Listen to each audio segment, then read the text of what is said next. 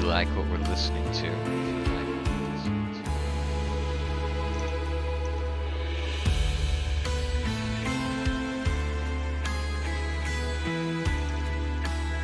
Check out Pontus Poltron Music, Beyond the Flow of Time.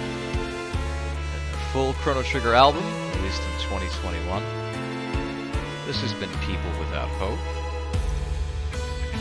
which thankfully doesn't account for this stream.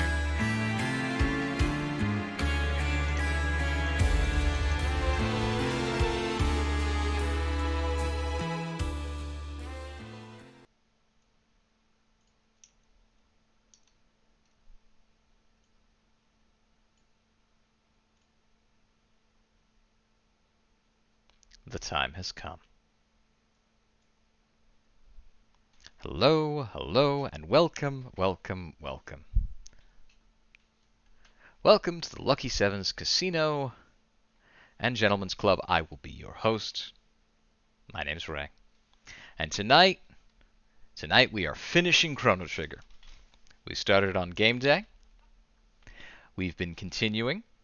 We haven't let life get in the way. We haven't let holidays get in the way. Friends, family, illness, not even Christmas could stand in between us and finishing Chrono Trigger as part of our RPG long play to raise money for Children's Miracle Network hospitals. And thank you.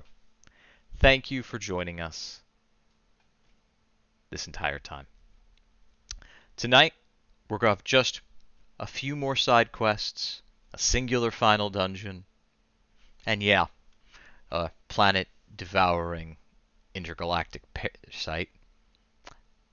But that's all that stands between us and completing this game. This wonderful, wonderful game.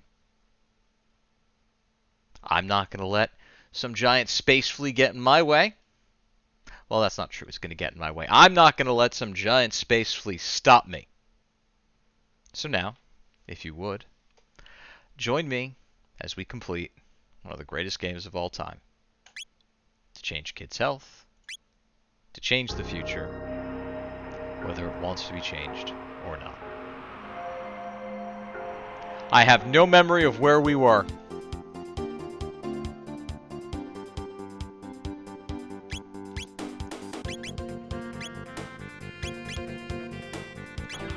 I believe that our next step, sadly, Vermilia, I don't think that will get me any more subscriptions. If I'm wrong, let me know.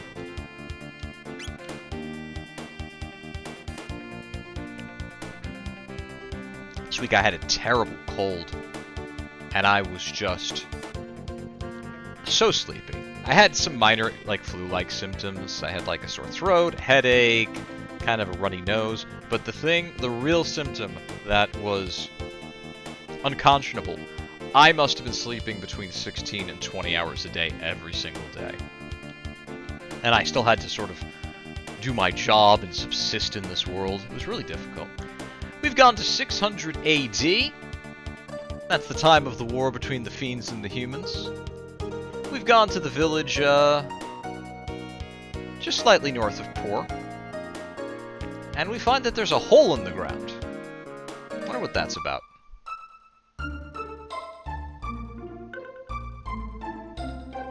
Sunken Desert. I've been informed that the proper party, which we are absolutely going to use for this particular dungeon, is Frog, Robo, and Isla. There's just one little problem. I don't have a Frog, I don't have a Robo, and I don't have an Isla. I hope the game will accept me bringing Synthetic Lust, Haley, and Horse to do my business.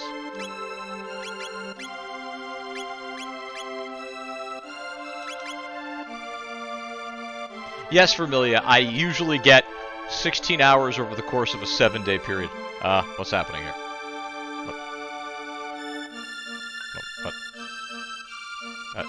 Okay. I'm not touching the controller, if anyone's wondering. I don't got my fingers anywhere near the thumbsticks.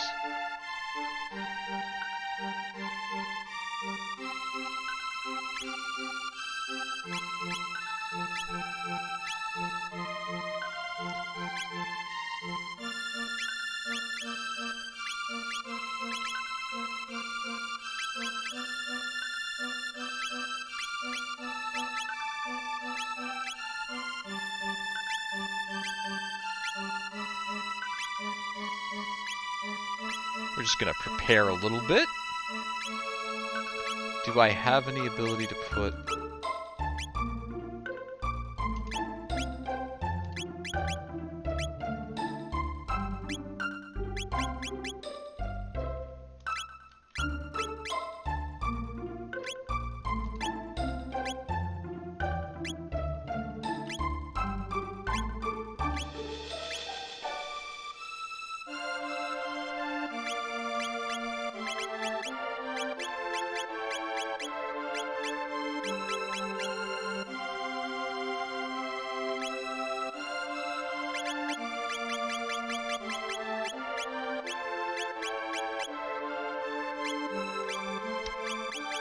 Excuse me, Kazura. Need to borrow something from you.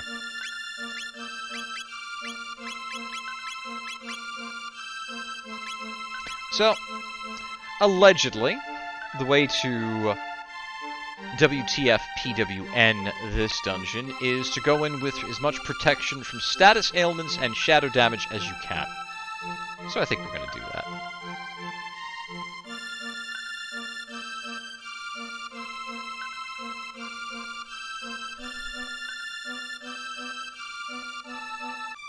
Ah!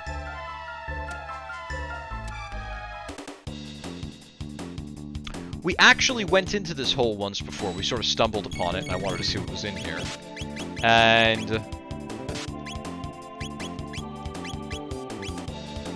what is my best... that single target? Where are my best? Where are my AoEs? Heal all allies and restore status. That's useful to have.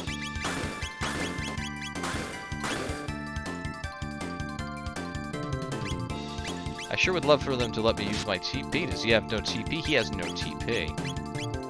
I say we didn't check that before we went in here. I blame Vermilion for that one. So what we're going to do is certainly one of these abilities. There we are. Certainly there's an AoE to be done.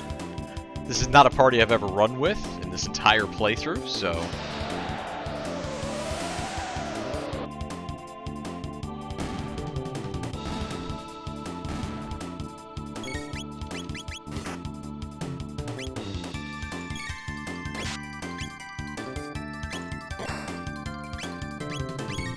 Can I just beat this to death at this point? I'd rather not use any more TP, because I'm already going to have to. Ow! Ow! Ow! Ow! Ow! Ow! Puny cave girl.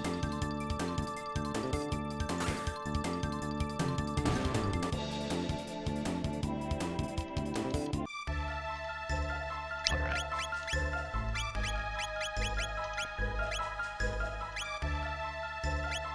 Quickly go over to tech. And she has the most cost-efficient heal we've discovered in the game thus far.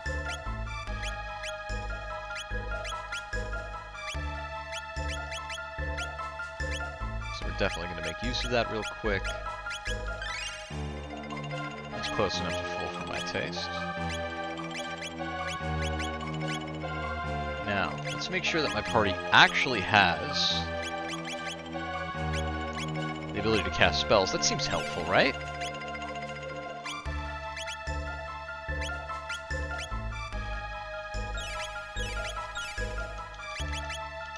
Like, they don't need max MP between each fight.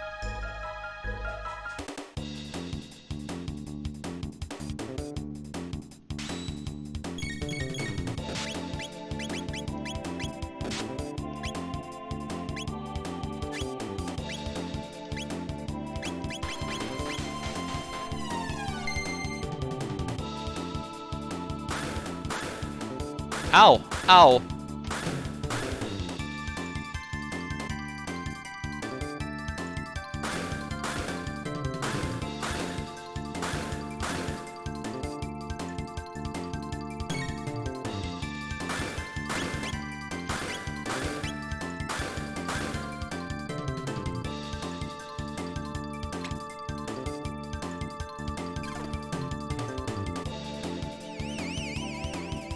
Gross. But that's that strangely powerful attack. Okay. So allegedly these enemies are weak to water. Let's let's see if that is the case. And to be perfectly honest, I kind of just want more area effects. This is not a great area effect team. Water hardened sand, defense reduced. Okay.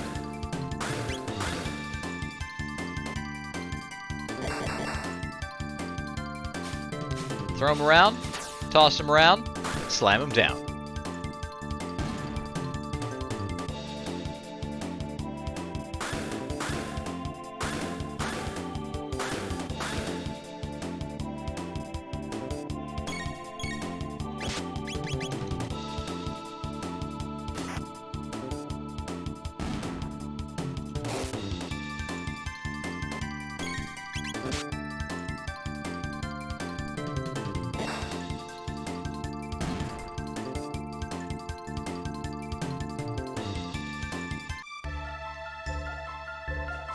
Well, Water Chew definitely weakens the enemies here.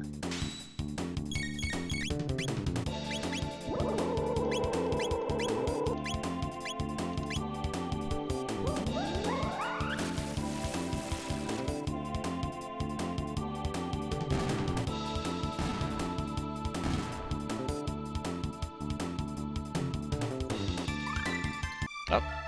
New ability learned, Dino Tail. Oh my goodness.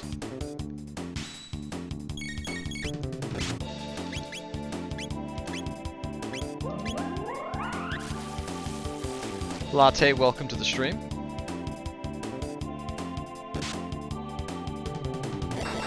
We have an ad break coming up in 30 seconds, so you'll see me in the corner of your screen, doing random encounters while I try to get these chests.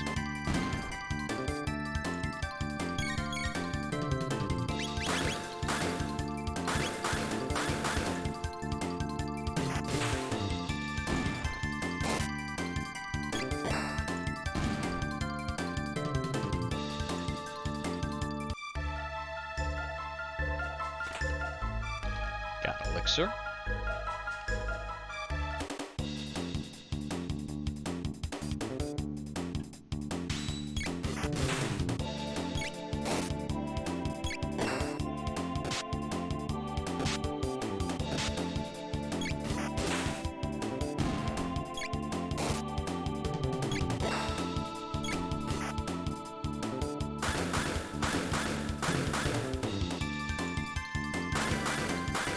Oh dear. Am I gonna have to heal her? No, I'm gonna have to res her. Lordy, lordy.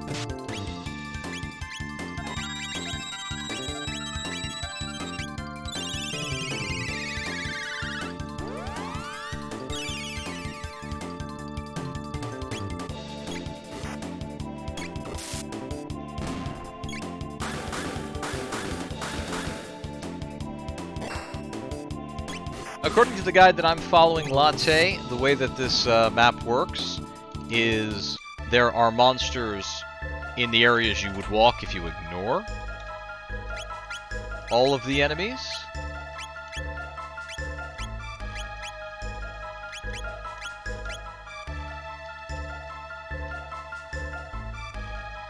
And there are random encounters if you go for all of the chests. So allegedly the best way to handle this is to just run on through and find the boss.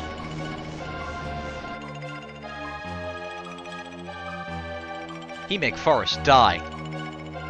Scary. No easy task indeed.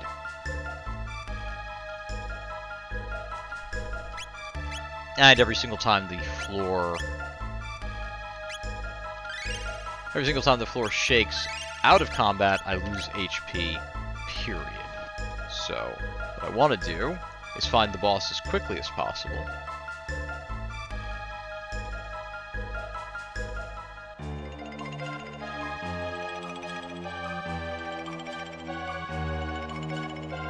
And I think that's just straight up the boss, so let's see if we can get him to encounter me.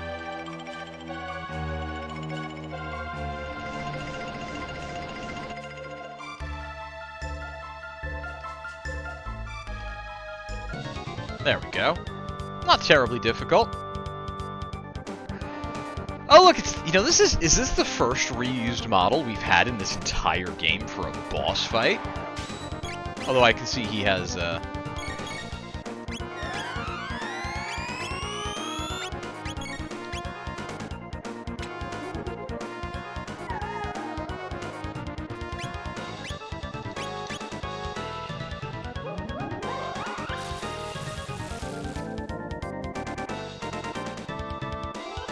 water hardened sand, its defense reduced.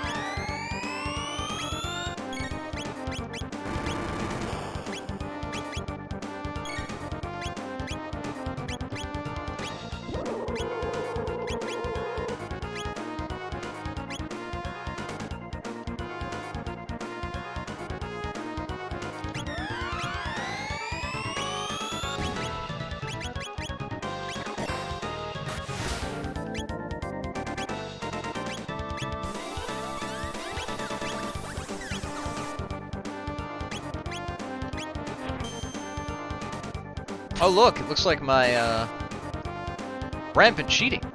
Defense boosted when attacked. Okay. So it looks like I have to sort of alternate between attacking and using water to lower his defenses.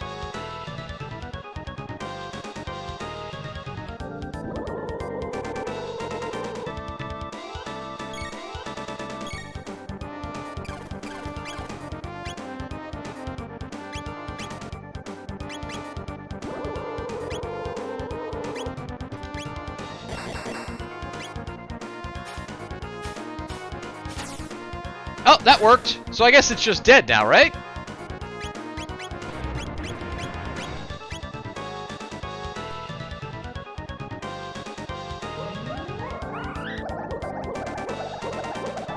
It's funny, the little manual that I'm reading claims that Beast Toss doesn't work. But it sure seems like Beast Toss works.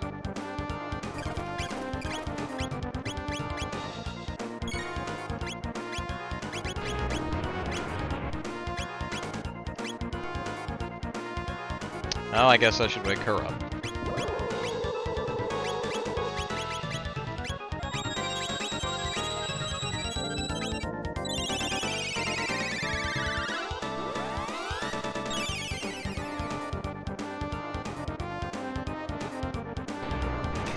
It wasn't supposed to work at all. Worked, the answer was kinda.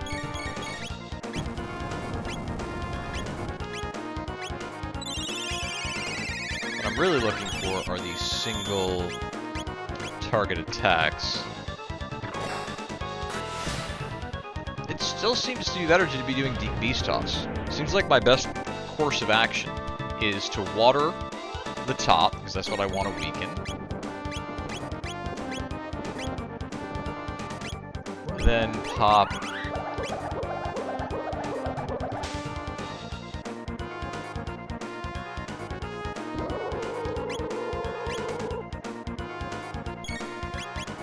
Beast Toss on the top, which seems to work just fine.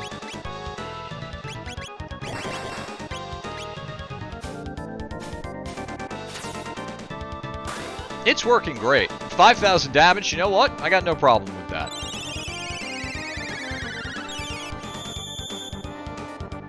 I wonder if it didn't work on the SNES version and was changed for the, Steam version. Oh, you know what? Come to think of it, allegedly I'm not supposed to kill this core. I hit auto by mistake. I'm not supposed to kill this core that's in his stomach, so I wonder if while the core is up you can't use Beast Toss, because technically the top and bottom are connected.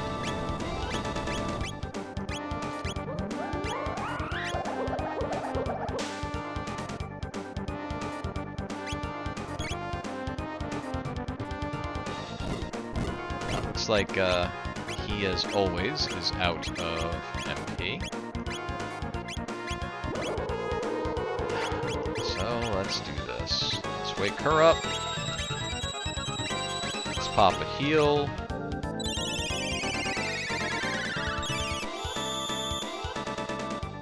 Haley was the only character who I didn't have shadow resistance for. Let's have her kiss herself. have him use his weak heal on her so that we don't have to keep doing this. We're kind of just going to hold on to Frog. There's no reason to use him. Actually, you know what? Let's use Frog to give some MP to them. And now let's use my best attack. And it missed! Beast Toss doesn't work on the bottom.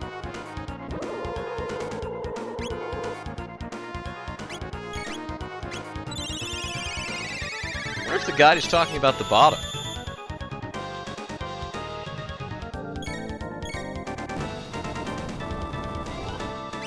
Okay. What can I use? Drop Haley on an enemy? Let's try Bubble Toss. This might have the benefit of being water aspected, but I kind of doubt it. Yep. No such luck.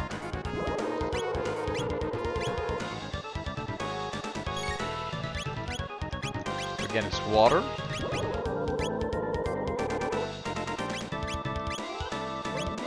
Try a spin kick.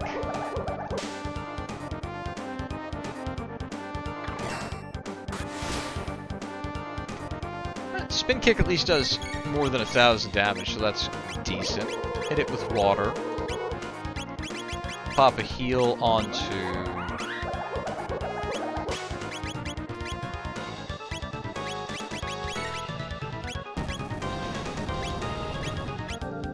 Pop a heal on himself.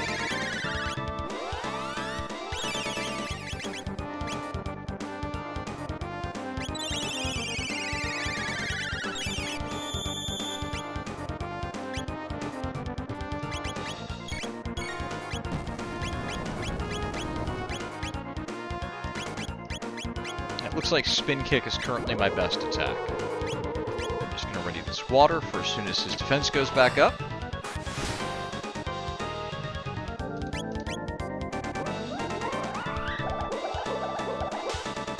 And now I have him in the chain.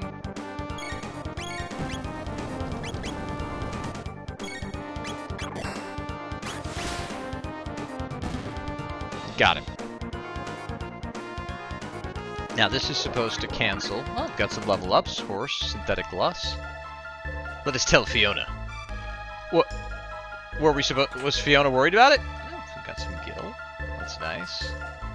Allegedly, all of the enemies in this section go away as soon as we kill that boss, so that's good. Got a helm that I don't need. I think I have like 3 of them now.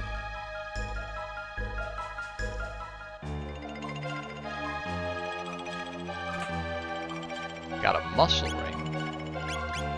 And a muscle ring does stamina. Oh. Considering the fact that there's a percentile stamina boost in this game, I don't particularly see a use for that. Got a memory cap. Another lock prevention item. We already have one of those. We're not using it now. High ether. And a potion.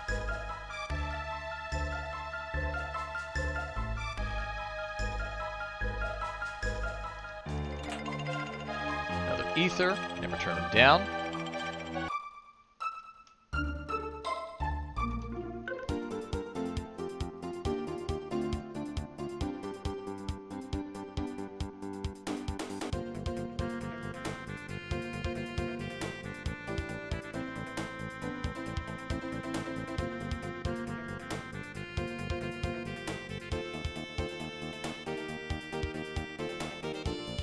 I'm told to go to Fiona's Villa. Oh, look at that. Thank you for dealing with those foul creatures. Now I can set to work replanting again. I feel it will take ages to plant enough trees to reforest this land. If only with someone who could toil for centuries on end, then these wastes could truly be made green again. What do you think? I'm thinking some time travel shenanigans might come in handy.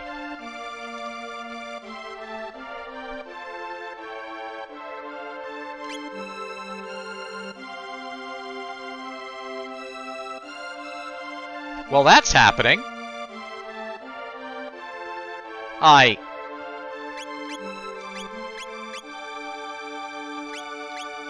Huh.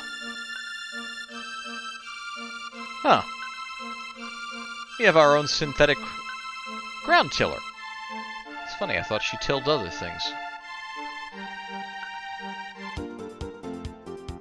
So I'm supposed to go to the present day.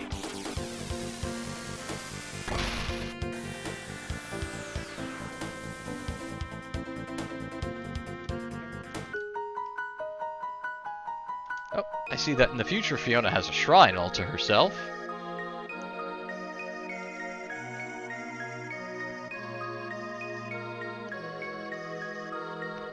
Here we give thanks to Fiona and Lust for reviving the forest. Scorched in the war against Kaz 400 years ago. My hats are woven from twigs, rich with them. What? I'm sorry?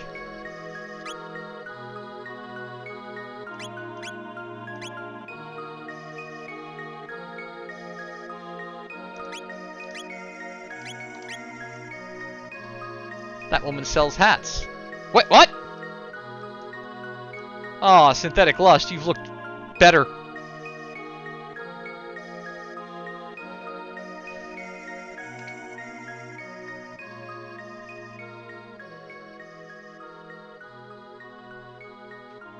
Just gonna slide. Just gonna slide. Just gonna slide. No one's looking. Just gonna slide. Just gonna have a drink of water.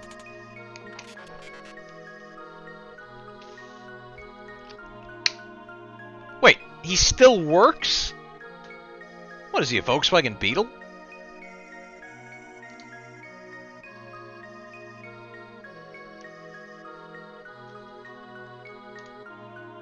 I mean, so what you're saying is quick for both of us.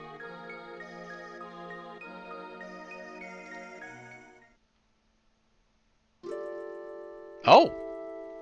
It's the famous scene in the game. So anyone who has ever followed this game has seen this moment.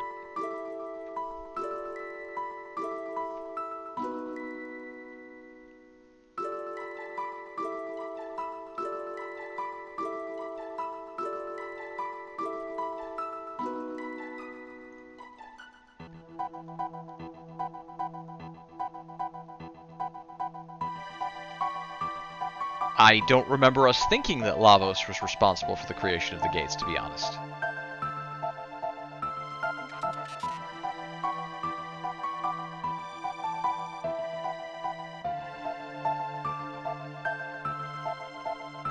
I'm gonna make a guess that the entity that wished for us to witness the events, I'm gonna say it's the cat. This is legitimately my first time playing through this game. It could not be the cat. It could be the cat.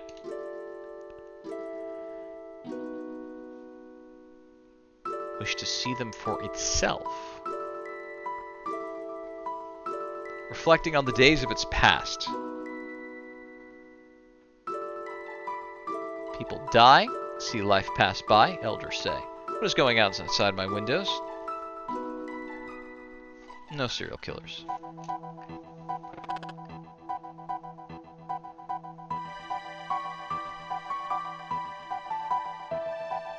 Before death claims a man, he's made to bear witness a second time to those memories engraved most deeply upon his heart. There may be fond memories among them, yes, but often it is not the ones which grieve us are the most profound. Synthetic rust, knowing the end is approaching, likely reactivates dormant feelings of regret, and the desire to return to the moments of the past. Buns, do you suppose that will happen when our time comes? Ama, probably. Who knows? Yes, Ama, is there a point in time you'd like to return to? I'm out of orange juice. I needed the vitamin C.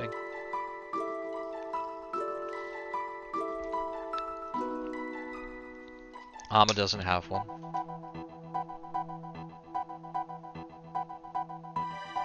Buns realized she may have touched a nerve. Something that Amma doesn't like to think about too much.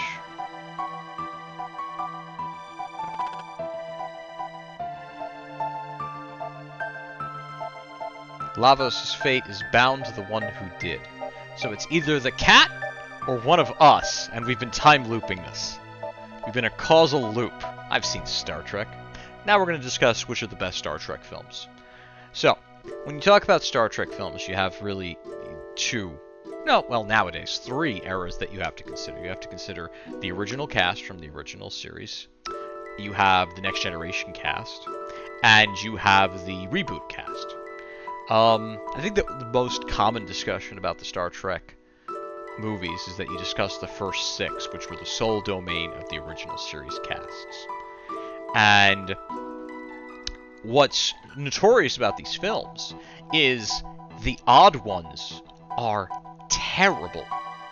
They're just unwatchably bad in some cases. And the even ones, which all ignore the odd ones when they can, are either fun or exciting or just good movies.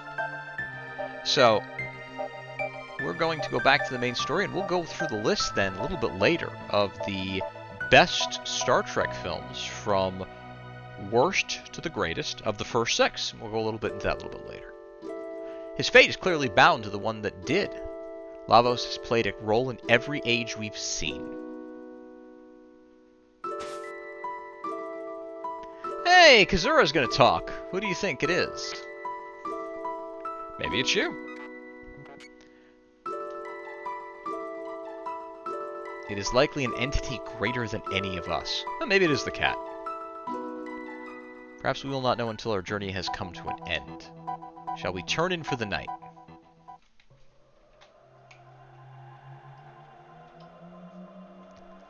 Okay, I'm gonna have a fight about who has the best sleeping animation. It's a split between Kazura the bat and Horse the frog.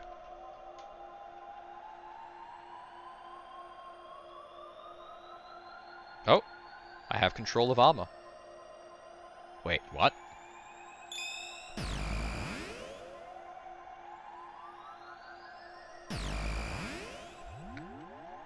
That gate was different colored than all the gates I've seen thus far.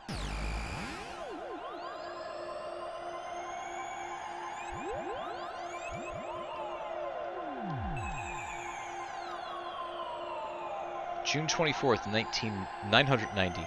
Dad promised to go hiking with me, but he blew me off again because of his research. I don't get it, but whatever. Who cares about stupid science anyway? Girls don't need to know about that stuff.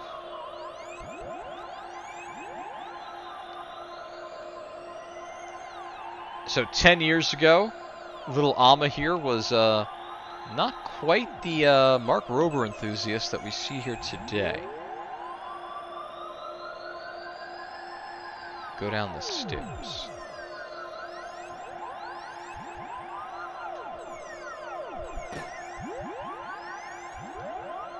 The password to shut down the device is the name of my one true love. Use it in an emergency. Taban.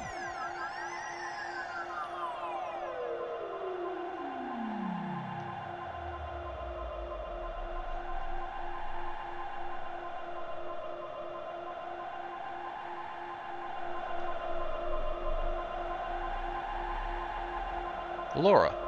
Oh, it's Amma's mother. What is this thing anyway?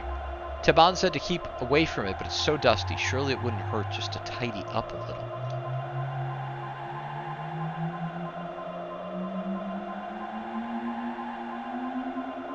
Wait, that really happens with conveyor belts? I've always heard that.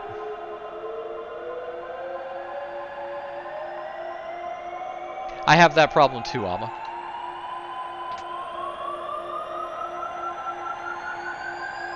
Stop the machine?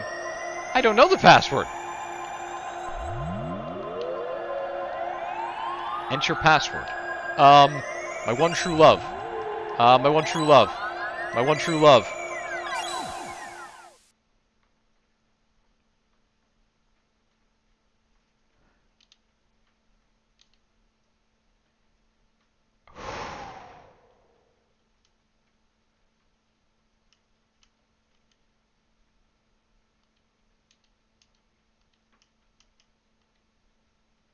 That was close. I think I'd better study a little more about machines in case anything like that ever happens again.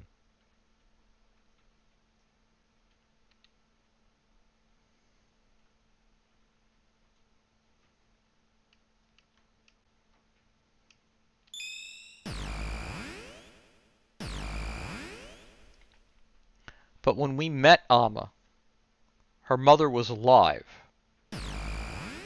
and she was already quite the nerd. Which means we've been in this causal loop since before the game started. And I didn't know that.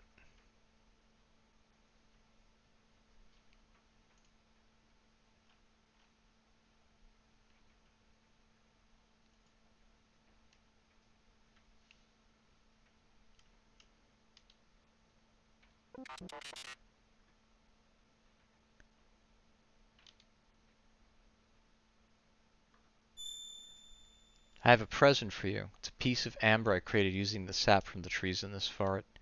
It required 400 years and a great deal of pressurization to make it. I hope you find it useful. Obtained Mox Opal. Oh, rare tree.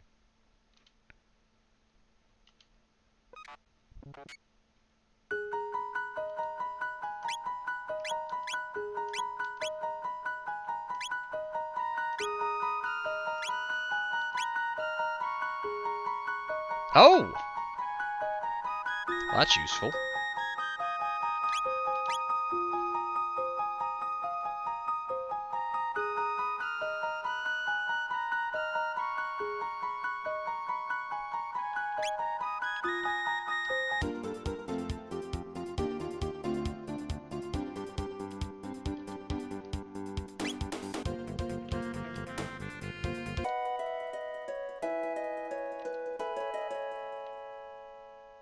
I mean, everything pretty much looks the same.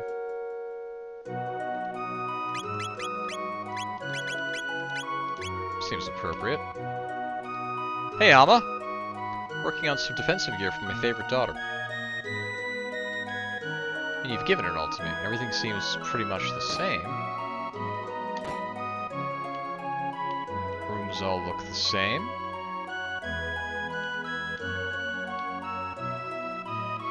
I have a feeling that's the end game right there. Bedroom's still a mess.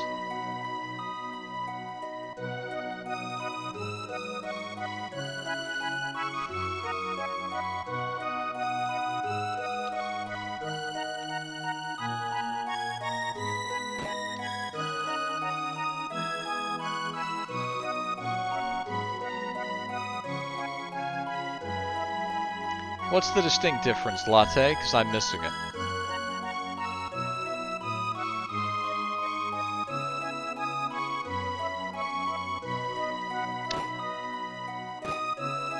She did say that she couldn't stand.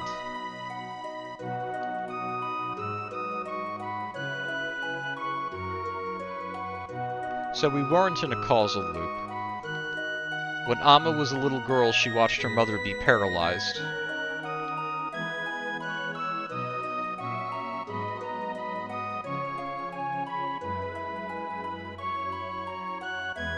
Well, red.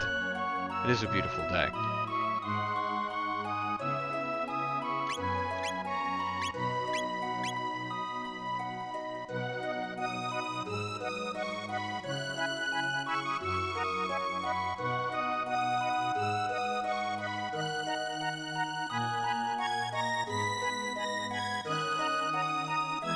Quick safety save.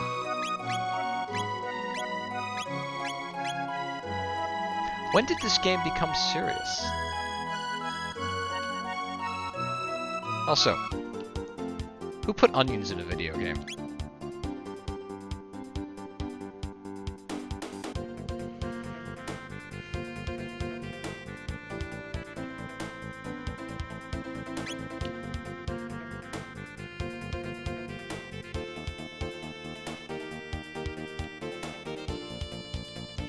Now, to my memory,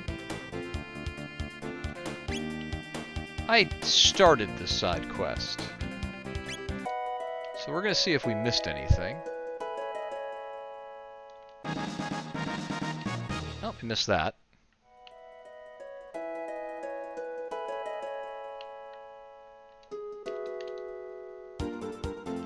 Now we are instructed by the power of the interwebs to go to the Middle Ages.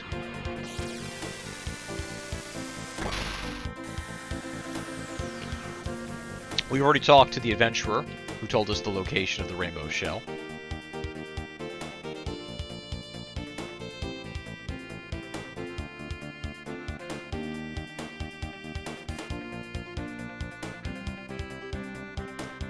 Fly to the island northwest of where West Cape is going to be. That seems like right here.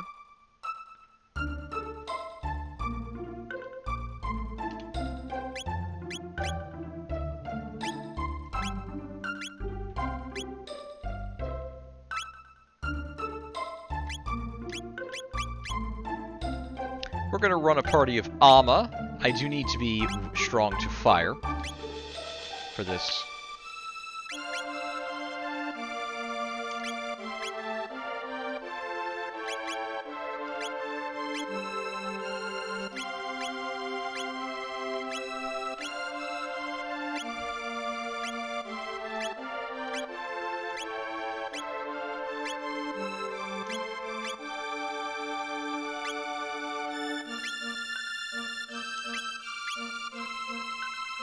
And this probably puts my party at more than strong enough to tackle this dungeon.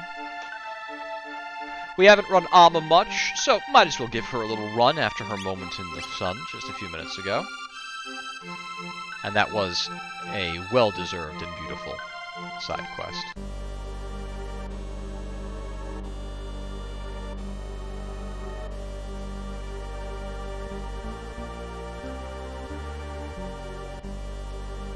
And allegedly I was completely wrong and I should be equipping lightning-absorbing armor. Which I know I do not have.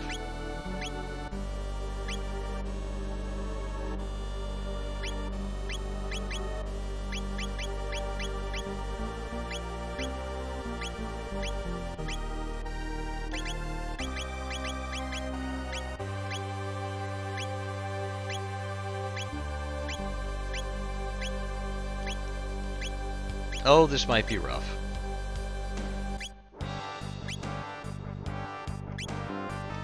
Let's at least go with my best armor.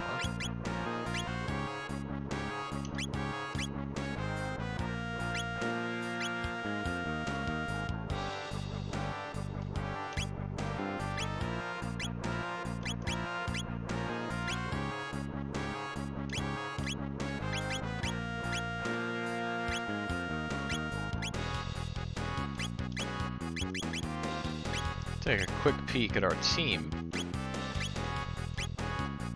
But I don't believe any of them have anything that could prevent me from taking lightning damage. Okay?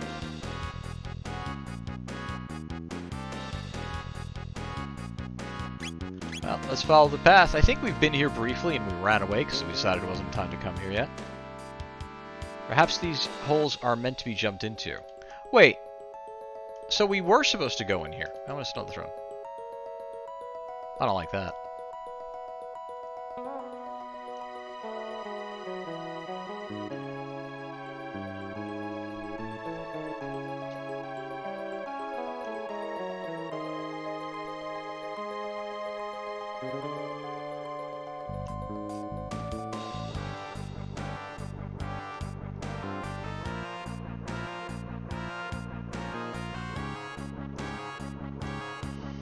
We've been in this dungeon before and we're still lost. We were lost the last time we were in here. And I think that might have been why I thought we weren't supposed to be here. Not because we weren't supposed to be here, but because there didn't seem to be anything we could do.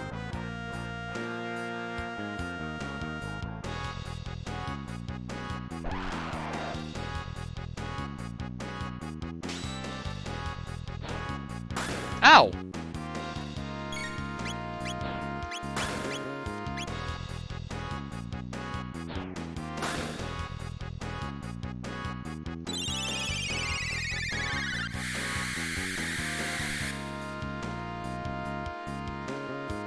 Well, definitely don't use lightning on them.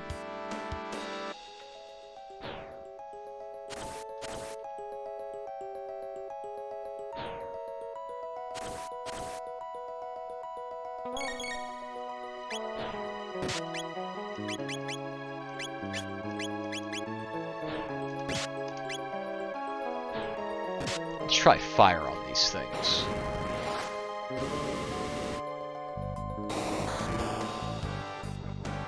That worked.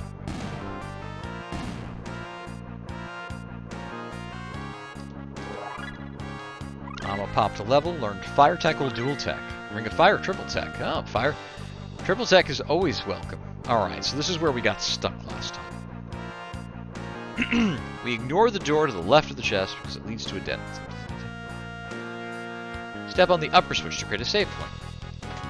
We created a save point. Use it to save if you wish. I do in fact wish.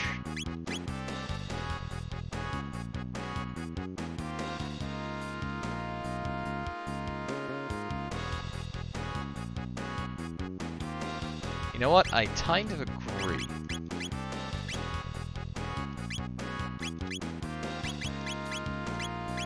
What we're going to do...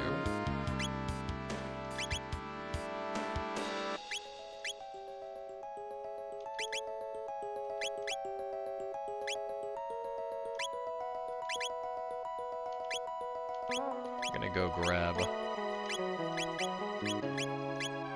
Kazura? Kaz to his friends. And let's equip him with some stuff.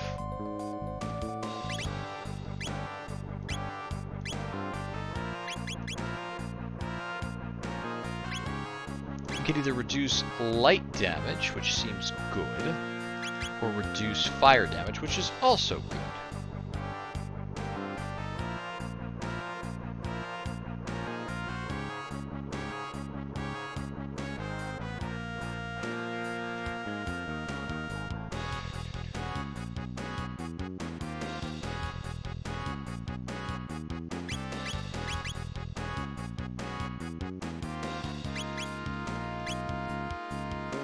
Yeah, ruby armor is just straight up better armor, so let's use that.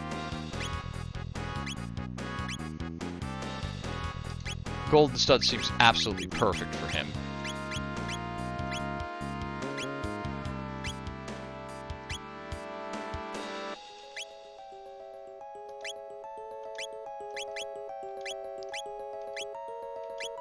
No, he does not have triple text, so...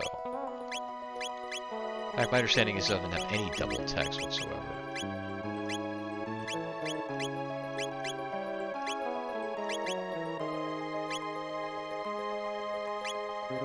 Golden Stud seems like just the best thing he could possibly have. Because he's going to be casting magic attacks every single turn. Alright, so let's save with this party, give it a shot. Now what we're going to do...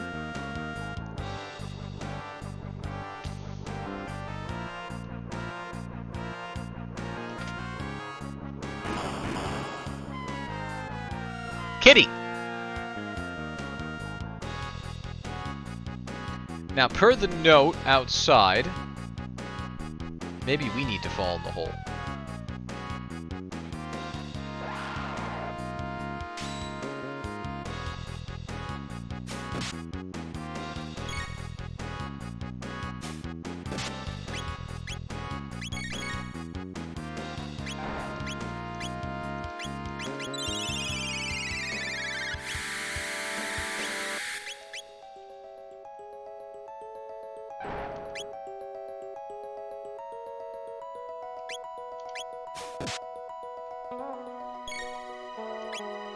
Yo!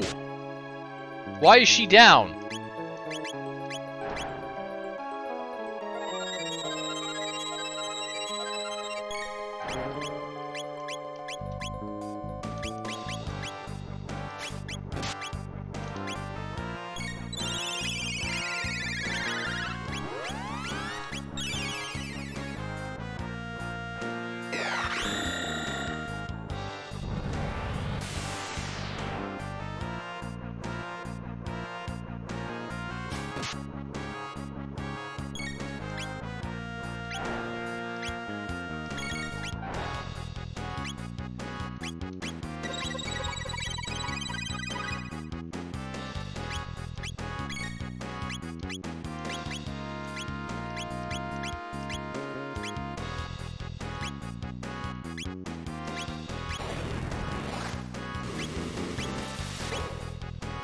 We're going to put them all to sleep, which we've done, and we're going to take them all one at a time.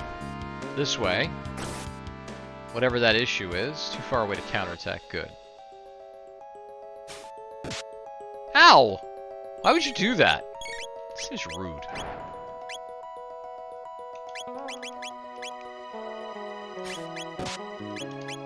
Run, run, run.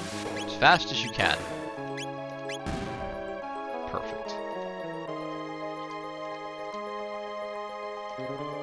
I don't know why, but that encounter was no joke.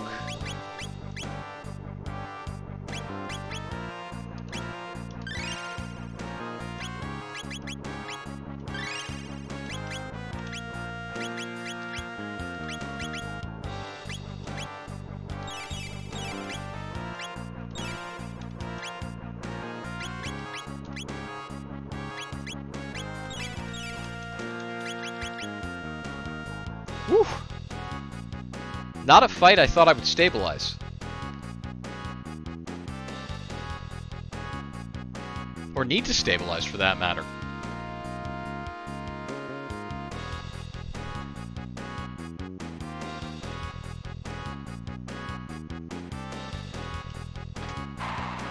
Alright, that opens the door. We get a strength capsule. Per rules, we just put that on Ray. Even though he's not the right person, we can't do that without going into the inventory matter, so we'll do that later.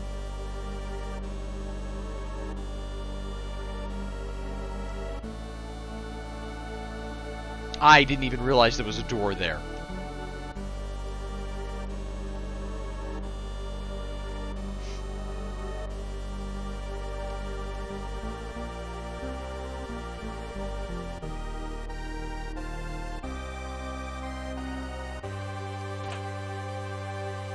Blue gemstone. Enables Omega Flare triple tech.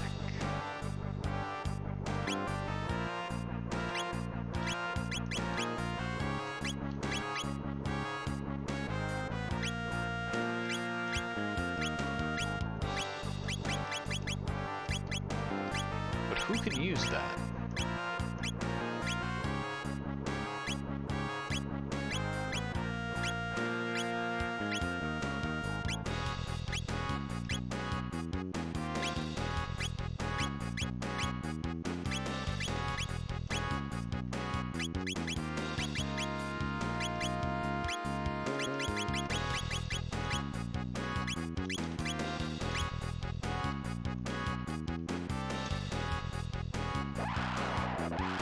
Oh, darn.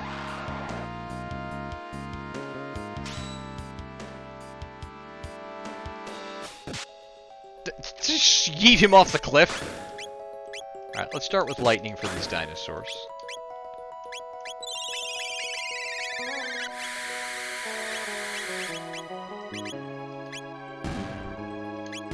Let's see if we can kill this in one swift attack. We can.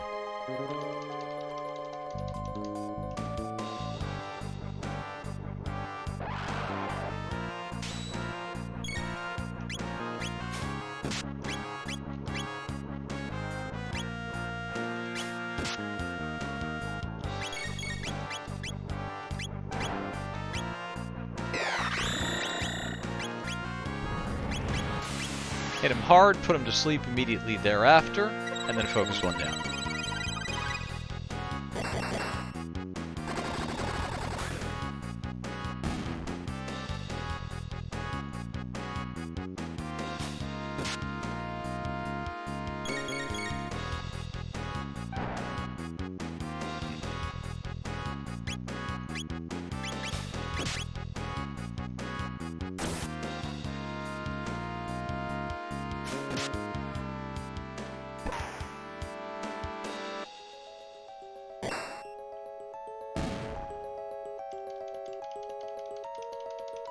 I'm not certain I agree that Kazura is stronger in this particular dungeon than Ray.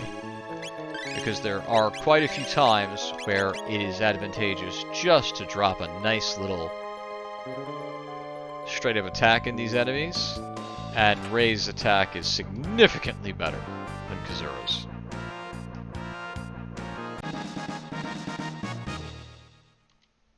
But he's here with us now, and he has a cool walking animation, so you know we'll go with it.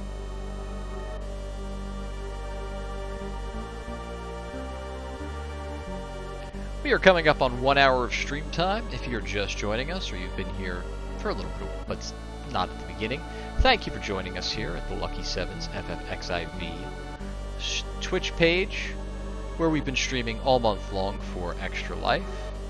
My name's Ray, and I am completely lost. This is my first playthrough of Chrono Trigger. I started the game 100,000 years ago, and I never came close to finishing. And in celebration of us crossing well over $20,000 in monies fundraised for Extra Life and Children's Miracle Network Hospital, we are streaming Chrono Trigger since game day to today, from beginning until we win. If you would like to donate, and you have the ability to do so, I know it's Christmas, but this would be the gift of health for many children.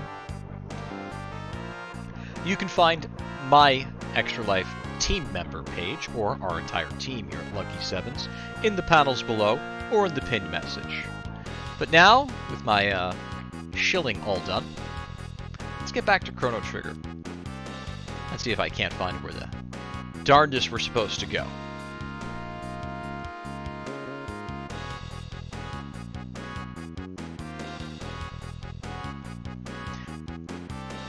Omega Flare Triple Tech is done by Magus, Robo, or Luca. Okay. Go south through the door or follow the path. 2 ladders. Go to the southern ladder. Okay. Yes, we are using a filthy walkthrough. I know it's disgusting. Oh, hello. Zodiac Cape? That sounds like it was just straight up made. No?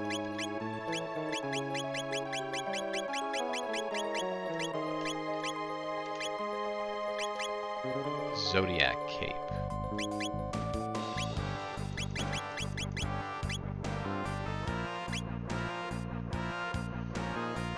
It's an armor.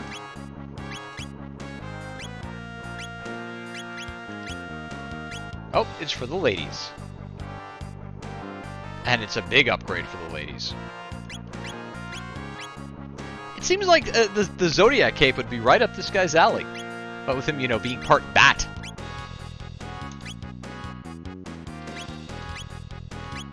That's a nice little upgrade for her.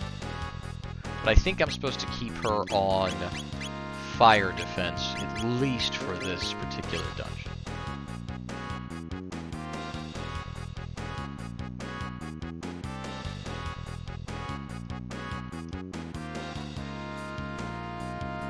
I believe there's a lapis in here. Yep, I'm following my guide correctly. Like the filthy cheater I am.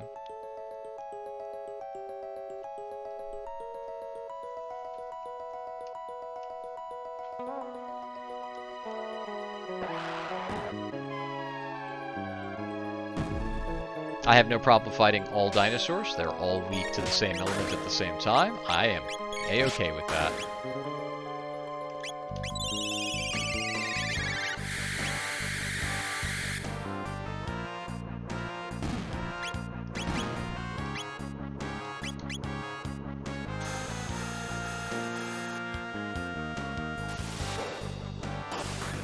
I like how these are weak to lightning, but will counterattack with lightning.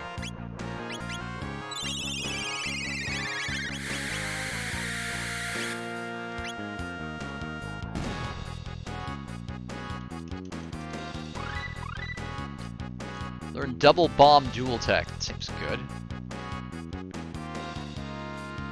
That seems to be fine.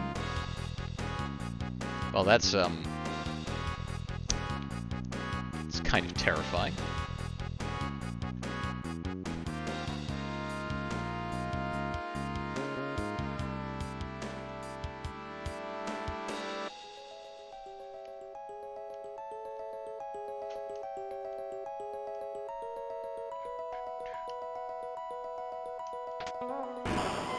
Ha!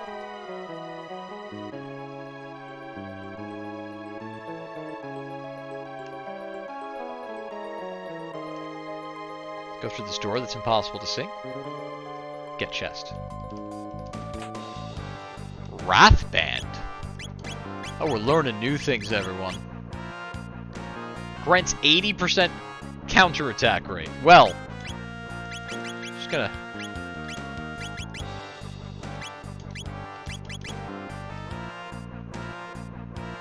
That seems good.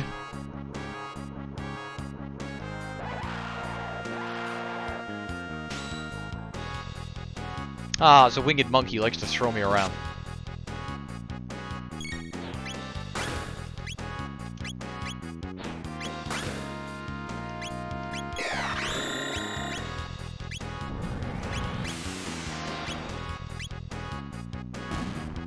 I do remember that those will absorb lightning, so we're not going to do that. Sip of water for the working man.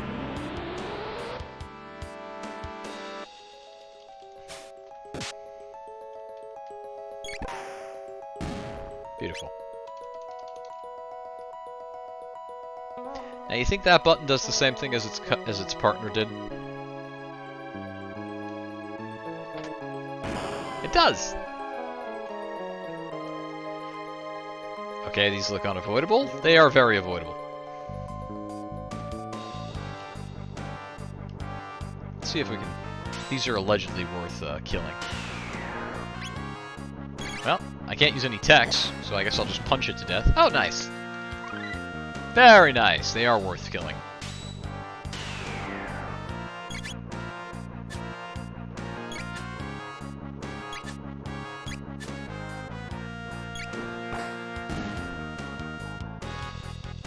$100 TP a time. A level for Synthetic Lust.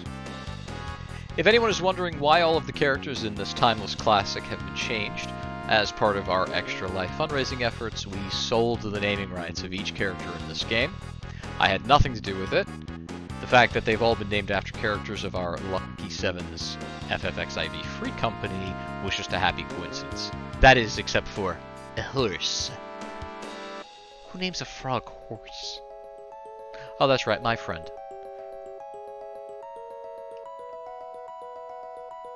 Open the chest on the right. Alright. Ah! Goofy sound effect.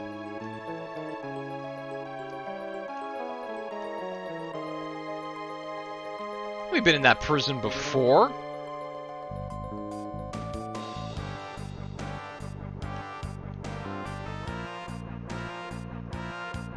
Didn't hold us well the first time. Strength capsule, which will be going on my counter-attacking monster in a few seconds.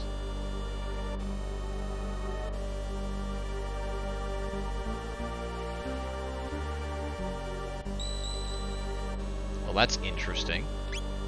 We haven't seen a save point in some time. I think that's a good sign to pop a shelter.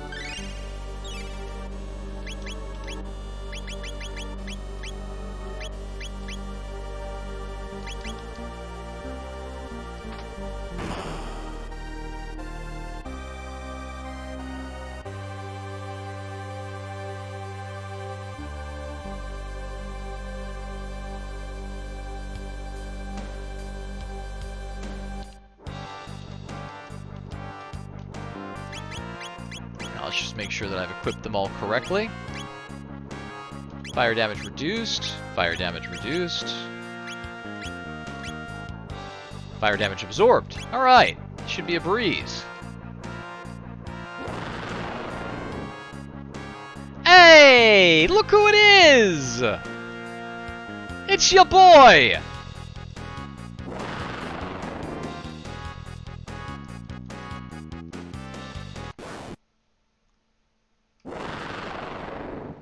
Hi!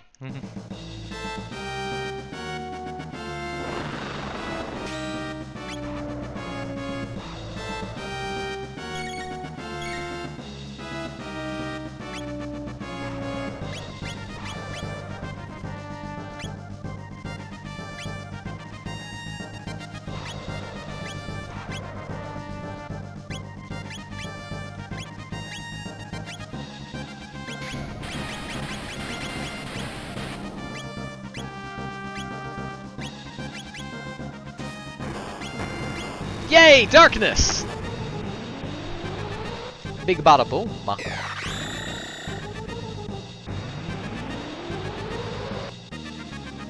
That was darkness? That was lame.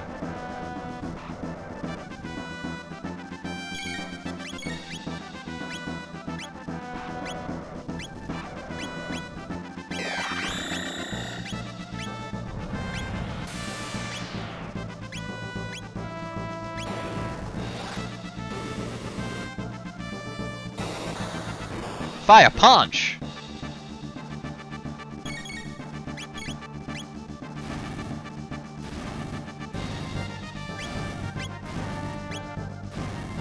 Is this enemy not weak to lightning? That was not your best shot. That was not your best attack.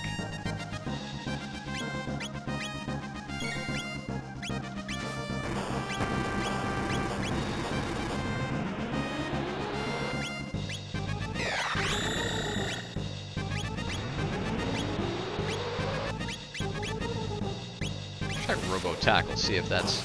I'm looking for something that actually does some damage and... Nope, he finally chewed on someone.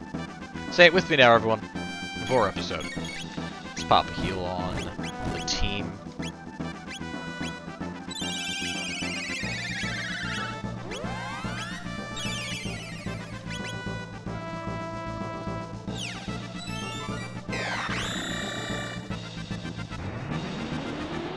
Considering the fact that my whole team is either immune to or absorbs fire, I think the easiest way to keep everyone up, just keep them barriered for physical damage. I don't know why I can't use double bomb.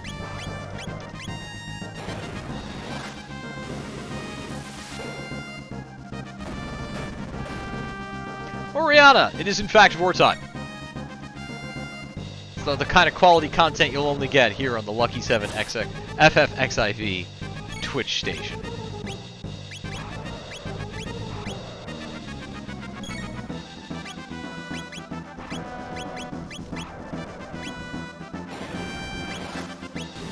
He's surprisingly weak to fire attacks, which is good because that's the only thing I got.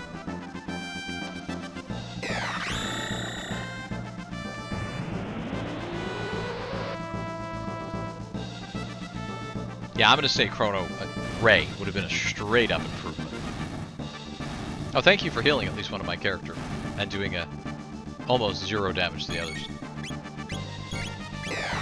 Just going to hit him with the best stuff I have. Indeed, Vermilia, where is Trish? Fire punch!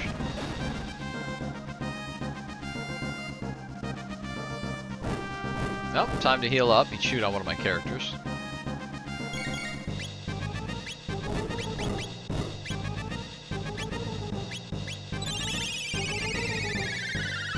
I gotta say, the barrier doesn't seem to be doing anything.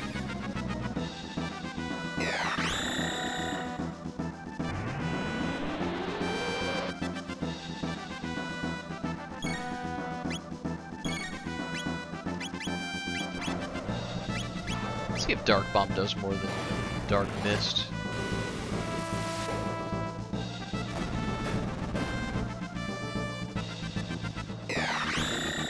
We have a new follow, thank you. Mr. Noodle of the Cosmic Variety.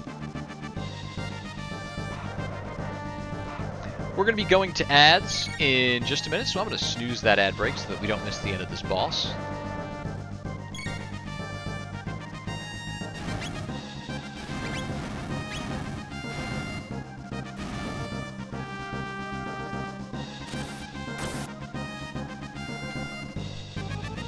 Perfect.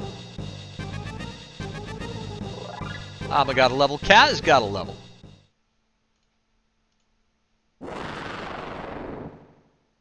Wow.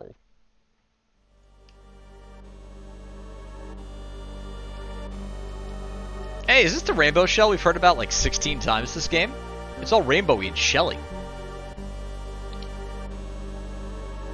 Not exactly my color. Oh, what's your color?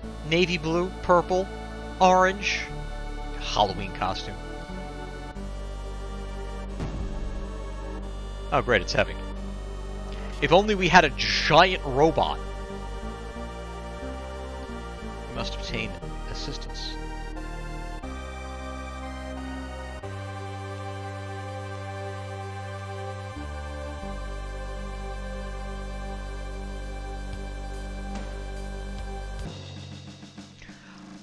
I love how games from the SNES era knew not to make me have to go all the way to talk to the NPCs, whereas there are many modern games that would make me take my airship all the way there and manually talk to these people. Alright. When we come back from our little ad break, we're going to see the rest of this cutscene. But I don't want anyone to miss anything. I don't want to get too far in and find out that, unfortunately, I can't stop the next one. So let's start our ads now. And this is an excellent time for all of you to get a drink, all of you to go to the bathroom, get a sandwich, or peruse our wonderful sponsors. I'll see you all next crime.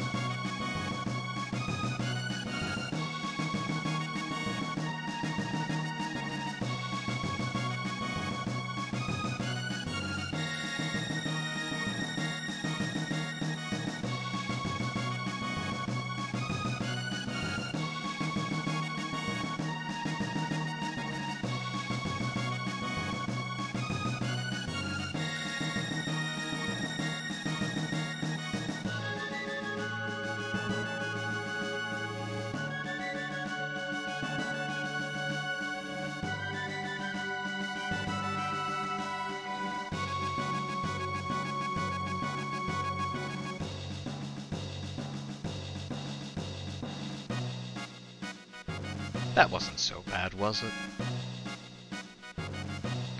Welcome back to the Lucky Sevens FFXIV RPG long play for Extra Life and Children's Miracle Network. We're playing Chrono Trigger, and we're almost at the end.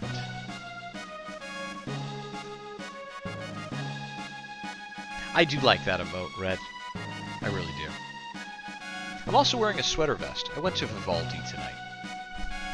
And my choices were to go on stream looking good, or spend a lot of time putting on clothing to look like I spent the day in my pajamas. This was the lazier option. Well met, you're as welcome here, Kazura. Wait a minute. Wait a minute.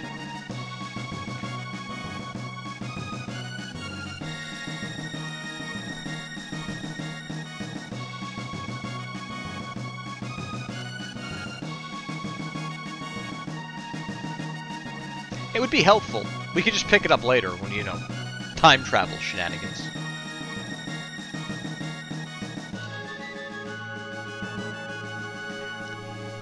No one notices that the Fiend Lord is just standing there.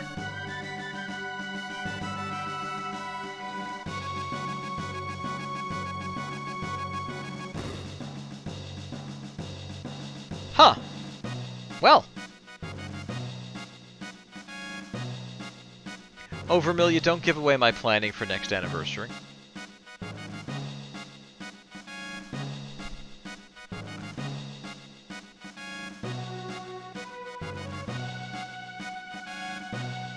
First thing we're gonna do is this castle has a free heal, which I haven't had to make use of much in this game, but I will take them when I get them. Next up,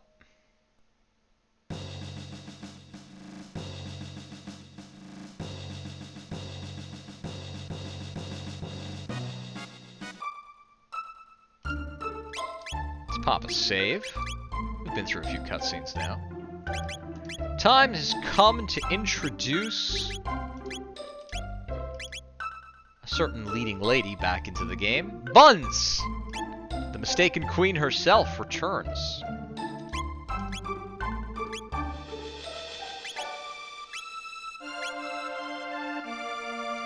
I do want to see what I put on Amma, because I'll probably take that off.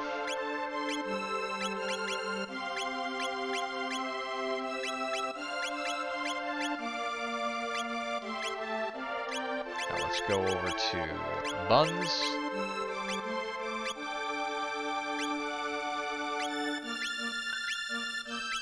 Buns, I feel, is the weakest character in this game. I don't think she's a good healer.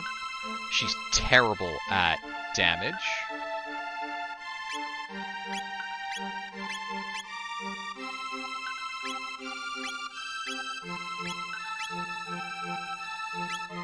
I think we just boost her magic, as it's the only thing she kind of brings to the table. She doesn't have great equipment that we've seen.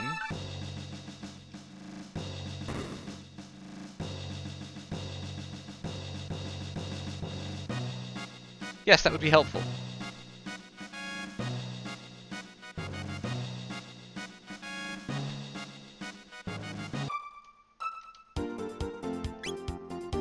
Now let's go pick up our rainbow shell.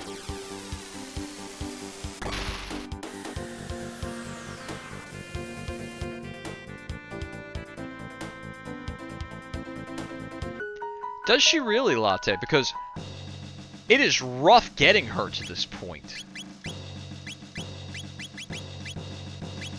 The only thing she's brought to the party thus far has been she has a nice 1 MP heal that I can use out of combat. But you can see the fact that she's level 44, I haven't wanted her.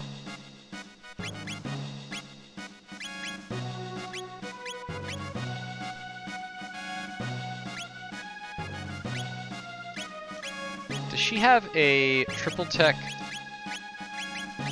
in my...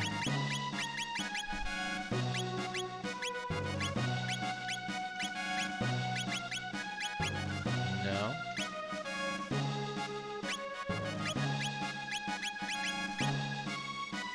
She is part of Eternal Darkness.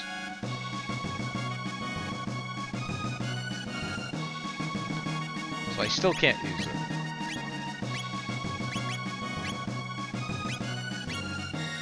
I can make her pretty much immune to magic, which is not most of the damage we take tends to be physical.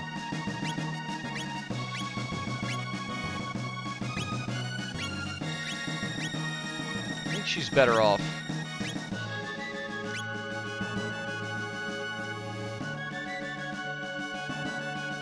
What trial? Kingguard area? They say the king secretly sold off a royal heirloom. Oh, hamburgers.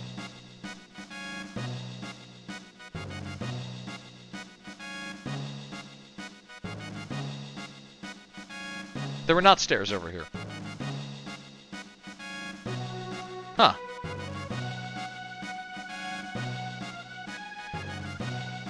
We had a treasury?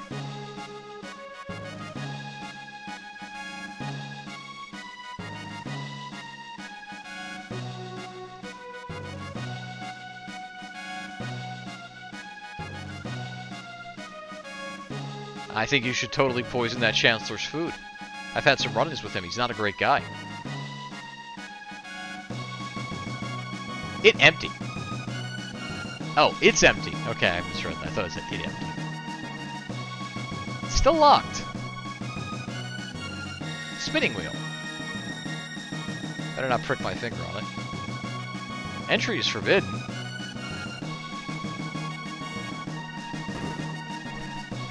Don't get in the way of the princess.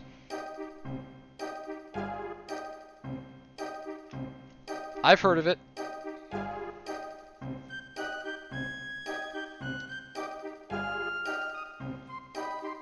Ancestral will. Unveil the rainbow shell to the people at the Millennial Fair that they may enjoy the blessing of our royal treasure. What about the extra staircase? Anything about that?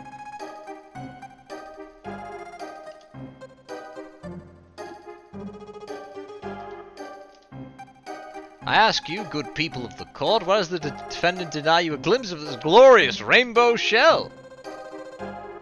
He sold a priceless heirloom of our kingdom for no other reason than his own greed. He's the king! My cord is all tangled. Prince, we're totally conducting a trial here. Ah, now I read his voice as whiny.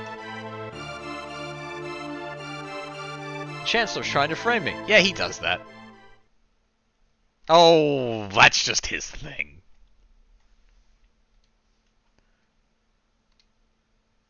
It should remain within the castle. Unless it was lost in the last 400 years. Just throwing that out there. Seeing as how none of us have ever seen or heard of it.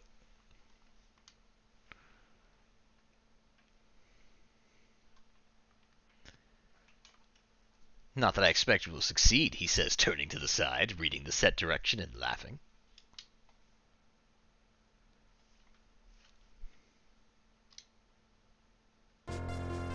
I gotta tell you, I can tell that this game was made in Japan. They got a strange idea what a justice system looks like.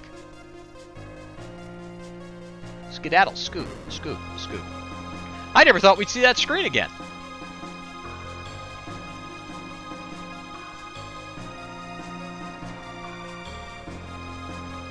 The rainbow shell will prove the king's innocence.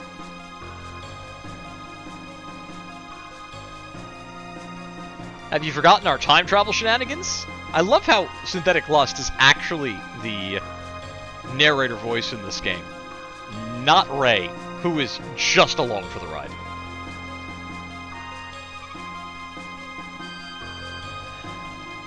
Yeah, it's somewhere. It's probably... You know what? Every time I lose stuff, it just always ends up in the basement.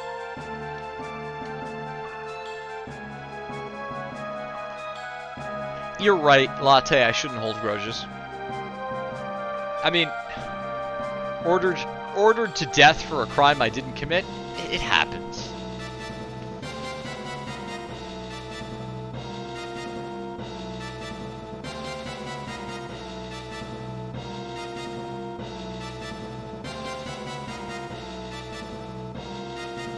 Oh dear. A rat bit his toe. Kill Tisk Tisk.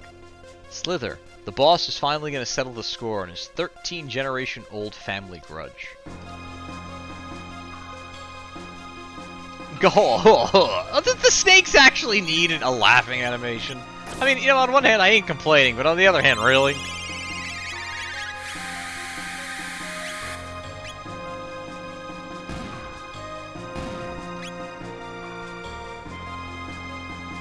$16 XP.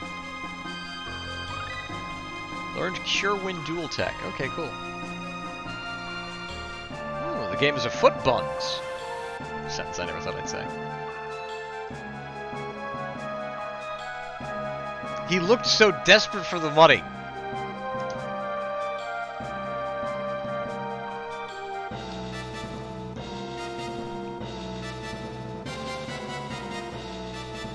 I'm glad we're having this illicit conversation right in front of everyone.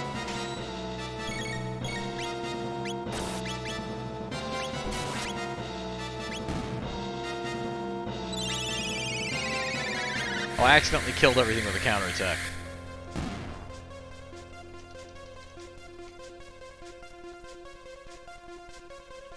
Hello. Goodbye.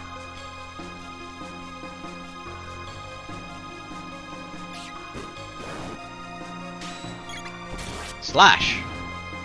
Punch. Shoot.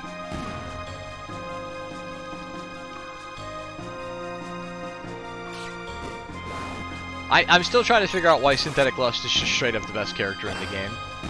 He even does more physical damage. I understand he has his best weapon, and Ray does not, but... Oh, what's in here? I got an elixir.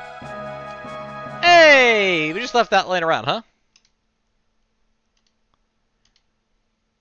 2 buns. Dearest buns. I know things are not easy with your father, but though it may be hard to realize now, know that you will ever be his daughter. Nothing can break the bonds of blood, neither distance, nor words of anger, nor appearance on the front page in your recommendeds. Someday you will leave the nest and have children of your own, probably due to that scene that was in the recommendeds. Then you will understand the truth of what I say. Blood is the sap that flows through the limbs of a family tree, and come what may in future times, we will be forever joined by that. Sincerely, that queen from way back then. Who gripped time travel pretty well, I gotta say.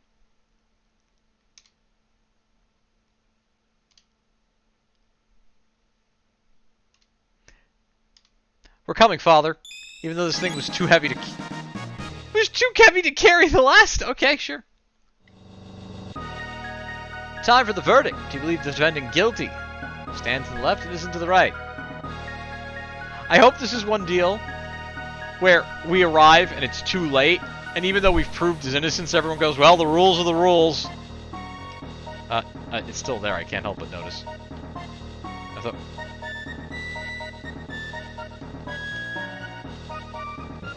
I had a dialogue there, and I'm...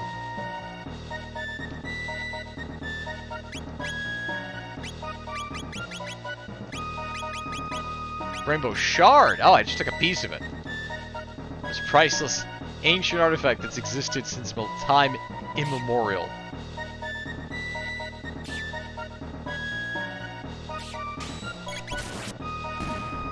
Just took a little crack of it, just in case.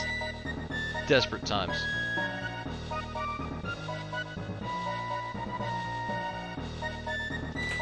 Take that. Take that. Take that. Excuse me, game. There's stuff in the way of my stuff.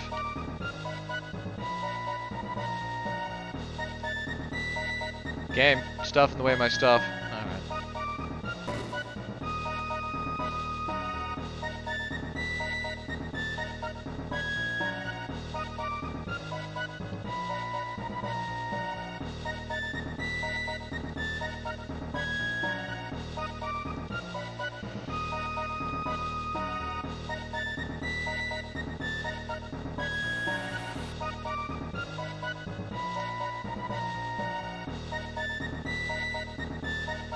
Defendant is guilty as charged. I gotta say, this legal system we established, we could have gone with the American one instead of the 98% conviction rate one of the founding country this game emerges. The line of Guardia has ended. The kingdom shall be mine. Wait, that's the order of succession?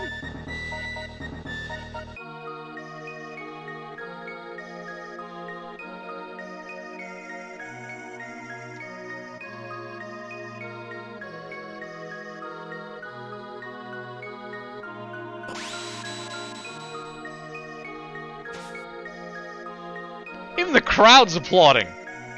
That was awesome. That's how you make an entrance. The difference? Panache.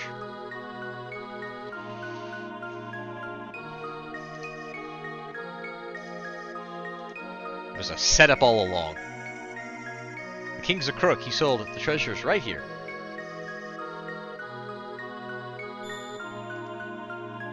Impossible. This cannot be. A little scheme. He has a scheme, everyone. It's a scheme.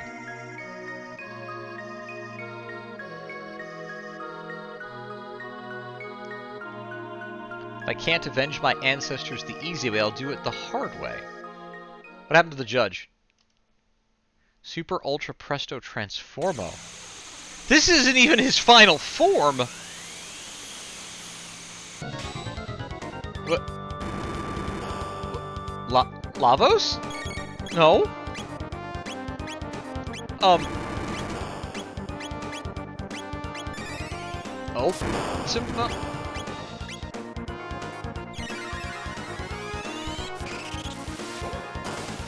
What the heck are you supposed to be?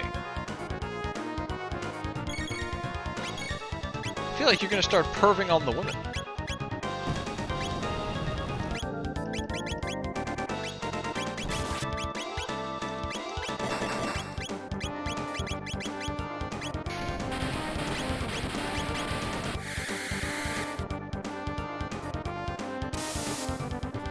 Do I remember the first boss, Yarka? No, I don't.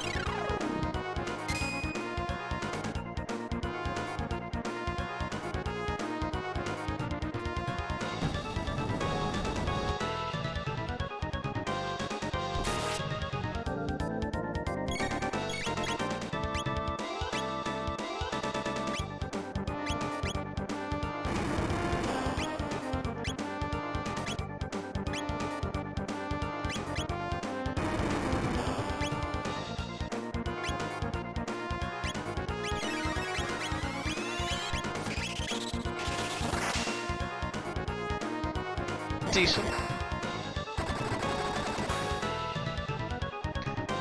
Meanwhile, Synthetic Lust, I heard about you from my ancestors. Your weakness is... this.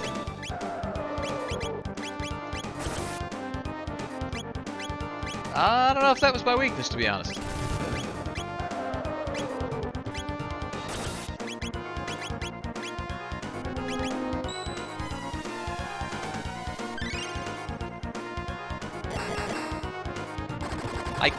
I guess I did?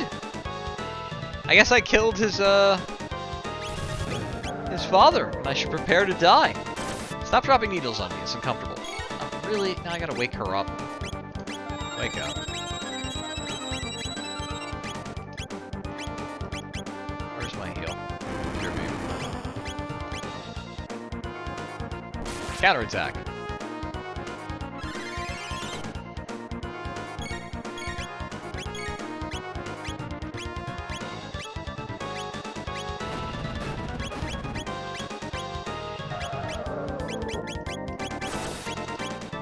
Synthetic Lust does more damage than the double techs with his single abilities.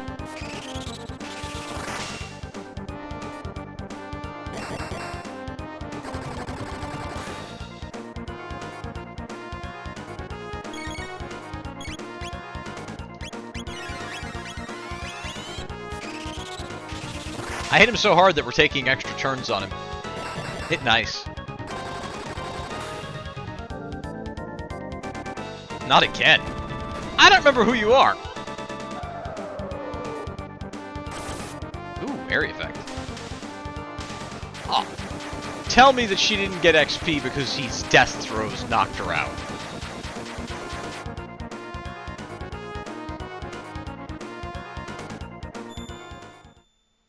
I have a distinct feeling she didn't get XP because his death throws knocked her out. I was wrong to be so stubborn. Also to employ the horrible monster we saw before you as my chancellor. I'm gonna chalk that one up to a mulligan. That was I couldn't have seen that one coming.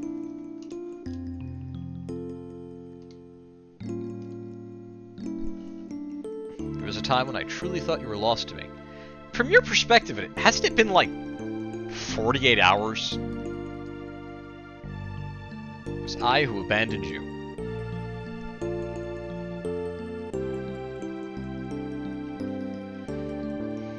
Talk about everything from now on. Tell you about Ray.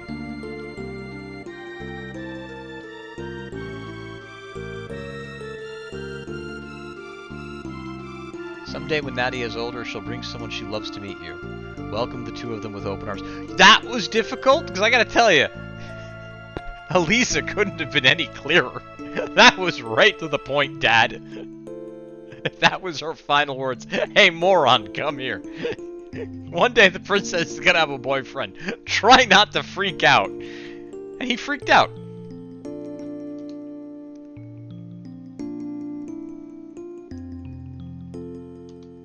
Of course, you were so young you probably don't remember. You kept saying, Daddy, I love lots of people, lots and lots.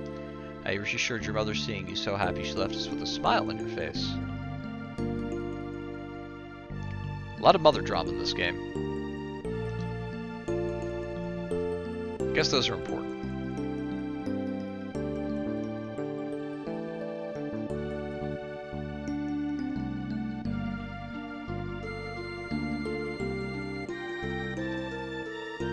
Well, what else would you call her? I mean, we've all seen the video. I've referenced it on several occasions.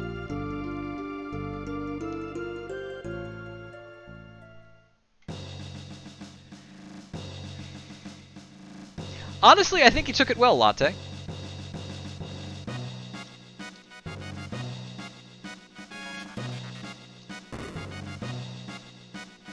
Voice, it seems it's my turn to step forward, said the voice. Melchior. Armor from the Rainbow Shell.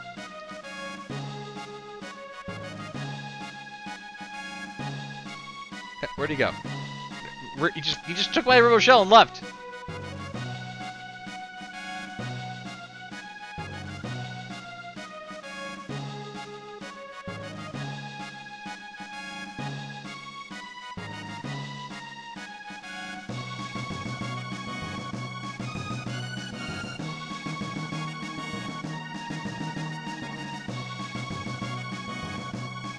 Let's go get that sparkle we saw during the trial. That was quite the little breadcrumb.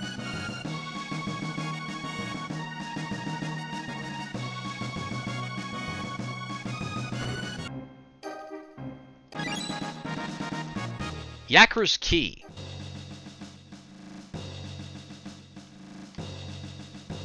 Does it finally open this? It does!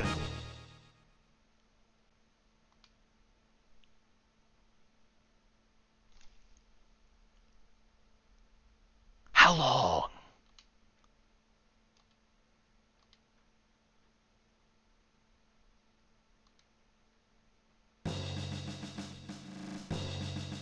You want to talk about running themes, huh? We really got to stop hiring chancellors. Or at least get better references. Babylon 5 had less Cylon problems than this kingdom does with chancellors.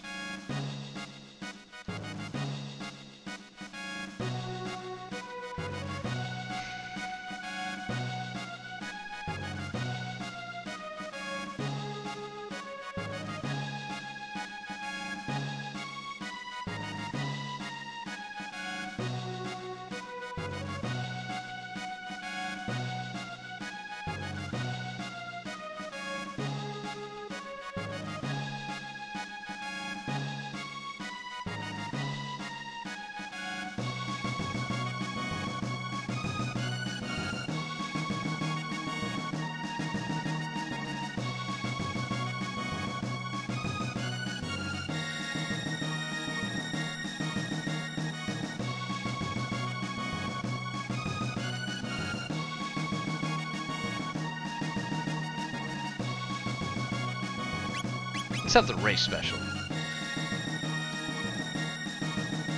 A hero from your history. Huh.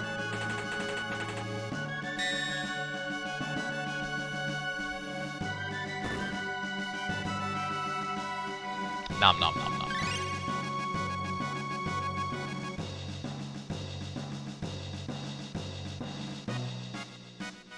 No time to waste.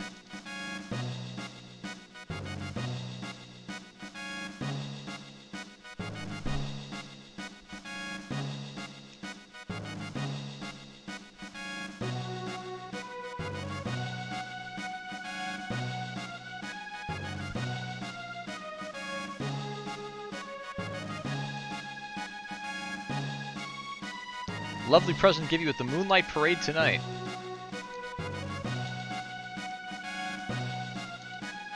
I'm Pierre, the lawyer. Because that's what every parade needs. Lawyers. They make everything more fun.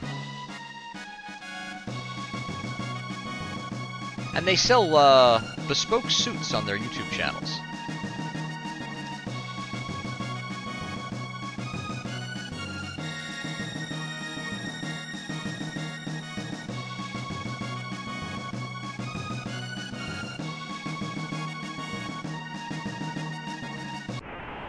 Nope.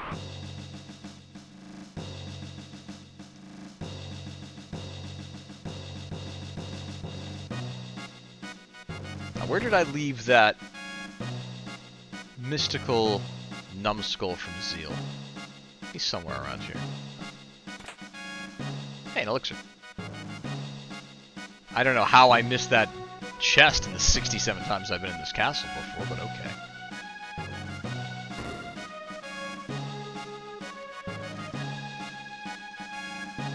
What a relief, she says, hovering over the chamber pot.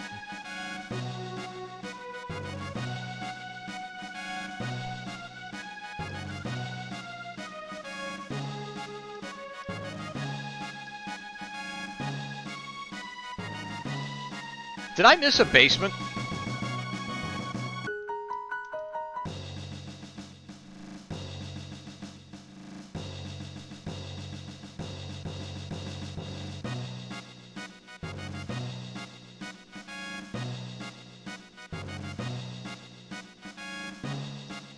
The kitchens.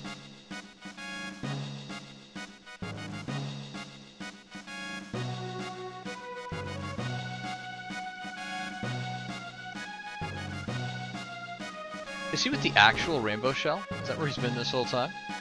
I still can't get these, and it's very annoying.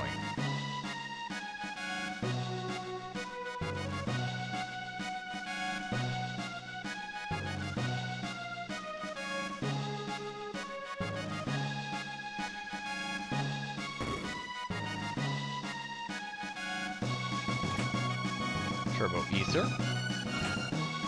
Lapis. The properties of this material are unique. I can craft armor from it that will dampen the effects of magical attacks. I can make you one highly effective prismatic dress, which sounds delightful. It'll be all over the markets in Milan. Or 3 less effective prismatic helms. Which would I prefer?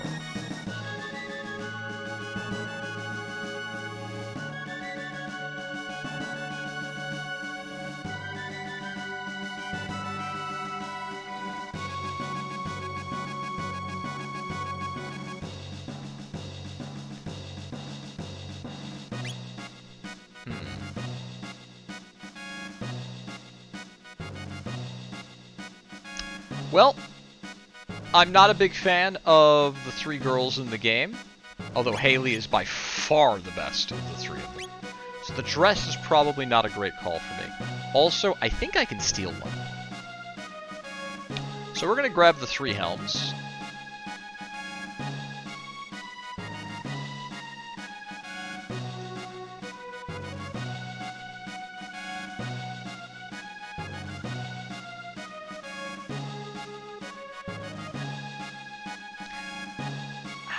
Let's get the dress then, just in case, Latte.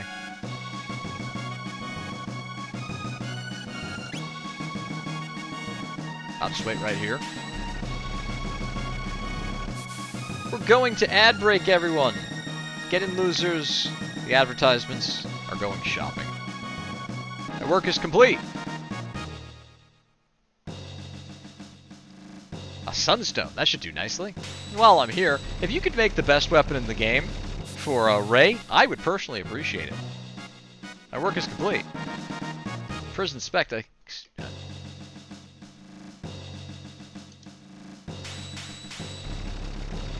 and survey says the final item of the hour is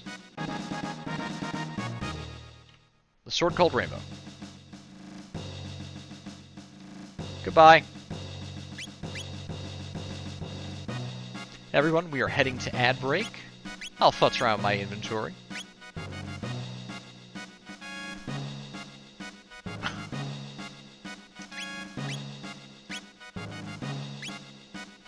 Well, that seems good. So now I crit 70% of the time, and I counterattack 80% of the time. He takes no status damage.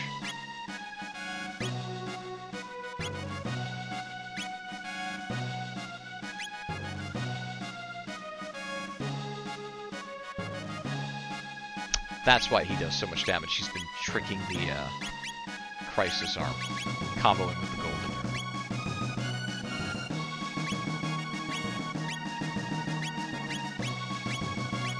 Just been straight up cheating this whole time. The ad is starting soon. I think it's about time for me to read up on the final dungeon, while all you fine folks enjoy some quality product placement. I'll also try to get these chests over here.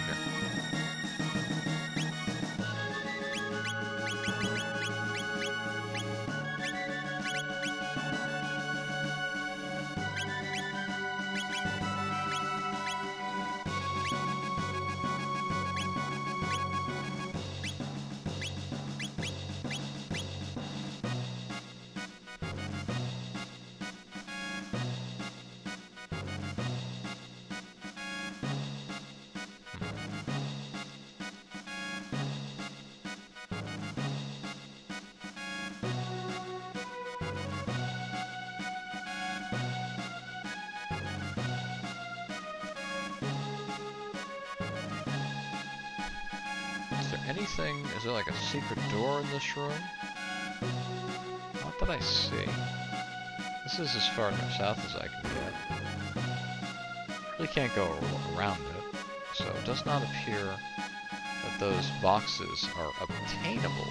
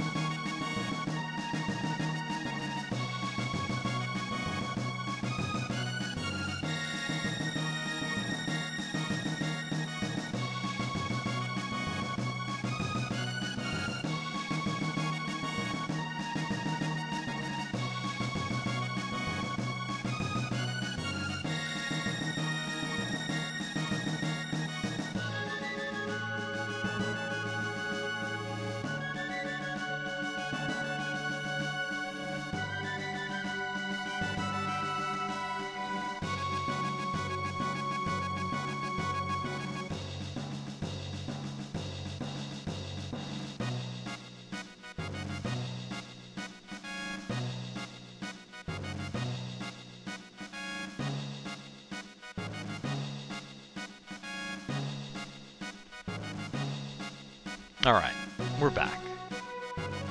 I hope all of you enjoyed me playing with my inventory. Now that we've gotten Buns' side quest out of the way, I'm going to toss in my greatly preferred character. I do have a question for Red before we proceed any further.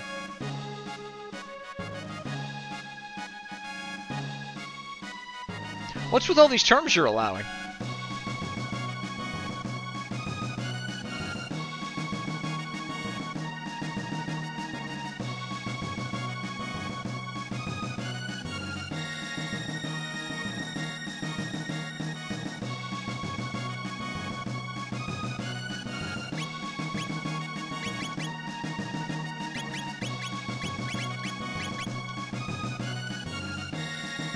While Red tries to come up with an answer for the term she's allowing. I don't think Zala intends to be harassing you when he says these things, but the automat is catching them anyway. I didn't realize that Latte was saying such things. Let's pop a save, because ladies and gentlemen, there's only one place left to go, and that's to the final dungeon. It's important that someone does, Latte. It's important that someone does.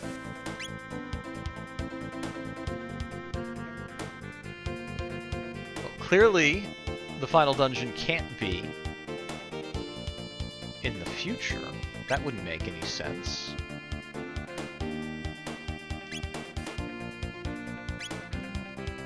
Because at this point, Lavos has already attacked.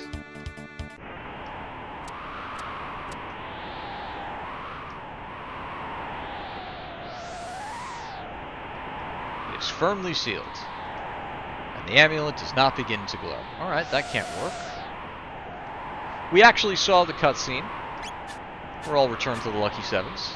Casino and Javits Club. We already saw the cutscene. I accidentally activated it earlier. Alright, which age do we go through the final dungeon in? Any opinions? Don't need to spend any money, don't need to send any funds to Extra Life for this one. This is a simple question. Antiquity, Middle Ages, the present. When should we head into the Black Omen?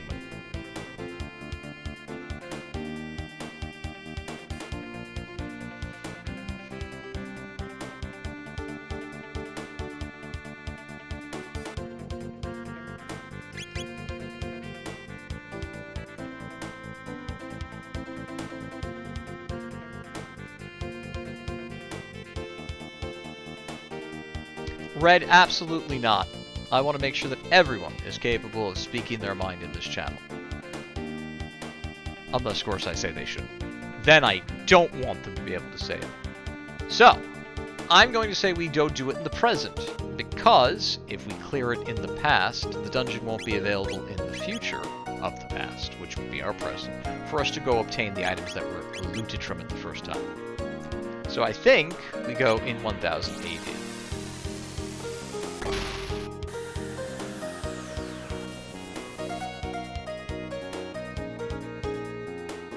Everyone to that fine, shining location we call the Black Omen.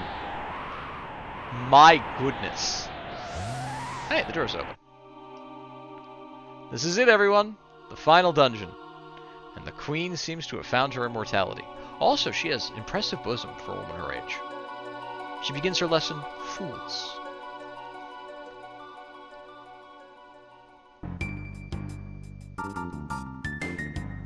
In a mere 999 years, he will emerge to rain destruction upon the earth and crown himself its king.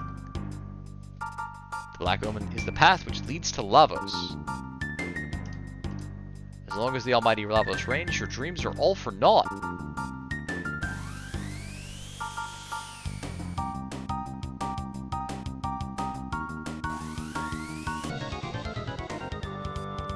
Sacrifice yourself to Lavos and fulfill the only purpose left to you. Grim.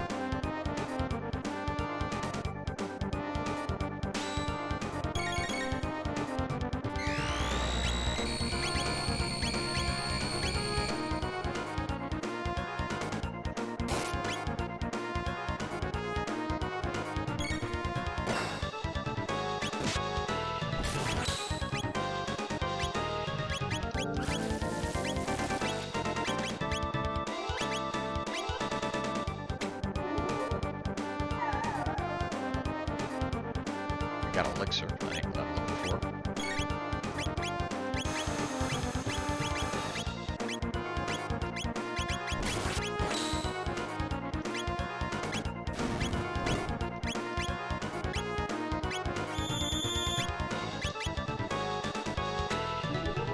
Name of this boss is called the Mega Mutant. What did I get? Nothing to give but gratitude.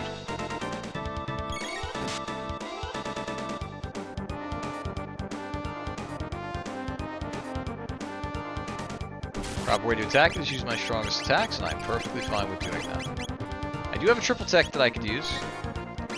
Let's give it a shot.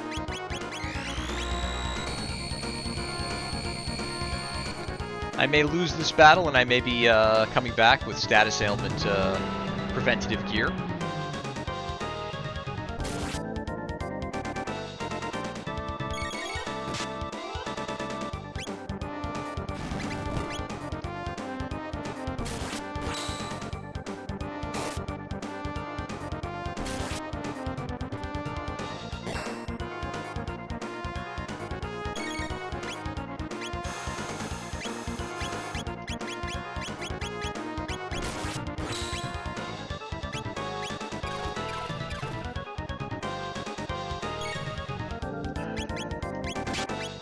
Get Ray up. Let's pop a heal. Because sometimes the character that you need takes an unreasonably long amount of time.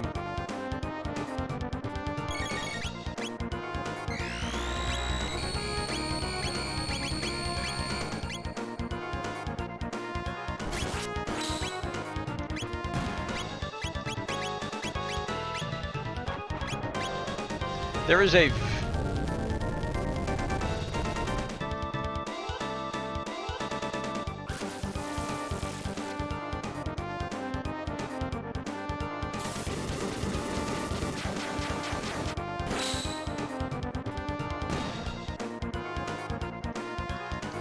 I have a feeling that I'm going to want Frog for his high healing in this dungeon. Way more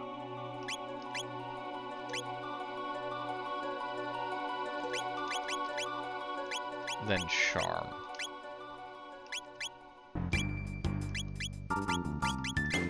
Let's get the heals rolling out.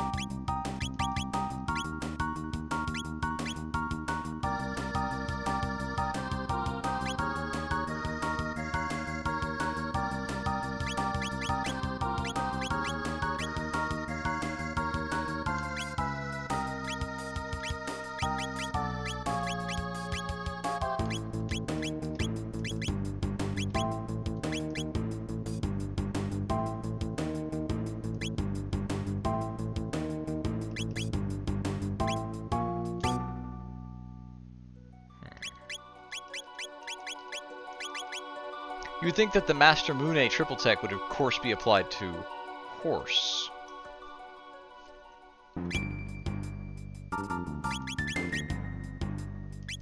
Now, which is better for him?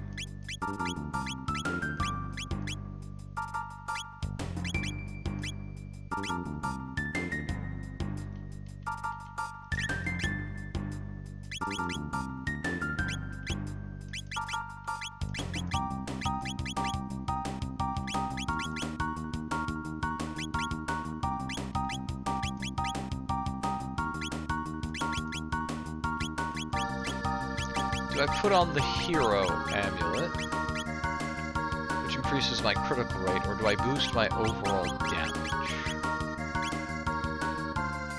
I think we just give him straight up damage.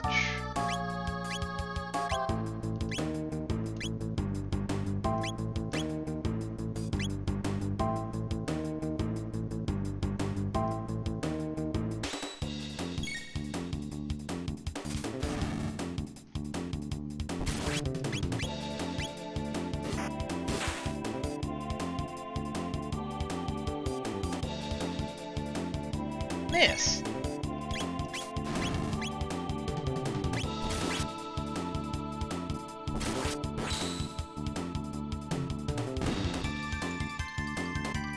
Any day I can kill them through their invincible shield is a good day. Makes them seem a little bit more invincible. Okay. That seems like a doorway to go through.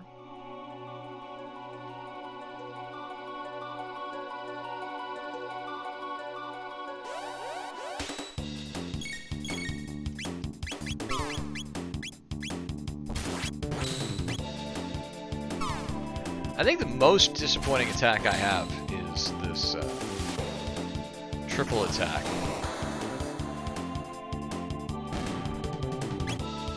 I think I'm better off just auto attack. Well, I guess, yeah, it's better off auto attacking and saving my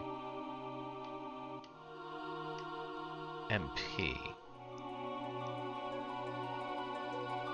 What the heck are those? Oh, good.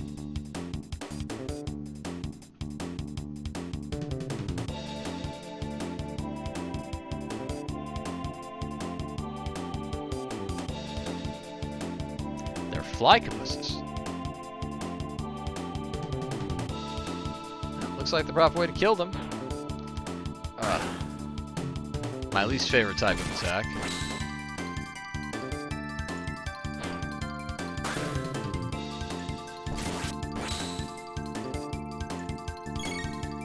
Since we have established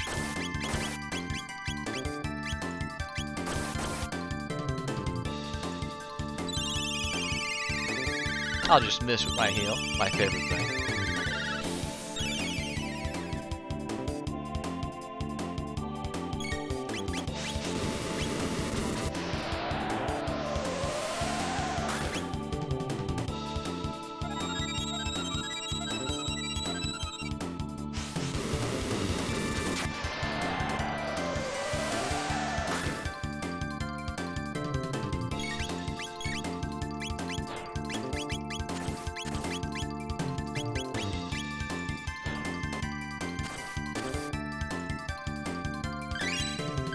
There is an argument, Latte, to bring Magus. A number of arguments.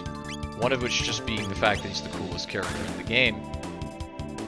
But I kind of want my highest damage, multi-purpose, toolbox characters who also have my best healing.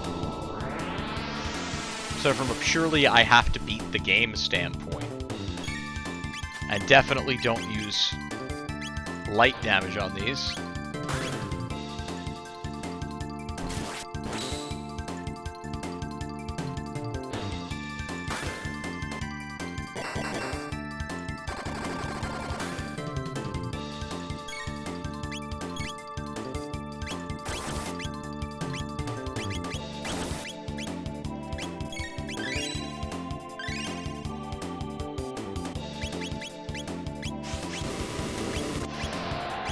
Oh, I don't know what to do.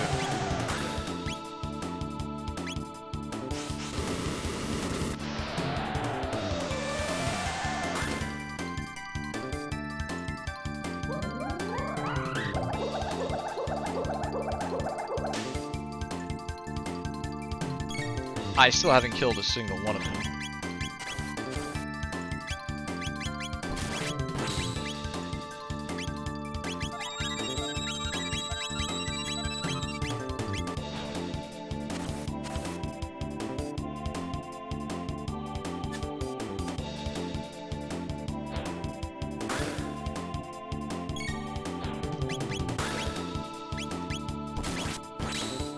How about you do what I've asked you to do now for like several turns? There you go.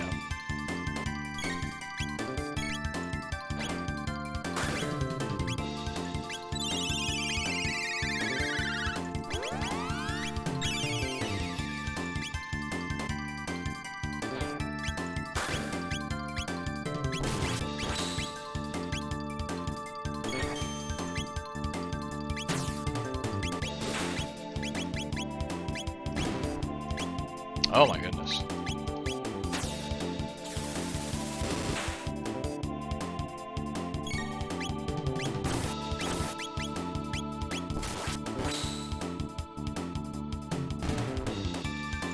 Whew!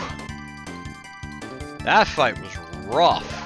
I think we're gonna step outside and we're gonna save scum our way through this dungeon just a wee little bit.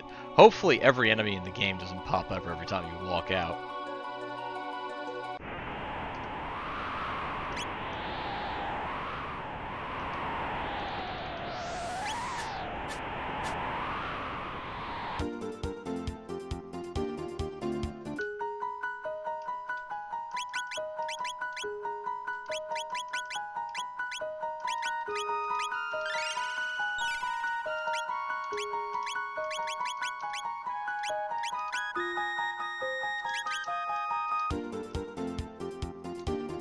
Now, certainly some enemies are going to repop,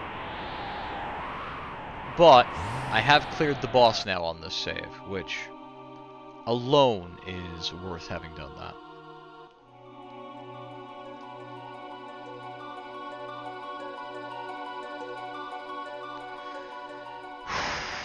Okay.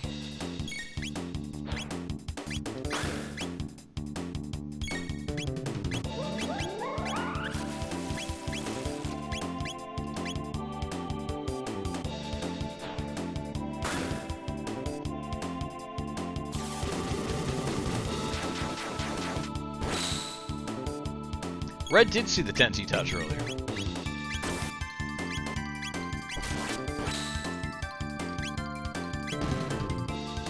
Well, this fight's going better than the last time.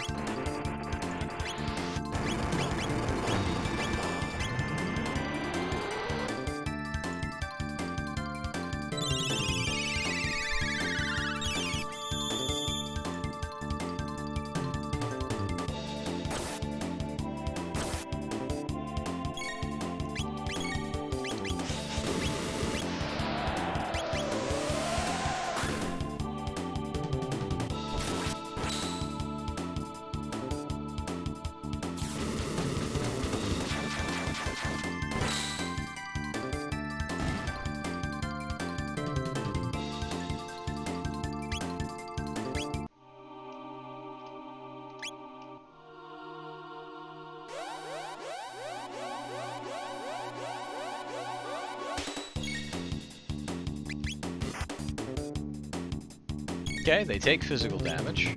They cast Stop.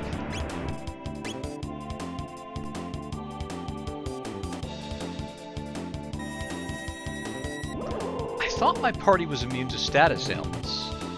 Looks like something oversight on my part. Because we are in the endgame, and the one thing Square loves to do is in a game where status ailments were not important, decide that they now are.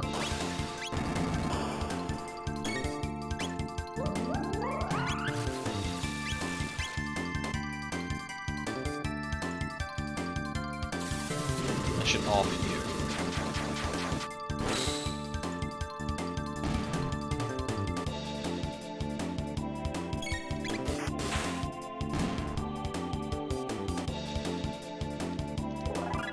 Ray got a level.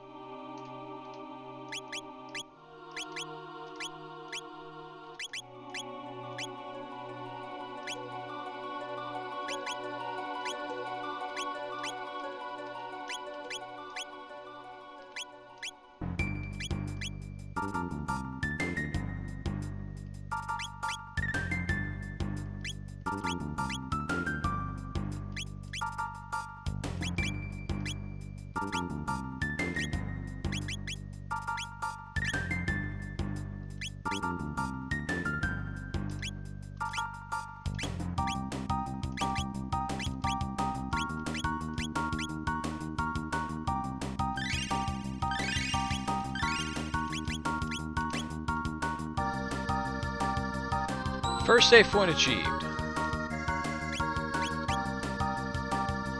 Now we just have to make it through the final and hardest dungeon in the game, and I can feel that the difficulty spikes in here. Which is something because we have gone and gotten all of the optional... Wait, what are we fighting?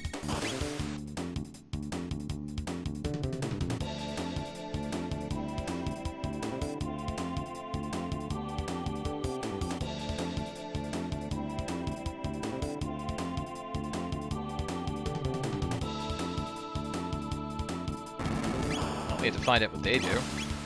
Are they immune to lightning?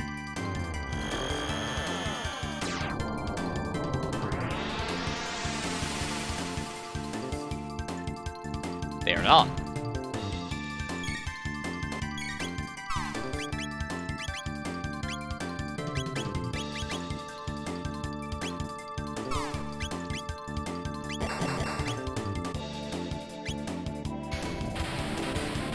Let's turn up the heat.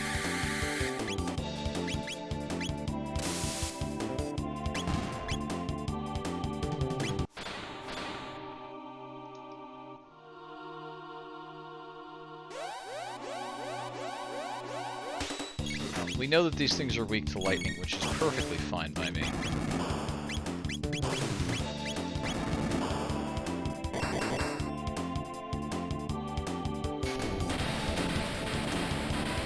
Also, I guess it lets me quote Dragon Ball Z a few times. Nothing wrong with that.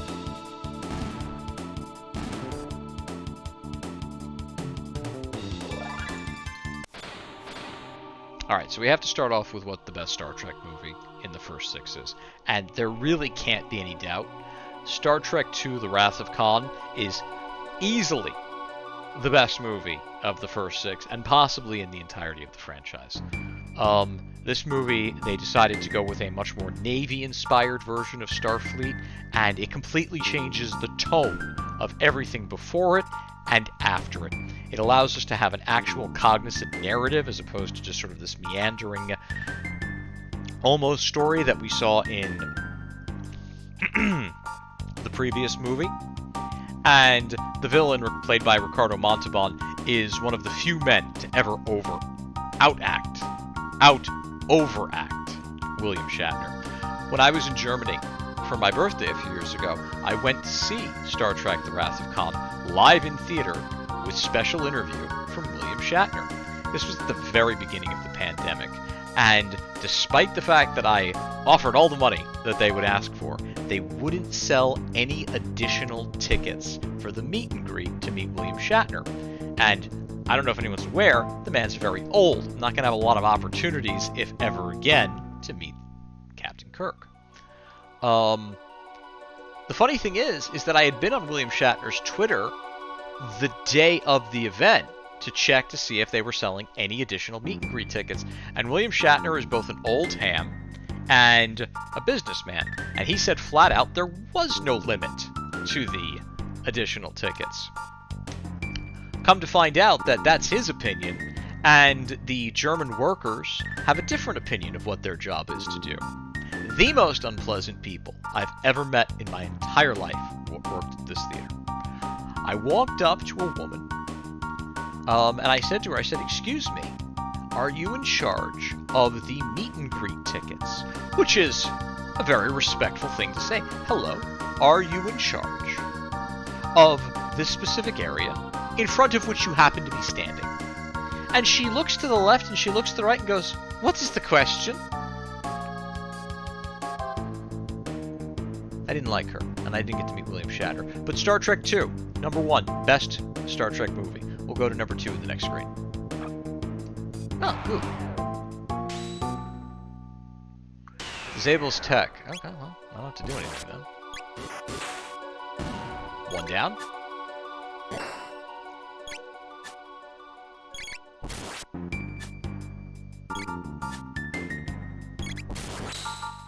Two down. Oh, lost one.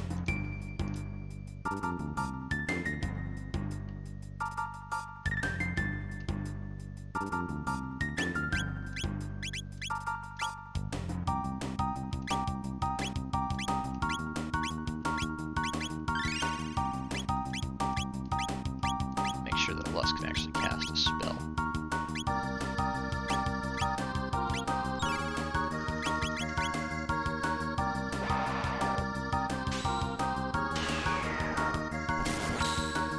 Nice little time to auto-attack.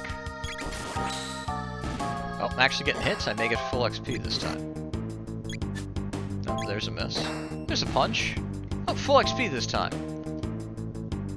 Not much point to those encounters. More eyeballs. I'm not exactly sure what the point of these fights that take away my ability to play the game, especially all of the material that I've earned over the course of the game. You know, I've learned all these techs. Some of them require items to equip, which I'm not using. But and then they just leave. Okay. All right, now we have to talk about the second best film in the franchise. Now, here we have two real choices. We have Star Trek IV: The Journey Home and Star Trek VI: The Undiscovered Country. If you had asked me when I was just a wee little evil boy, I would have said unequivocally that the best one is Star Trek IV: The Journey Home. Most of us know this as the whale movie. It's by far the most fun. It involves time travel, which is kind of what brought me to interlude Star Trek into Chrono Trigger. There's a lot of time travel in Star Trek. Only when it's needed. Never when it would be convenient or helpful. Only when it is direly needed. The Dominion is attacking. The Founders will take care of most of that. And the wormhole aliens, they can do whatever they want. But we will not hotshot ourselves around the sun and go back in time and warn ourselves to prepare better for this. Nah. So anyway, Star Trek IV is a very fun movie. It is, however, just a fun movie. It is dumb. Leonard Nimoy wears a bathrobe for the entirety of the film, and Vulcan nerve pinches a punk with his boombox on the bus. They teleport in some whales, and I mentioned that the plot is about whales. Whales that talk to aliens that we've never heard of before, will never be addressed since, because they sent a probe the size of Saturn that looks like a giant space Tootsie Roll. This giant space Tootsie Roll is going to destroy Earth, plows right through all of Starfleet's defenses. I remind you, Starfleet has been in a 90-year war with the Klingons at this point. The whale probe gets right through them, is tearing Earth apart, so they go back in time to go find some whales to appease the space Tootsie Roll. And they have goofy misadventures along the way. I still love it. It's easily the most fun film in the franchise. But it is not a serious film. Star Trek The Undiscovered Country is a real movie with a plot. It explains something significantly better than the highly overrated Next Generation episode, Yesterday's Enterprise. It ends the Klingon War with the Federation in a very nice, wrapped up in a bow way that explains all future content in a succinct manner. It has a mystery, it has a plot all its own, and it has a great twist with Cheers lady, I can't remember her name, she recently passed away, revealing herself to be a villain. And that was a character we had gotten to know over several movies. She wasn't a main character, which made it even better, because we've been building up this sort of ancillary family of characters throughout the whole series. And all of a sudden, one of them, who we would probably remember fondly, gets revealed as a traitor. It's a very good movie. It has some interesting elements. It has better special effects than all the preceding ones by virtue of being made on more of a budget than, I don't know, whatever William Shatner and Leonard Nimoy had in their pockets on that day. And easily takes my position for number 2. I may have revealed it, but number 3 on the list, Star Trek IV, The Journey Home, narrowly edged out by Star Trek VI, The Undiscovered Country. Also, Shakespeare quotes by Klingons.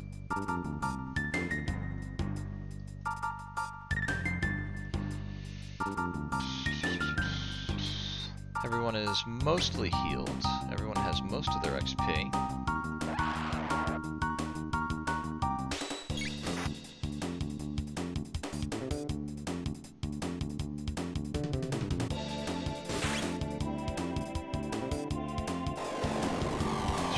They attack with water?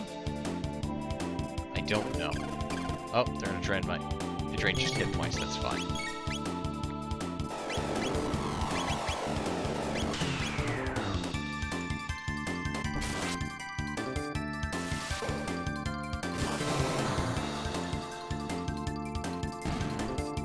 Well, these seem just nicely immune to physical damage. I think I can get to 2,000 damage with some auto attacks easily, and then just heal after the battle. Yep.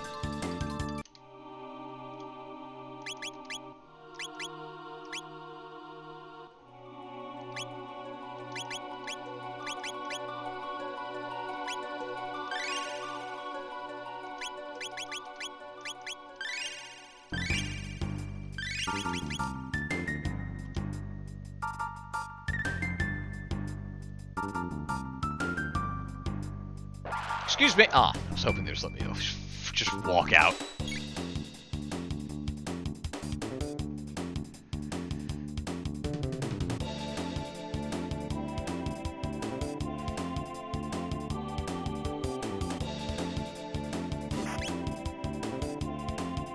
Crimson Rain, sap. I think it's about time that we learned.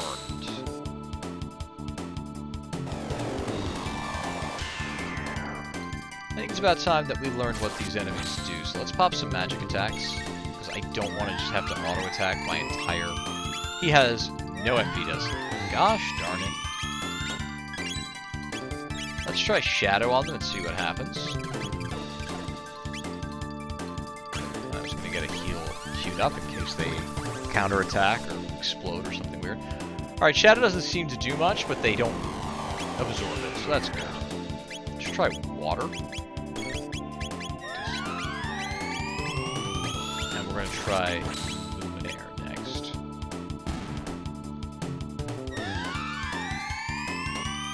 That's why I didn't have any MP.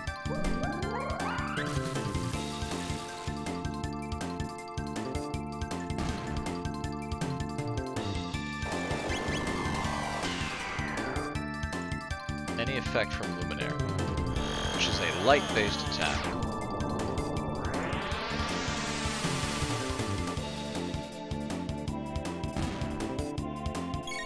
They just straight up seem not to like it.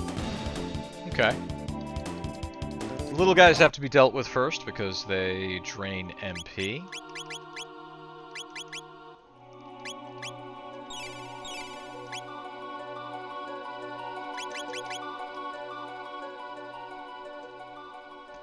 Okay.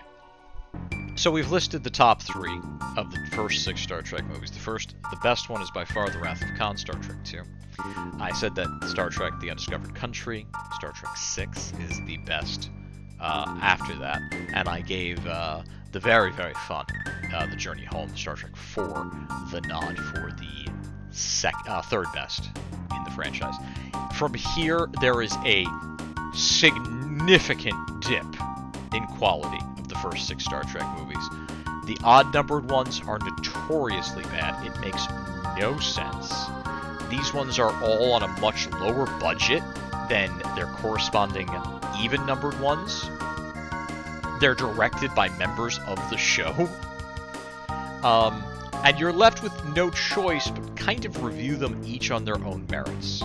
You have Star Trek The Motionless Picture, as we used to call it, and the theatrical release of that movie is unacceptable. I understand there's like a special edition that fixes it, where they put music in scenes that were otherwise silent, and they add the sound effects that were just straight up missing in the film because it went to print the day before it went to theatrical release because it was so behind.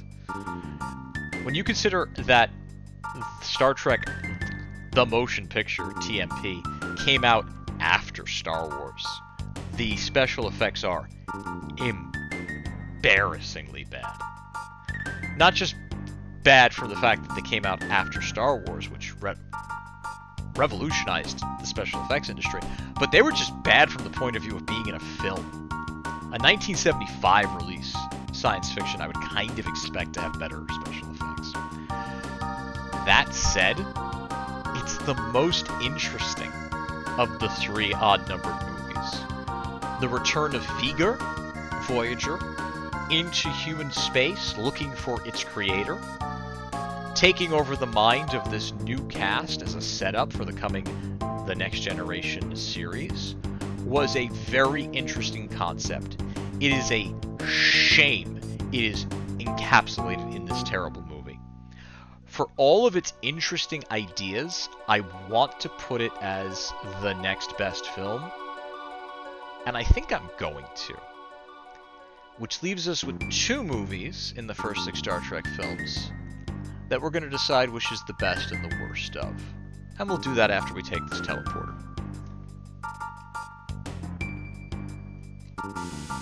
These teleporters have worked out so well, and that was a cool effect.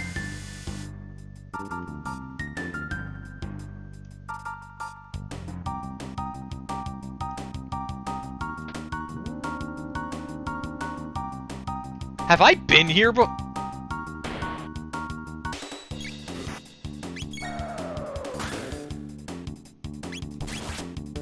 Okay.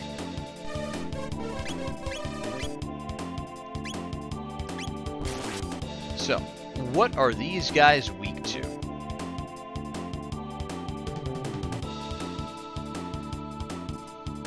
These are goons, and I shouldn't use lightning or shadow, so we will not use lightning or shadow. Where's my 70% hit rate with this weapon? I guess it doesn't matter if I just straight up kill them.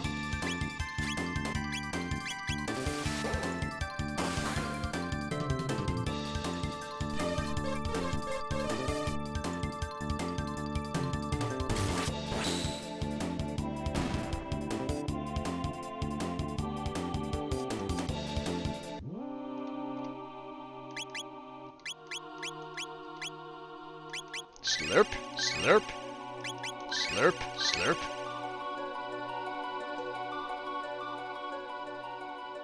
Slurp, slurp. Alright, next set of enemies. What are they weak to? Doesn't seem like they're strong to anything. So we're going to...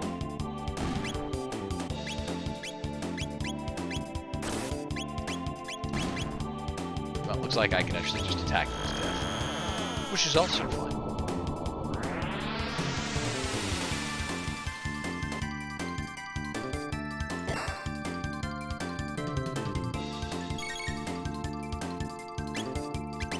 Hydroconus.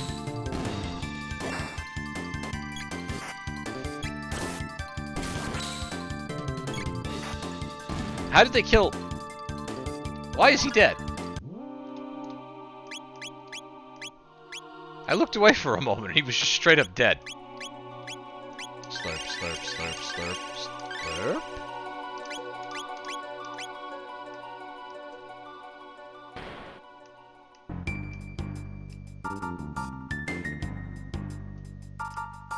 Huh. This reminds me of that location in 65 billion before current era that we just sort of walked out on a ledge and couldn't get there. So, we have 2 movies left. We have Star Trek 3, The Search for Spock, and we have Star Trek 5, The Final Frontier. I'm just going to get to the point. Star Trek 5, The Final Frontier is the worst movie in the franchise. So we're going to go over why Star Trek 3 is worse than Star Trek The Motionless Picture, when I've called Star Trek TMP unacceptable. Star Trek 3 is a movie. It is made by a director. There is understanding of how films are supposed to look on screen. The sound effects don't cut out. It is, however, incredibly boring. And yes, I'm putting that up against the motion picture where we take a long-winded external 360-degree tour of the Enterprise in the opening. Star Trek 3 is more boring than that. We are continuously bombarded with lore of the Genesis device from the previous movie. We didn't care about it then. We certainly don't care about it now.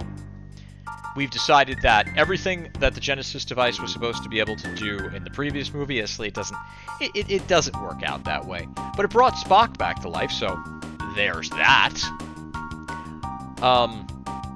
Doc Brown appears as a Klingon, and he's sick of shooting at satellites, so he decides to randomly attack the Enterprise for no reason other than the movie needed conflict somewhere.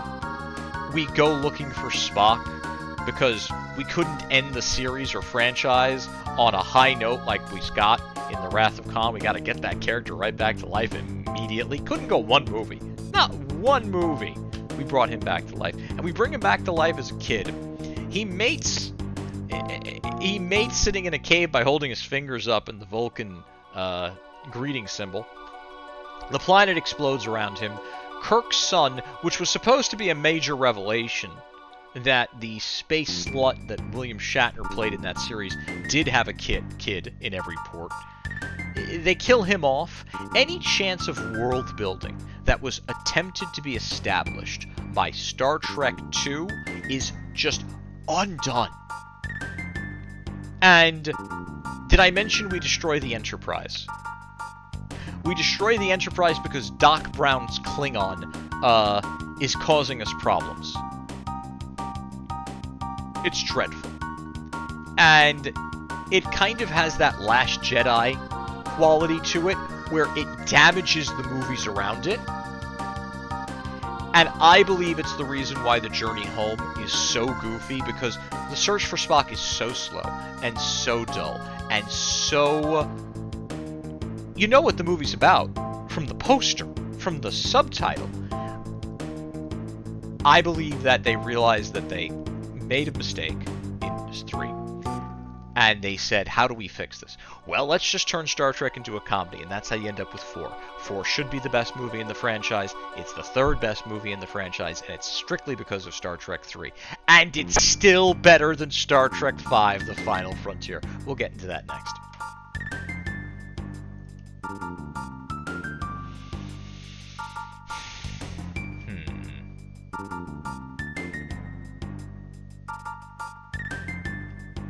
I can avoid... Oh, I got something in my eye. I have something in my eye. I have something in my eye. I have something in my eye. Eye.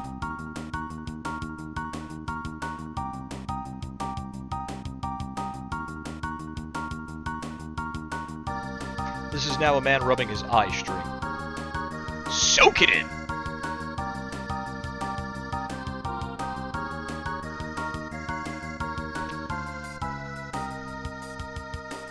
Okay.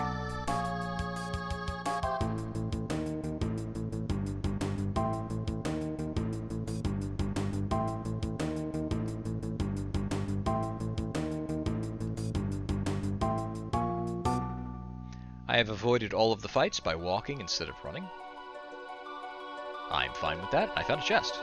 Actually, I think the first chest in the dungeon.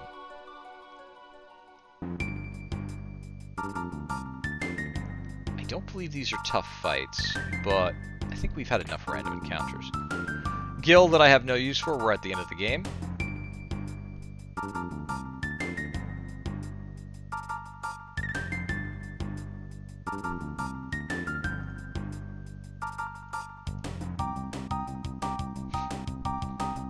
Alright.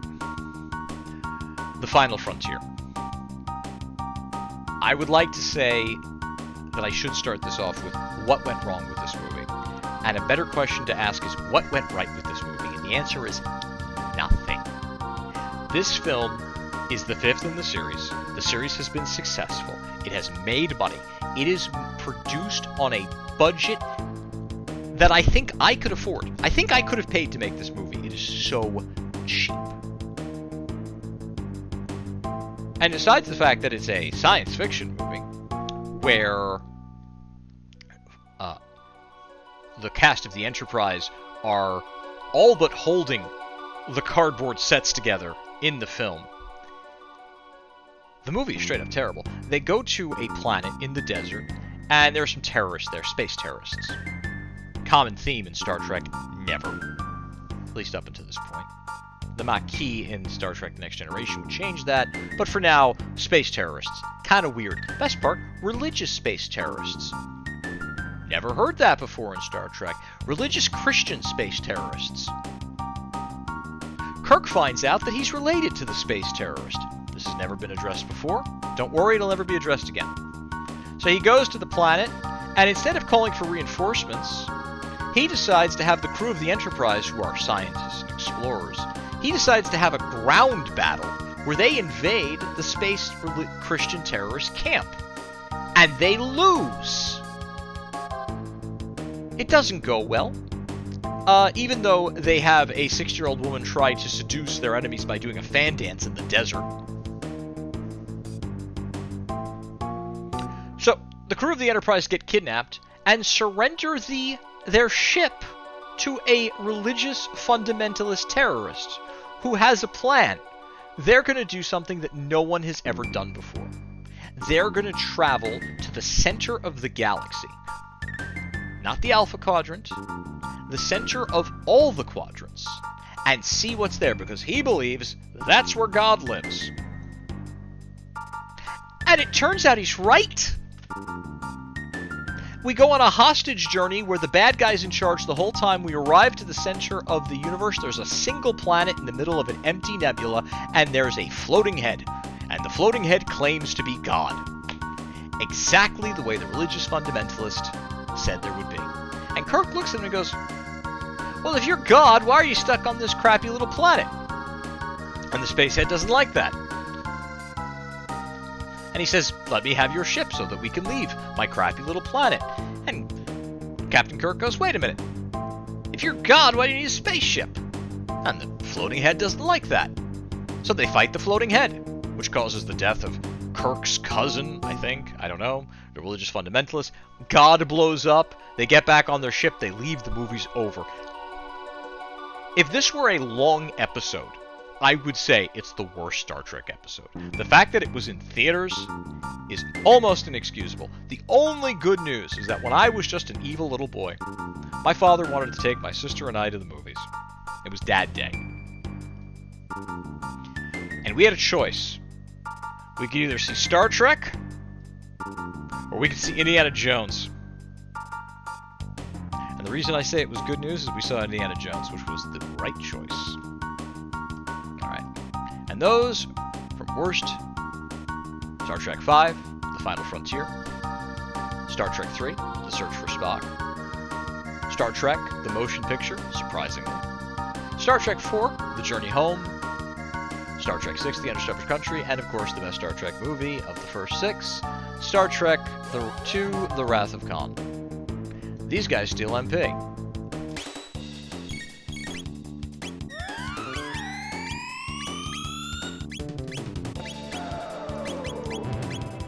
What the? What the? What the? just happened.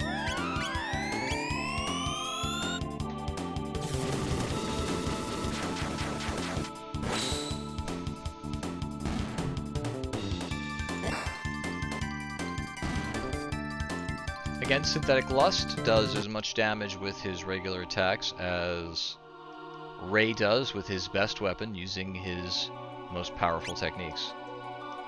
I don't quite get it.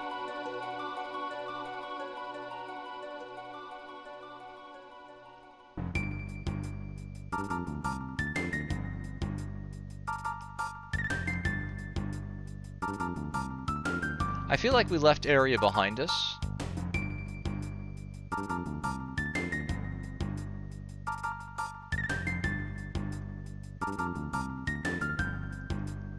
I do not believe that any of the items... Magic Crest.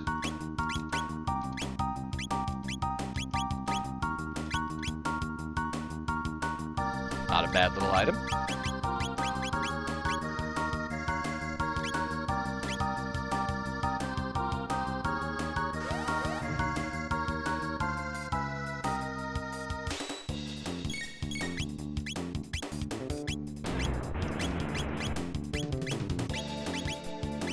I kind of want to drop another frog on them.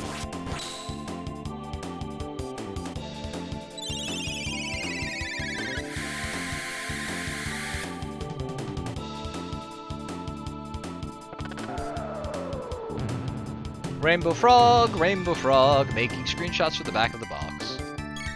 What does that do?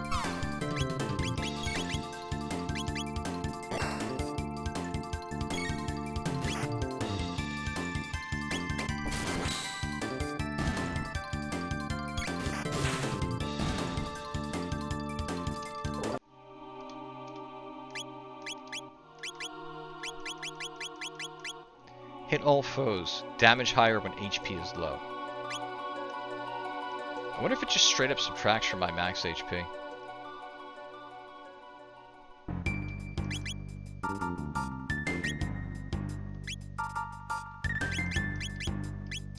Grab my healer du jour. Use her MP. Save my party member a little bit.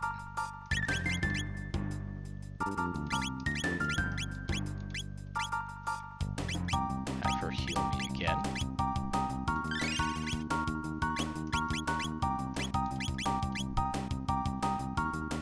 Vermilia, you have a wonderful evening. Thank you for joining us. The VOD will, of course, be up, both here and on the official company YouTube account.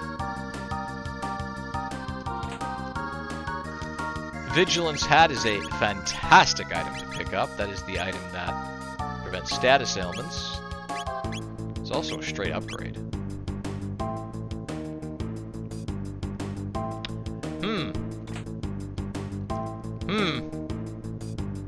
You know, they didn't do it back then as much. But if I had to wager a guess...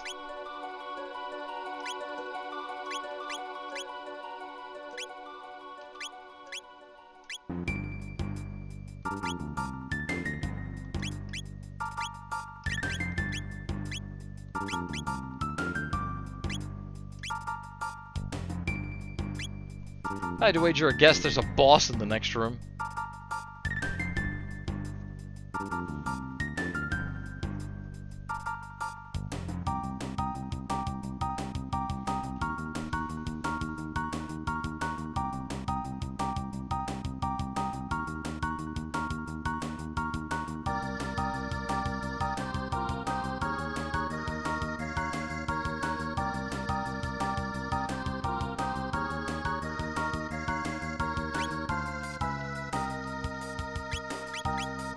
Ray does not need double status protection. So I think what we'll do is we'll make sure that now all of my characters are in some way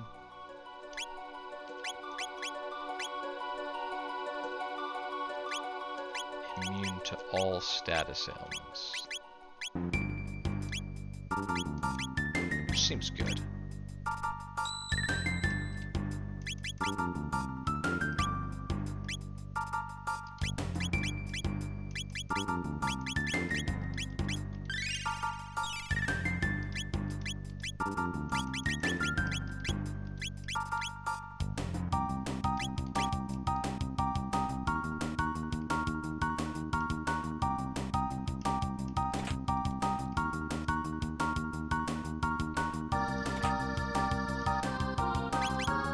Haste help.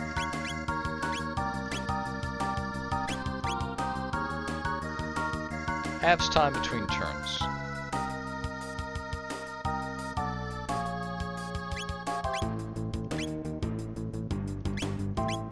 That seems good for my quick attacker.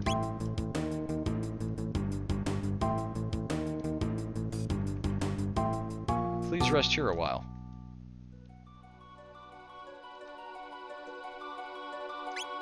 Definitely gonna remain here.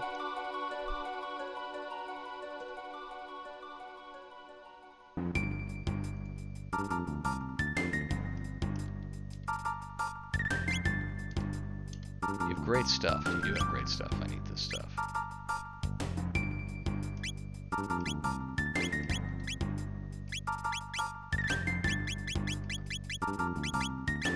In fact, actually, I know what I'm gonna do with you. Let's take myself up to 50 of those. Take myself up to... That would be 30, 40, 50 of those. 32, 32. Oh. Those are expensive, huh?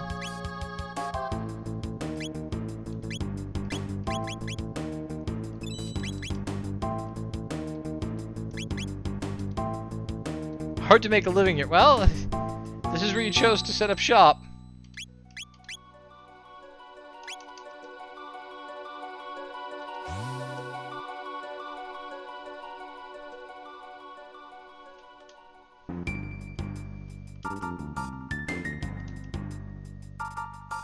So far, my walk, don't run plan.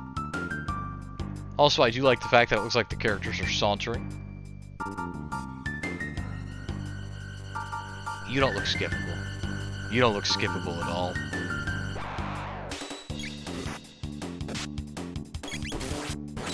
Blubber Hulk.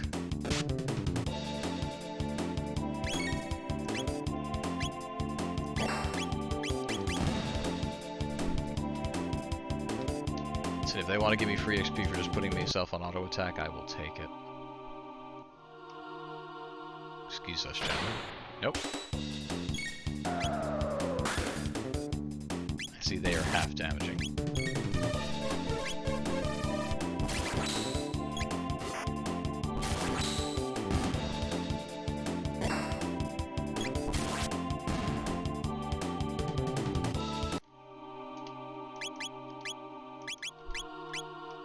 So slurp, slurp again, slurp, slurp again.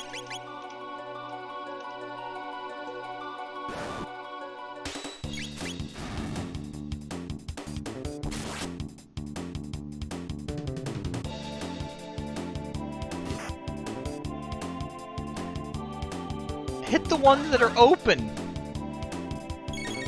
All of my characters are immune to status elements, so I'm not worried in the slightest.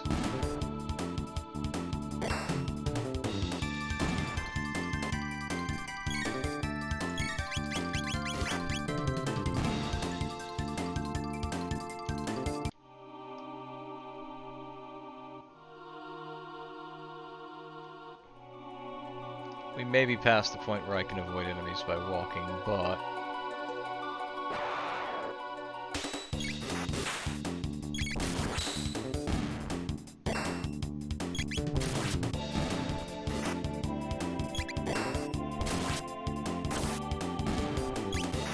Did he just eat his friend for hit points?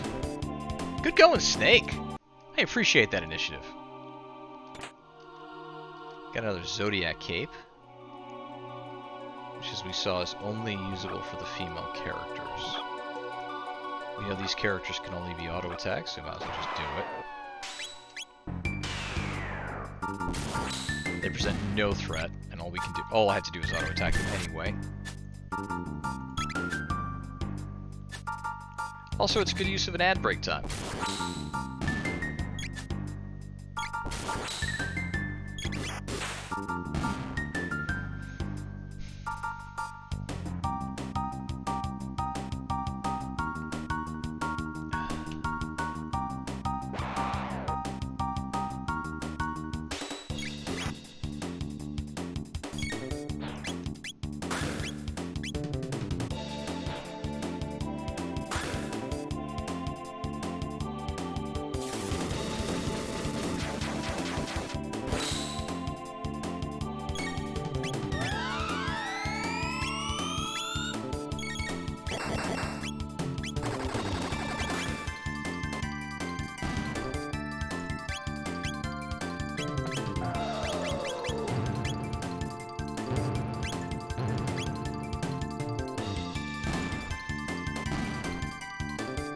That's how you use the frog power. Get him low on hit points and then have him pop it. Pop it like it's frog. Pop it like it's frog. Pop it like it's frog. Pop it like it's frog. You can't hear me, so you can't clip this. Pop it like it's frog. Pop it like it's frog. Pop it like it's frog. Pop it like it's frog.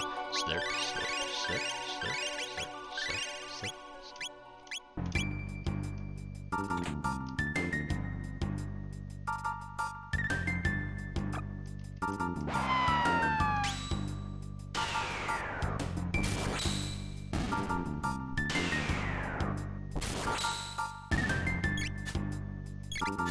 Oh, welcome back! I hope none of you missed out on hearing me sing, because I certainly didn't do that during the ad break.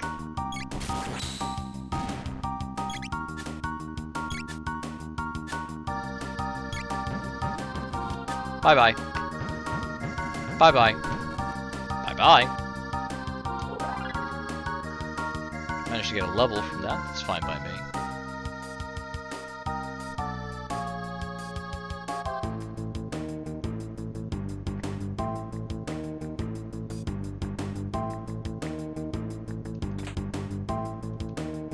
Power crest again. I am so glad I accidentally walked here because I did not think that's where I had to go. I would rather not fight those, they just steal your MP. Of course I'm fighting them. Why did I think otherwise? I ignore the monster in the middle, I remember he was a cakewalk. I just want to kill these things before they steal my MP. Oh, he hits.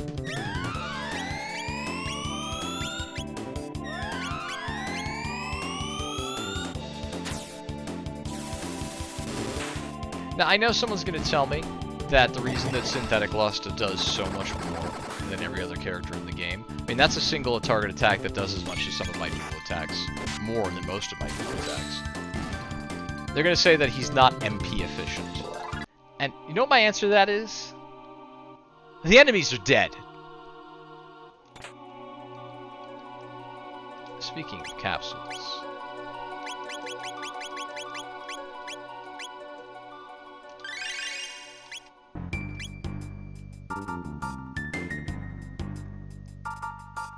The most efficient way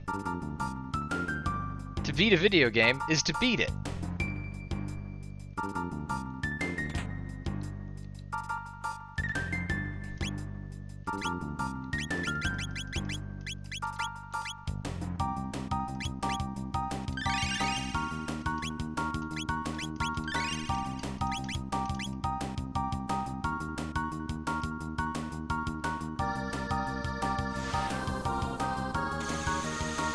Everyone up the... whatever that thing is. Whoa! Slurpy, slurp, slurp, slurp.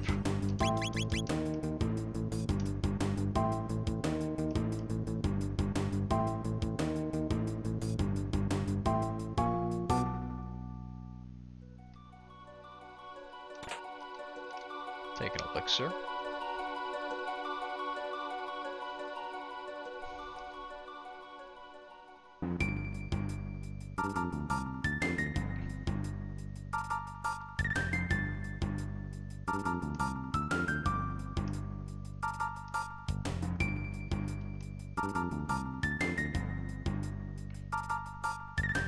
I see no purpose in fighting those.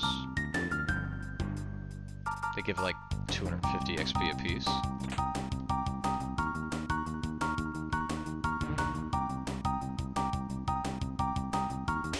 What the heck are those? Okay, they don't like physical attacks.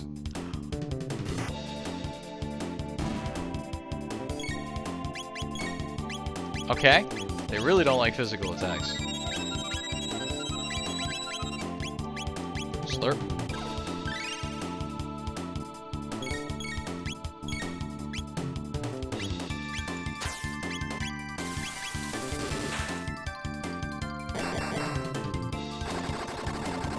If you don't get a chance to counterattack, it don't matter, does it?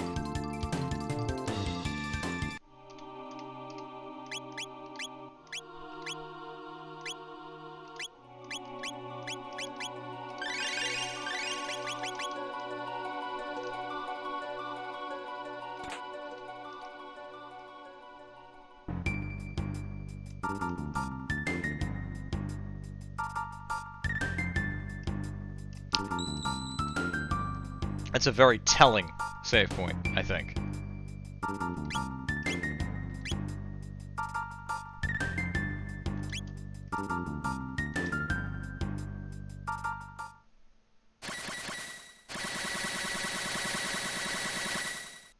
Again, I'm going to remind you that this is the Super Nintendo, and this game has cutscenes. Alright, looks like another Mega Mutant. No, it's not Mega Mutant. It's Giga Mutant.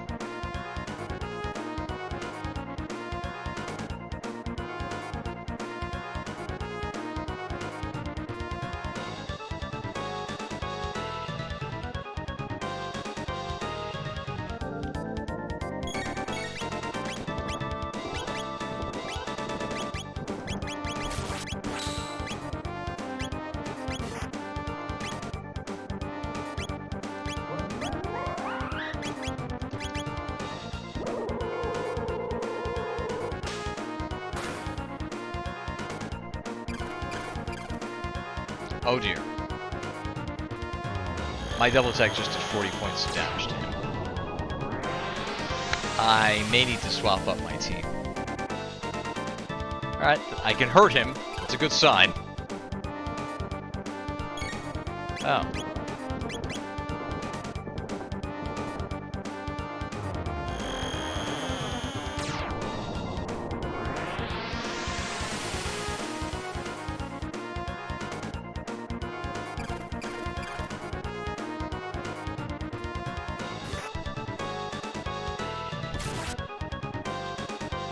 So he's just straight up kind of immune to my physical attacks.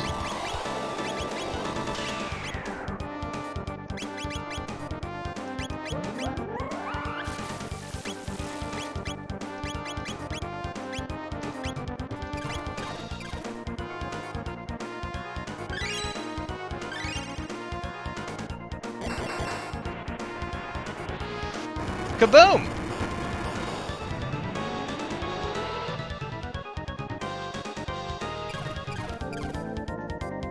He's going to counterattack anything that actually reduces HP to 1.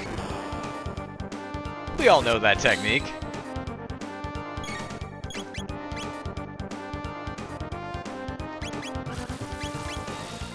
Oh, that ain't going to go through, so let's wake him up.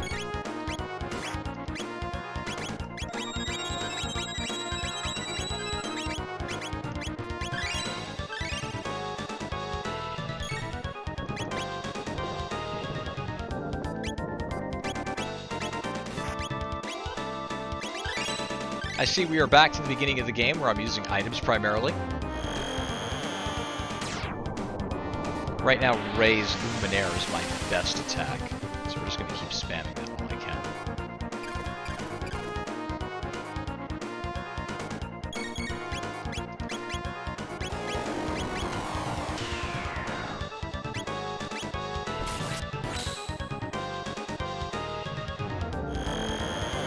Counterattacks all magic, which is the only thing that seems to hurt him, with MP drain. Now, on one hand, it's good that he's not attacking my hit points. The other hand, it's really annoying that I need to use the stat that he steals from me. Ah, save point's still there, good.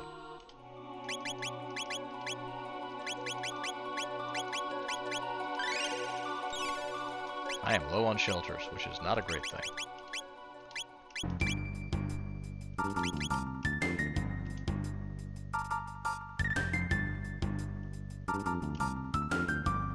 It's a long final dungeon. Now, if any of you are wondering why we're going through this incredibly long final dungeon... Wait a minute. Isn't this the way I came in?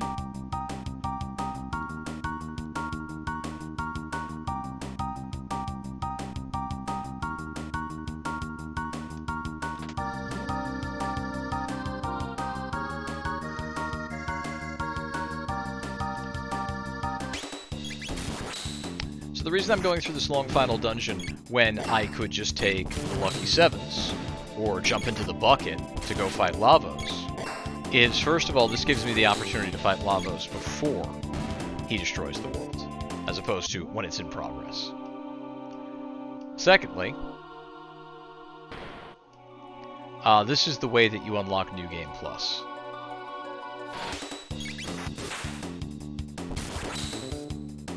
If I just go kill Lavos, I don't unlock New Game Plus. Which seems like a useful feature.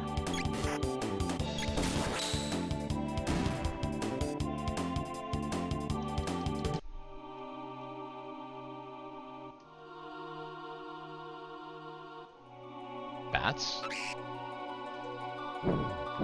Ah, my least favorite enemies.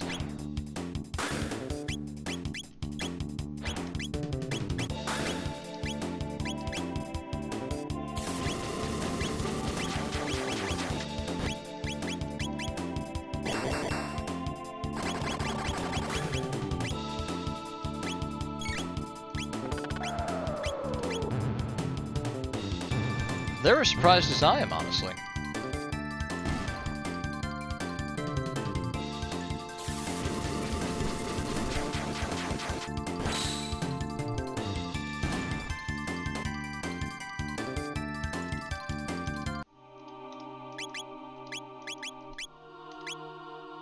Slurp, slurp, slurp, slurp, slurp.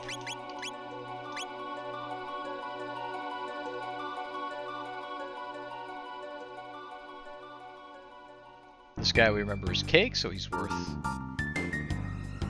Oh look, there's two of them. Free XP.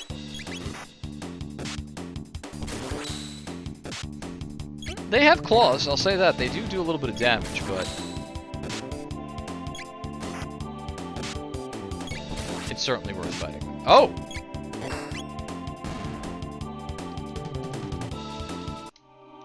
Maybe it's not.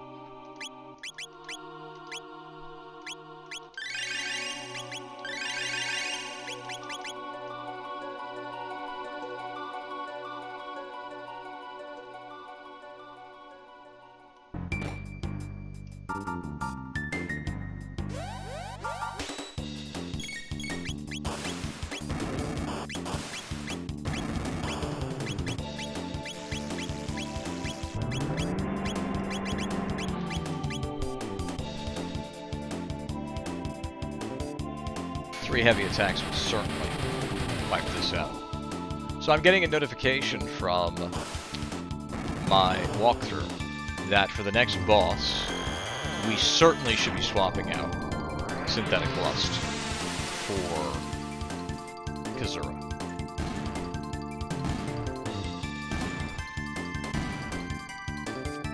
That's a PlayStation 1 game? There's no animation? Oh look, there's more animation than a PlayStation 1 game.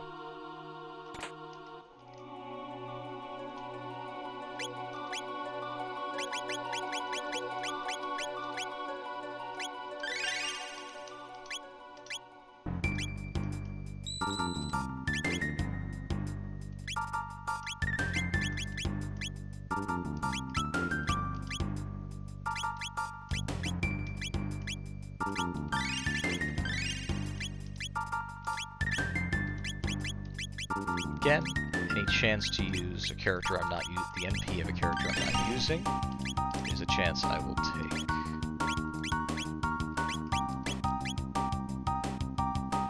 think at this point we swap out Synthetic Lust, which means I have to take his inventory off.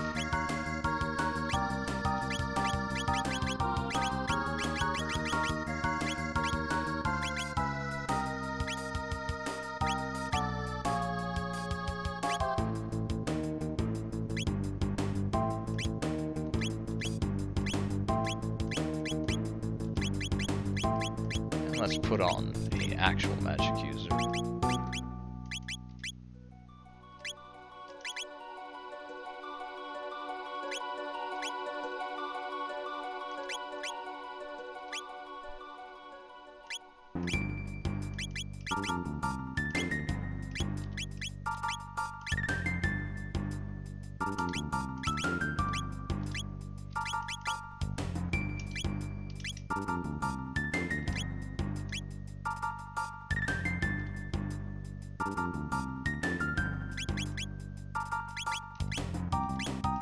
Pop a save. I believe that our next encounter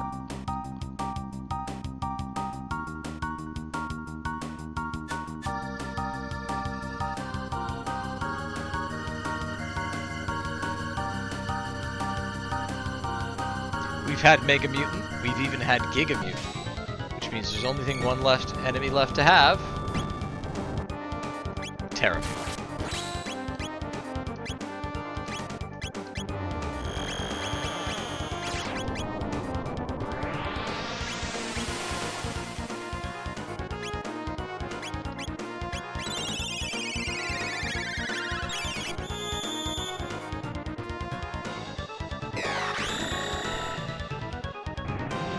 And since the mutants are only weak to magic, well, that's interesting.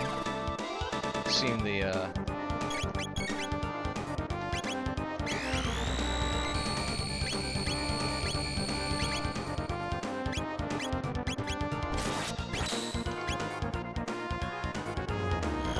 it seemed that the bottom half absorbs shadow damage.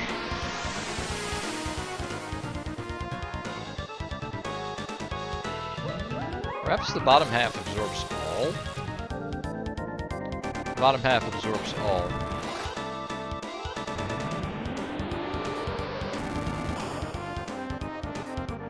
Which is fine.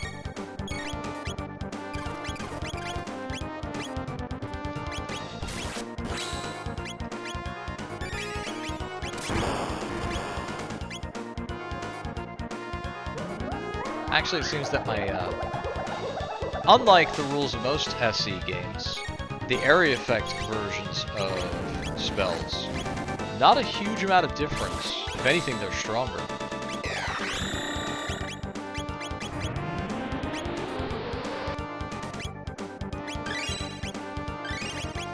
So even though I'm healing the bottom half I can kill with physical once I'm done with this. I have both Horse and Ray on screen, so not particularly worried.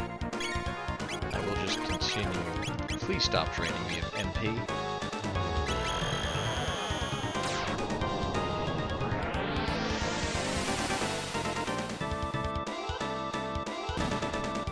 Alright. Now I waste a bunch of MP attacking an enemy that's immune. Not only immune, absorbs magic attacks. Or it'll just die on its own, which is also fine.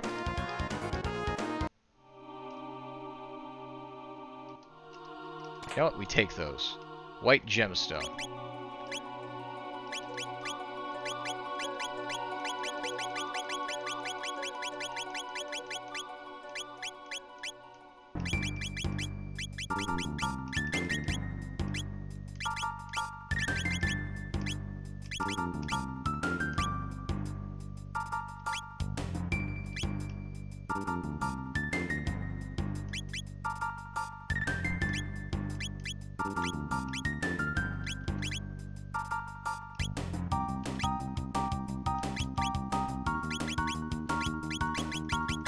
Where'd the white gemstone go? Am I missing it?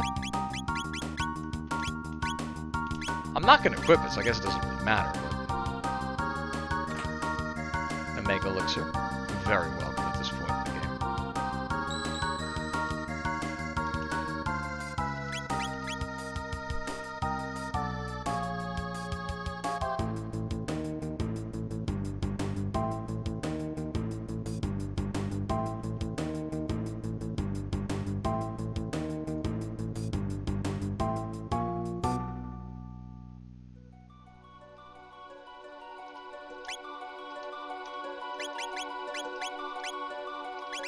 I was able to not use a shelter before the fight, which is a real benefit.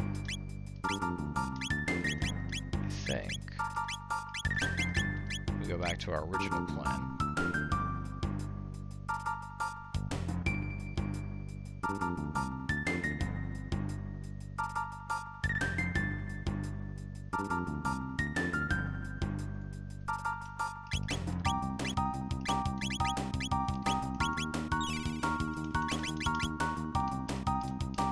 Safety save.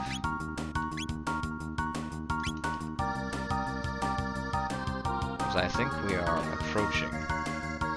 Because we're running out of mutants. We must be approaching the end game, Tony.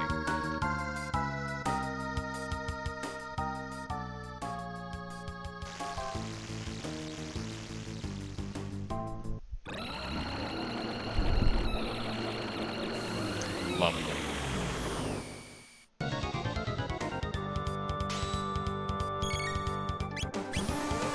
Anyone remembers the first time I fought one of these Lavos spawn? It was basically Felonious Assault.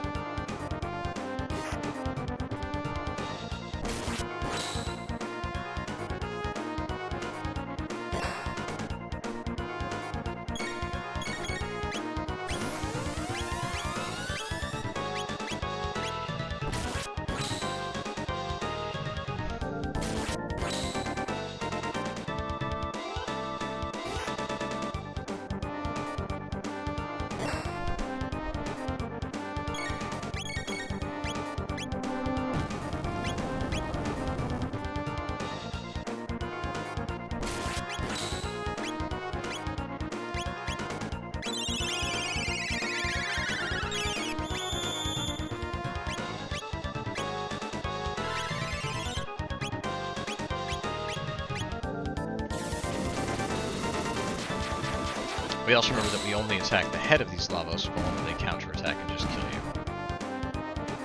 And that went fairly fine.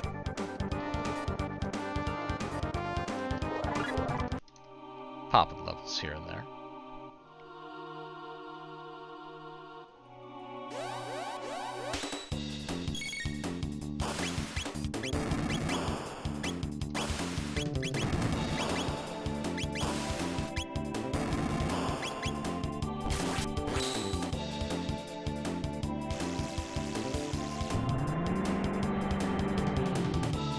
That's a new attack. It did nothing, but it's a new attack.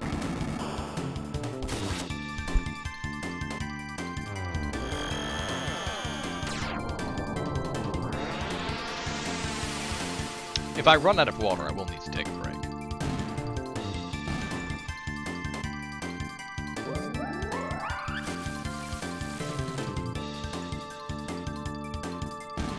I also have no idea which ones are still active because they don't have any animation until they die.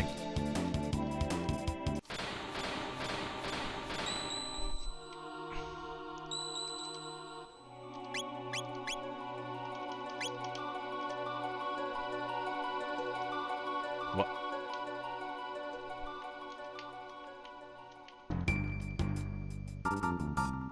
More dolls?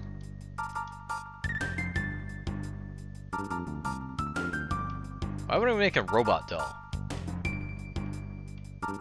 Hey, Magus doesn't have a position here. Sorry, Kazura. You're not a real character after all, because you're optional.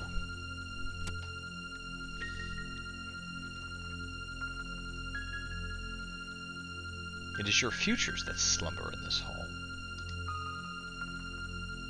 All the dreams that might have been, all the happiness and sorrow you might have known tomorrow as it has been witnessed. The Black Omen transcends time and space, drifting through the all and nothing, waiting for Lavos to awaken. Destiny has led you here, and here you shall remain unless you can defeat me and bring down the Omen. There is no future for you. Thank you for spelling that out.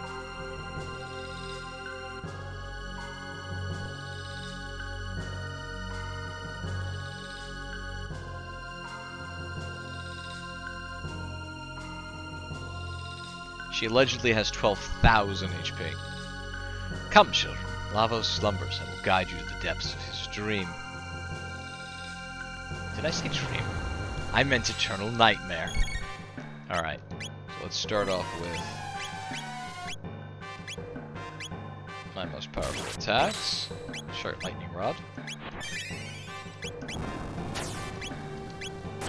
She has taken me down to 1 HP, which is something.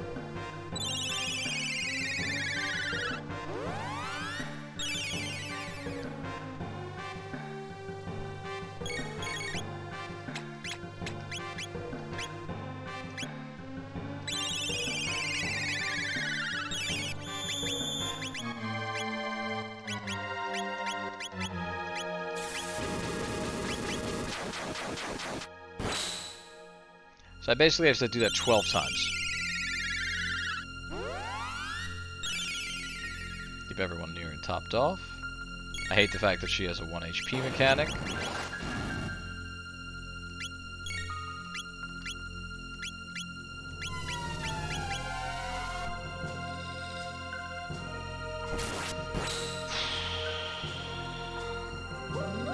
I wonder if the proper move is to not at least have either... always have one of my 2 heal all characters ready to counter that 1 HP mechanic with a...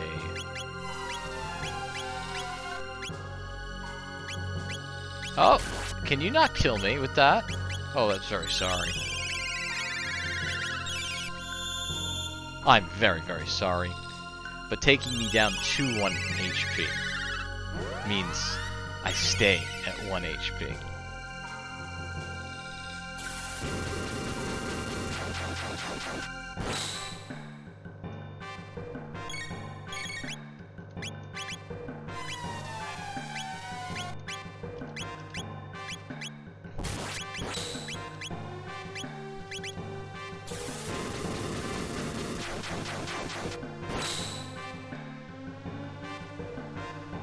Oh, she's a breeze. Your powers don't work here? This is the only place your powers should work. This is your domain. This is how that works. Just feed me to the... Feed me the... Just throw me there. Just toss. Just tossed. Just toss. Hello? And I have 1 HP. Alright. Mammon's machine HP is 18,000. If Frog is in the party, you mean horse? Must be horse. He will cover a small amount of HP every time he attacks with the Masamune. Physical attacks will increase its defense, while magical attacks will increase its attack. Eventually it will release the stored energy, resetting its attack and defense, so I should alternate between the two. Well, the first thing I should alternate, well, is some healing.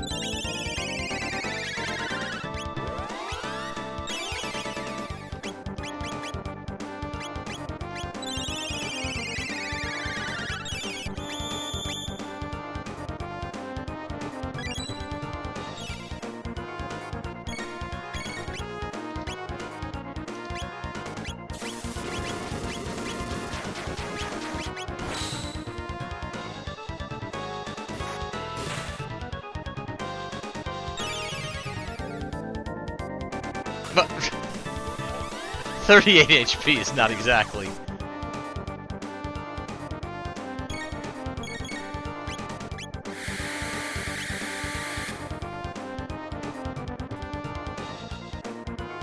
Not bad at all.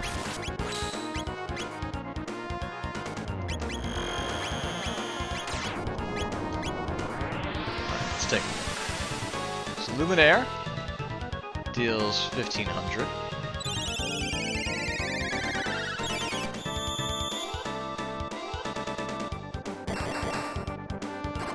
Rapid Fire Fist deals less than 1,000.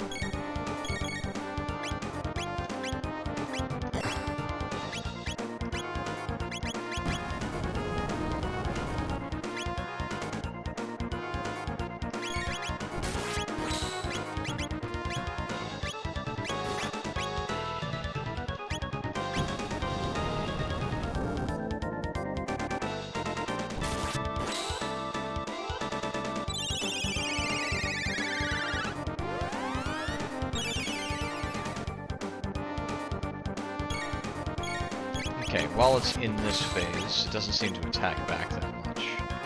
So I think the best thing to do is just attack it. Alters all energy. Sacrifice to increase defense. So now we go magic. Physical. Physical.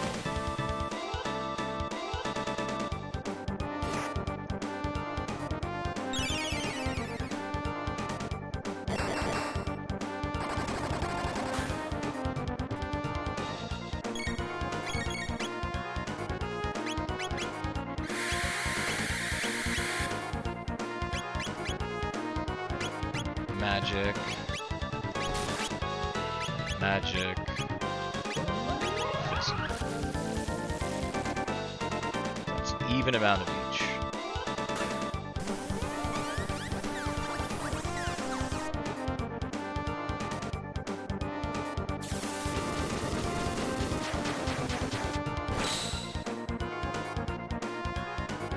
We have an ad coming up in 1 minute, but I'm going to snooze this one.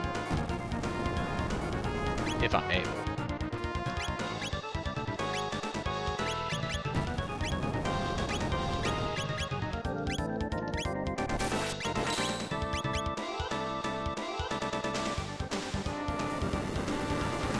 We may not need to. Looks like we took down the Mammoth Machine after all. Not a moment too soon.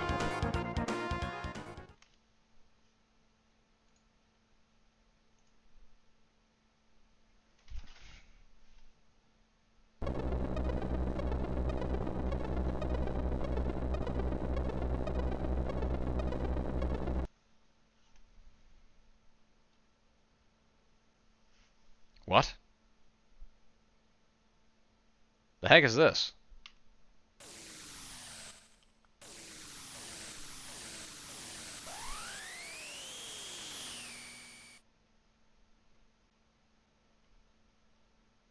Excuse me, I'm at least a worm.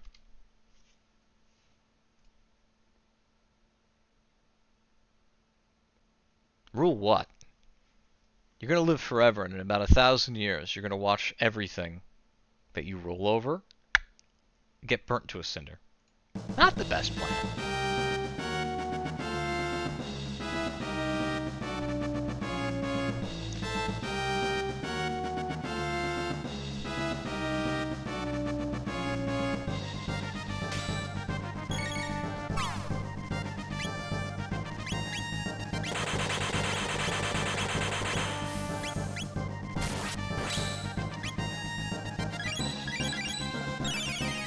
Alright, so we're facing head and hands. Each hand has 20,000 hit points, and the face 28,000. Any attacks on the hands will result in counterattacks. The left hand counterattacks with Light Shaver, bringing HP down to 1, and the right hand counterattacks with MP Buster, bringing MP down to 1. However, I like Charming Prism Dress from the left hand if you decide to get those for 50. Otherwise, just attack the head and heal everyone if she uses her attack. Cool.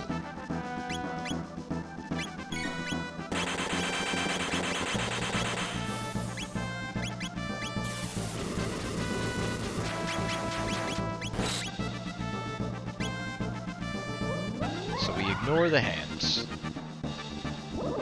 I do not want to catch these hands. Cloud of Darkness, I believe, is from Final Fantasy 1? No, that's Chaos. Cloud of Darkness from a different Final Fantasy, right? Did she just throw a Star of David at me? She must work for University of Pennsylvania. And by the way, for those of you who don't follow the news, I assure you that last joke was hilarious.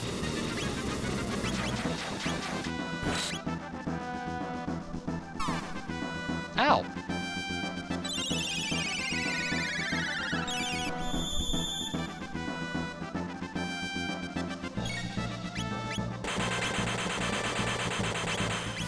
I find Cleave does just as much damage as Frenzy.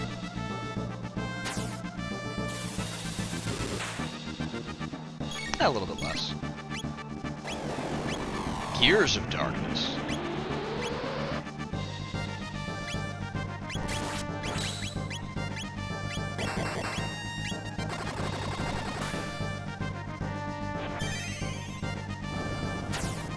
I do like the fact that we're fighting on top of the airplane from the end of Captain America: The First Avenger.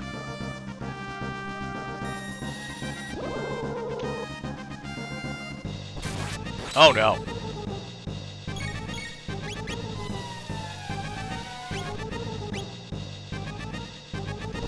Can't think of a better time to use this.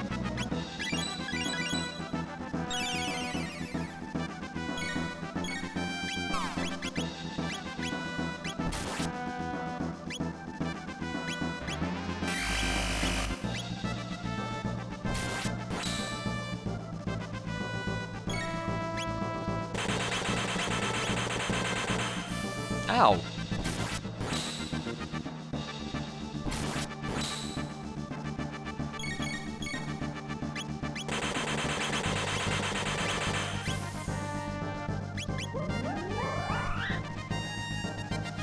And while she is not Cloud of Darkness, there are some Cloud of Darkness kind of illusions going on here. That's one, that's a two, and that's a three.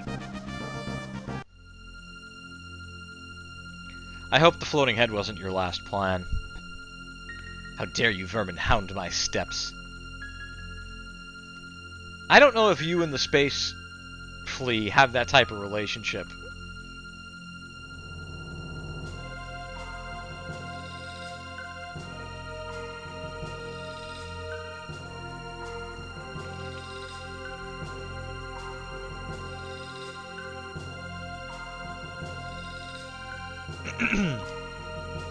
At last lava stirs before him, you are as grist before the wheel. But I shall attain immortality. But I shall obtain immortality. Yeah, it was better. I like the second take. Even though I've lost my voice.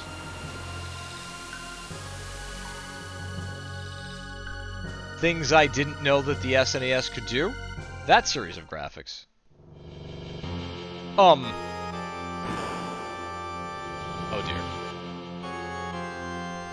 Space Fling? Space Fling. Space Fling.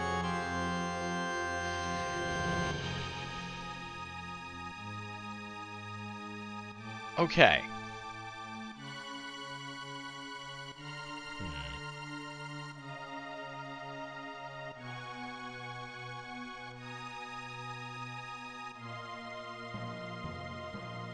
Okay.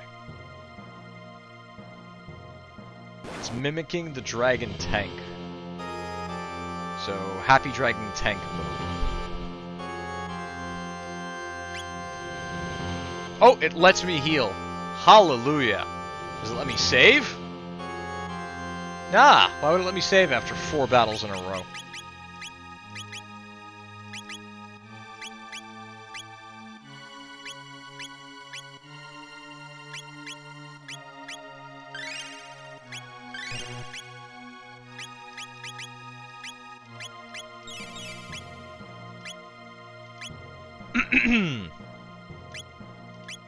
Alright, Happy Dragon Tank Month.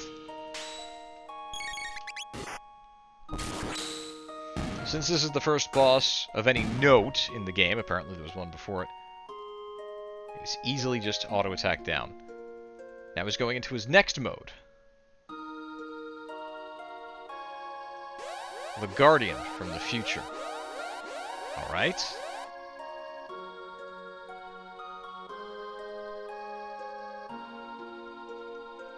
So we're going to attack just the middle part this time.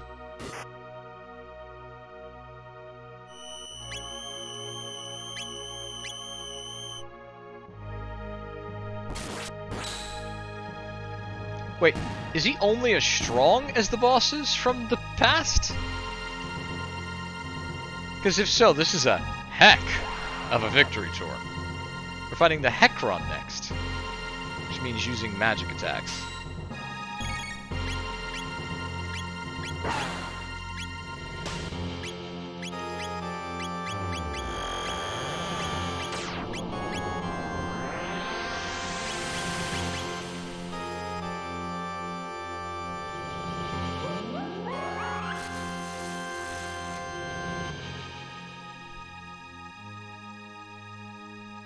Alright. We're here, baby. We're at the final boss. This is it. All of them. Alright, so this is going to be the Zombor. The top half will use MP Buster when defeated. The top is weak to Shadow and Water, and the bottom is weak to Lightning and Fire, but each half absorbs the type of magic the other is weak to. Use one type to get rid of the top half, and then use the other type to get rid of the other half. So we're going to get rid of the bottom half, because we don't want to lose all of our MP. So the first thing we're going to do is lightning this to death.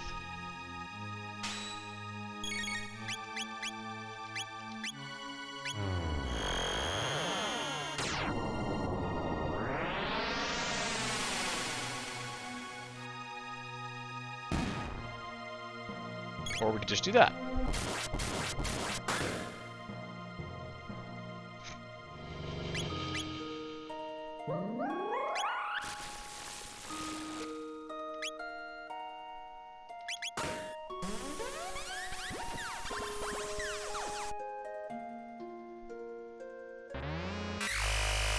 Not my MP!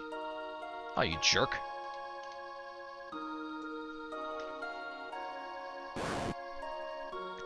Ah, the combination of Massa and Mune. Let's fix that little MP problem.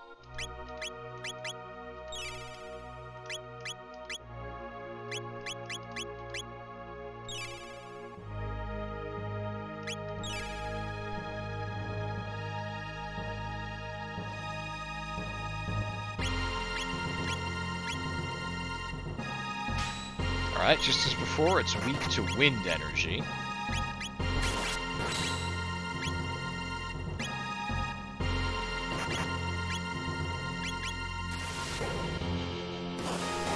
It's the still unimpressive triple attack, but it does the job. Next up, we face the Nizbel. I think we Luminaire this one to death in one shot.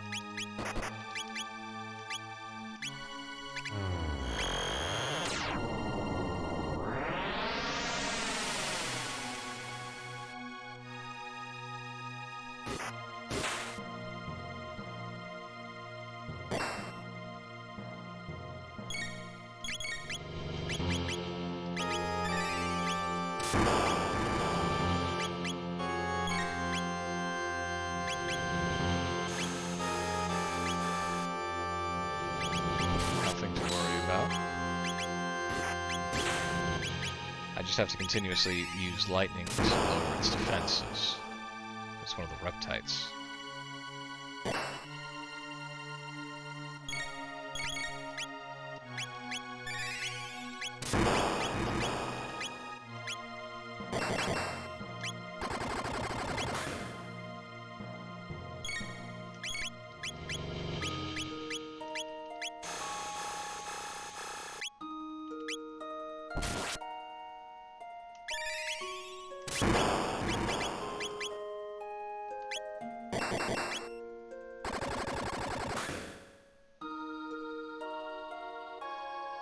And the Nizbel version of Lavos Falls. Well now.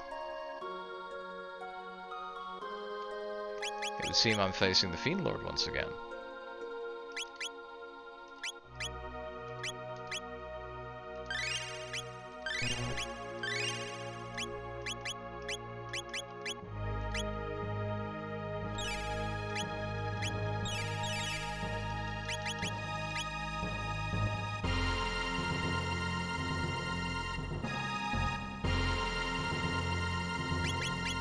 The best way to face the Fiend Lord is to bring the Fiend Lord.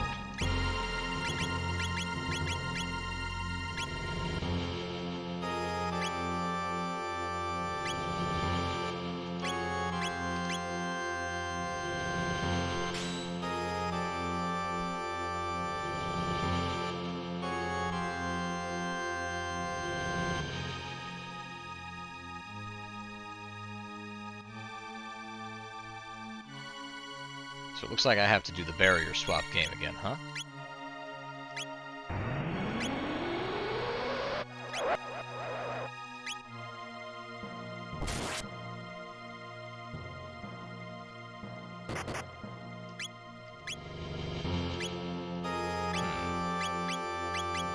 Start with darkness.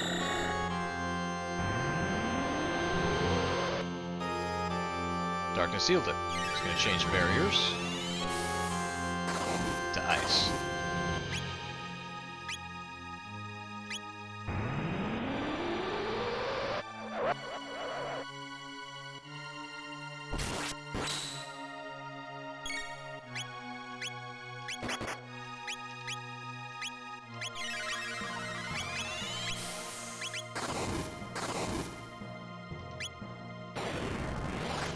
Changes barriers to fire.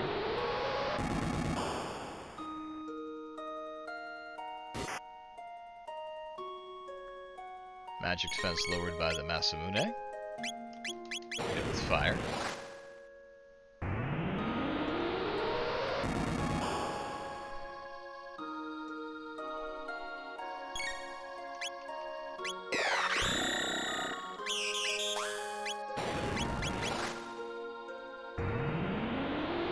While it's still weak to fire, continue hitting it with fire.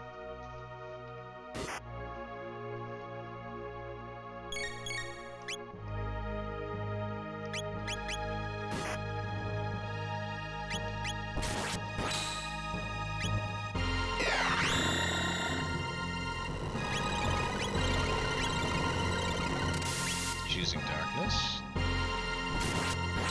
See if that changes its barrier type. Changes attack modes. The Fiend Lord falls. Oh, it's everybody's favorite. Chrono and Azala. Okay.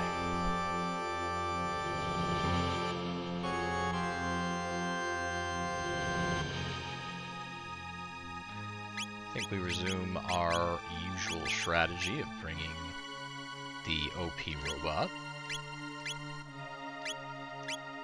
Synthetic Lust, the great mystery of Lucky Sevens, who plays her.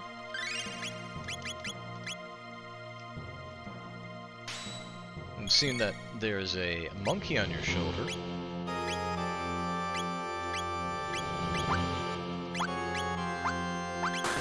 Ow!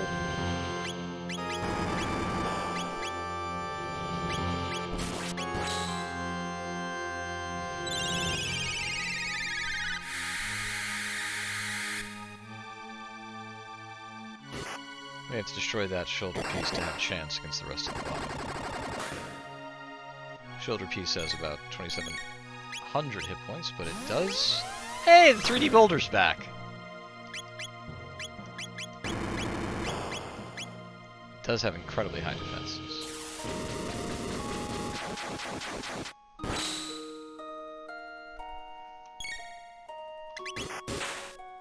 Unfortunately, all of the attacks go to the center, which is unfortunate. So I can't just auto my way through.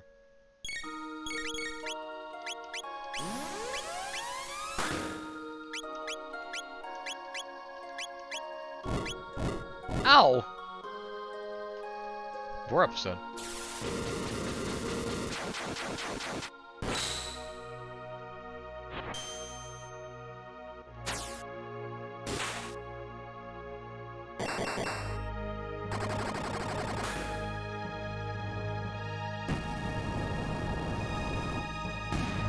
Finally.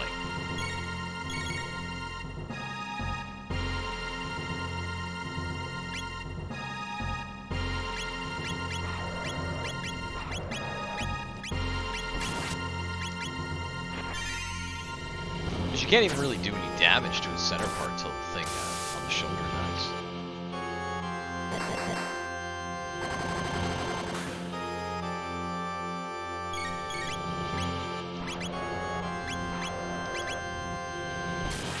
I kind of feel like healing's a waste of time. At this point, we should just, while he's in his weakness mode, just WTF PWN him. And no, that's not how you're supposed to say it.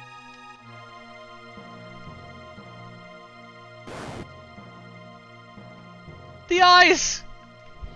Kikagaya is the next.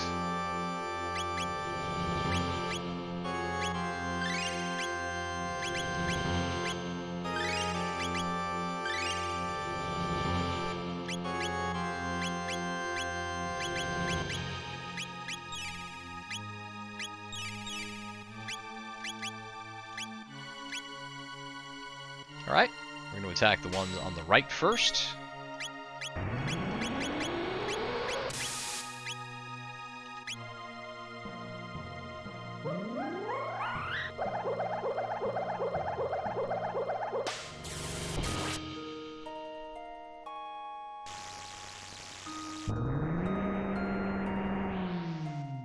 These two satellite enemies only have about 2,000 hit points, so I should be able to just off him with a punch. Yep. My kingdom for a crit.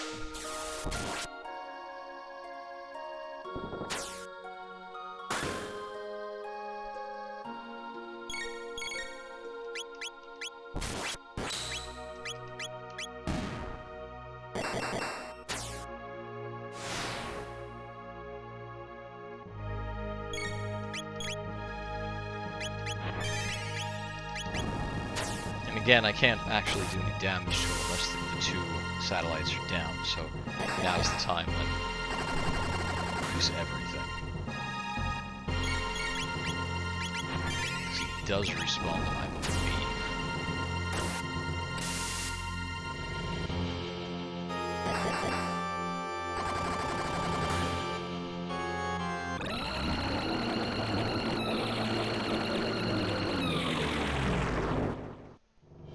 You Angie? Because I'm saying, don't drive an ocean palace through the air, Angie.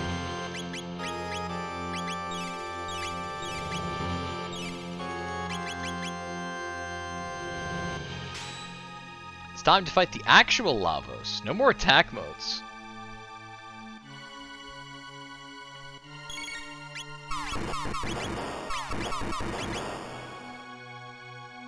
Oh, look.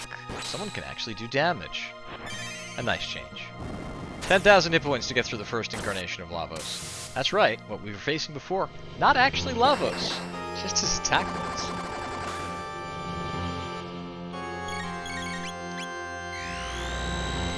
Sorry to say, but I'm immune to that stuff.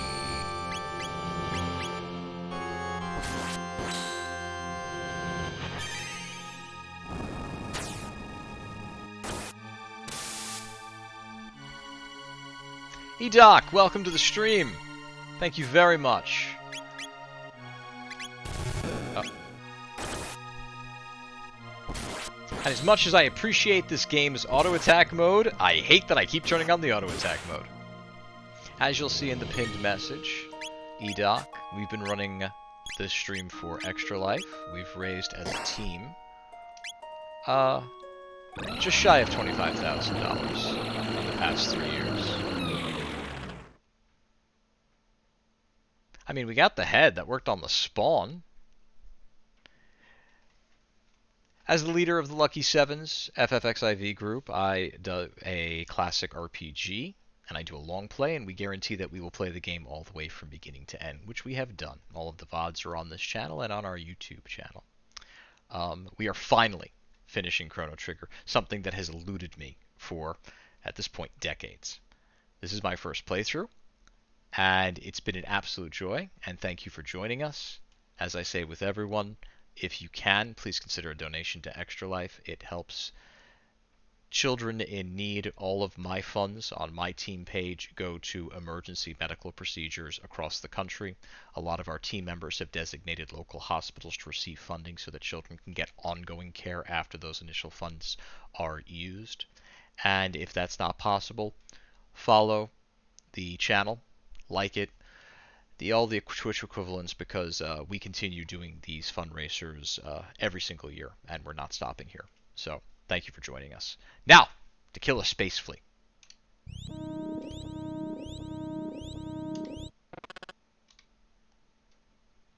Oh, it's Yu Yevon. This is just his armor. That's just on mosey on in. Just mosey on in.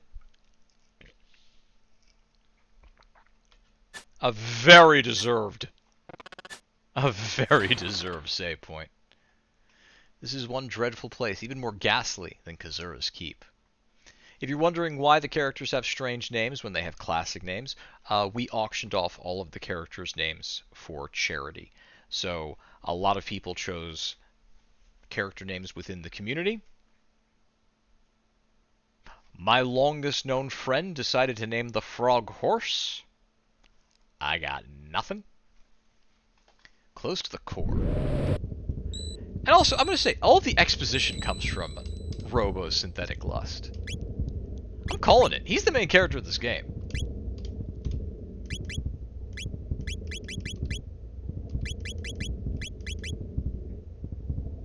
That is our last shelter. Safety safe. And I'm going to wager that that takes me to the end of time. And if I wanted to go do more side quests that I may have missed, although we did them already, or if I wanted to go to store and buy some things, which I may or may not want to do.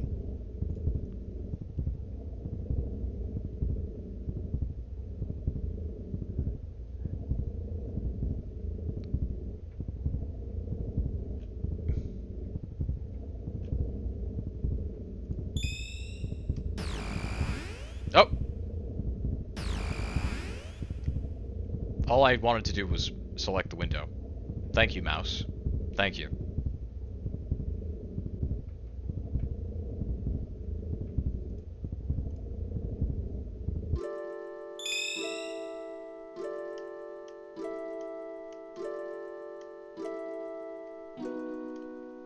You know, I never spoke to you.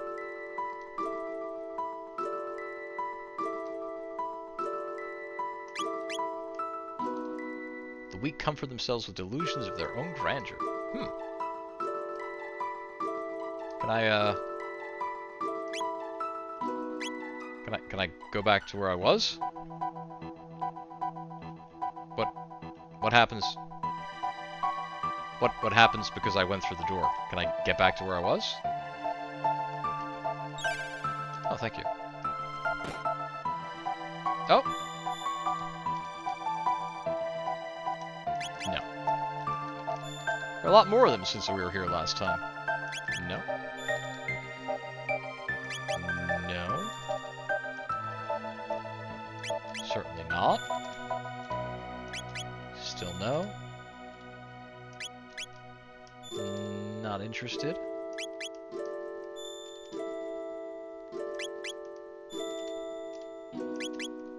Oh dear. Can I not go back? Do I have to reload that save? Hey, you. Sage of Wisdom time thing.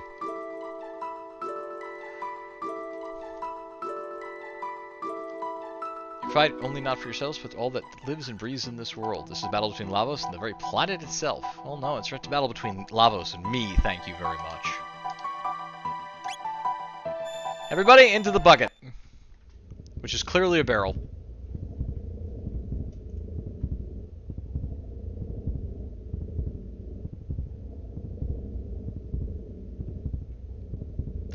Red, we are going...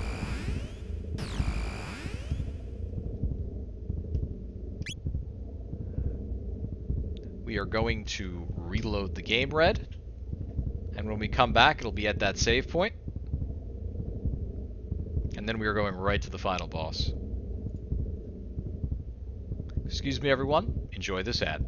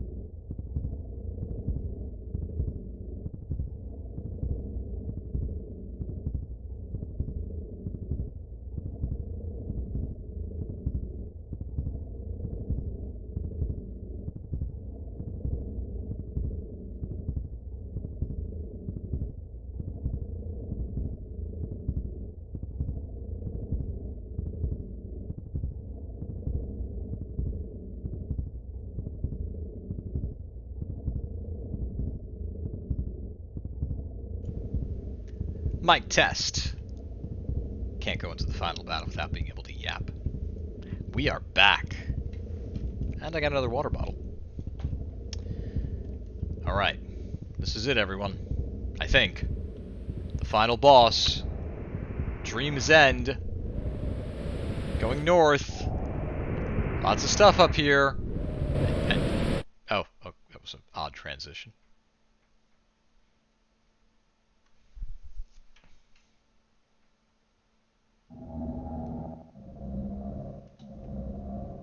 I've never seen the design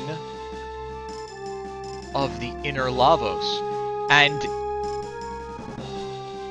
it's just the Cell Saga from Dragon Ball Z. It's just Cell.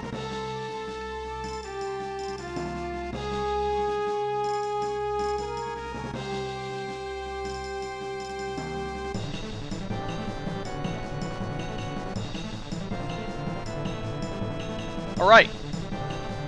So Cell here, possessing the DNA of every organism that ever dwelt on this planet. It's going to spawn arms. The right-sided arm has 8,000 HP, the left-sided arm has 12,000 HP, viewers left, viewers right, and the head has 20k.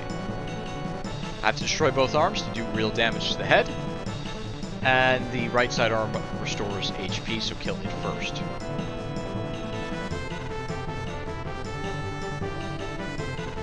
And he makes me vulnerable to status effects, even though I'm immune to status effects. That's kind of a jerk move. Laser beams! Nipple beams!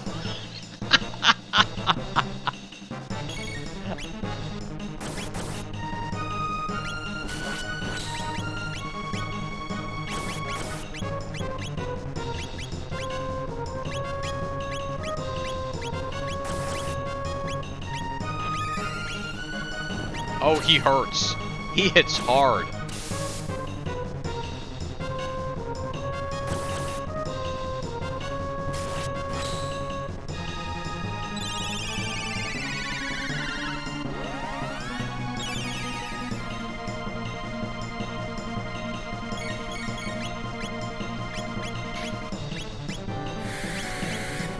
Nipple beam. Just nipples. Just from the nipples.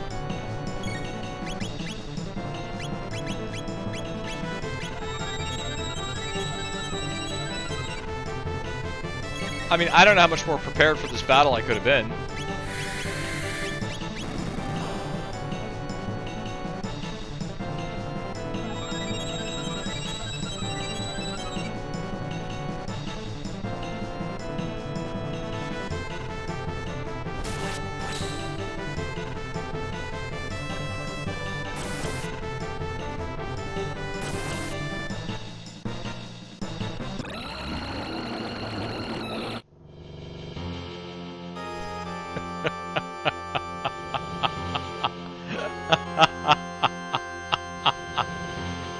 You know, the slogan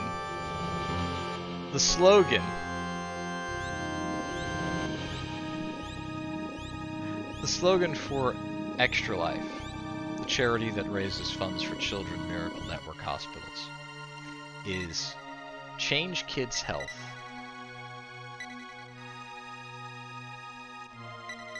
Change kids' health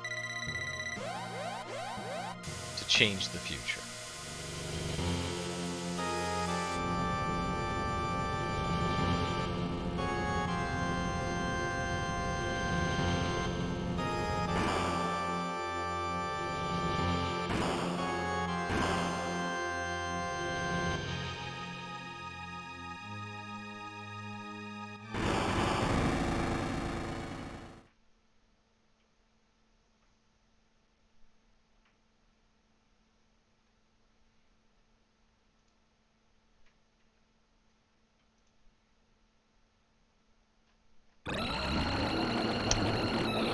But unfortunately, I have to tell Extra Life that in the end, the future refused to change.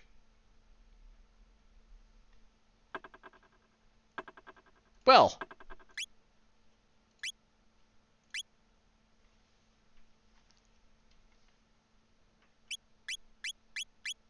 Hmm.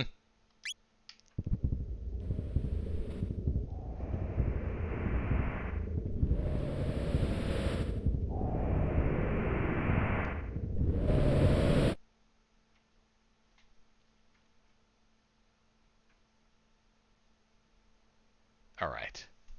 The strategy that this new guide that I have open informs me. He'll begin the fight with the laser beam's attack. Take out the arms simultaneously, and avoid the use of curse, then the head. Always heal and remove the chaos effects caused by obstacle. Alright.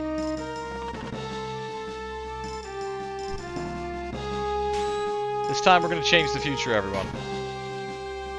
And he's opened the doors to nipples. First thing we're gonna do. Let's keep the healing up. I'm afraid the only one that I can really... I mean, he did all but 1,000 damage to Ray, Chrono, in his opening salvo of nipple beams.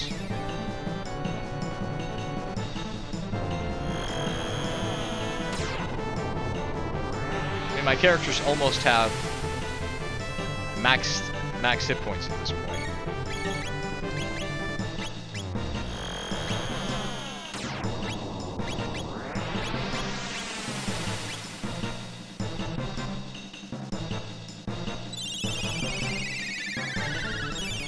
We're gonna try area affecting him, because area affecting seemed to be a popular plan when fighting. You know what we really need? We need my son to go Super Saiyan level 2. I think that's the only way to really do this fight.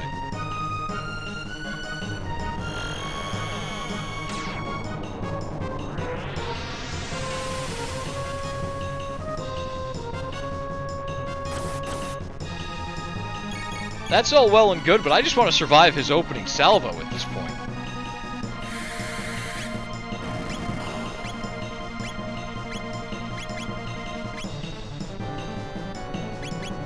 Case in point.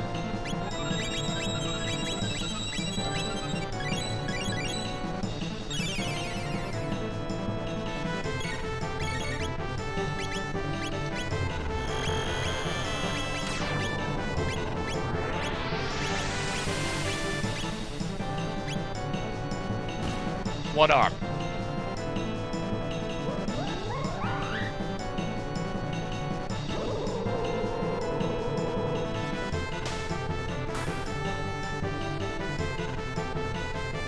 Body's been activated.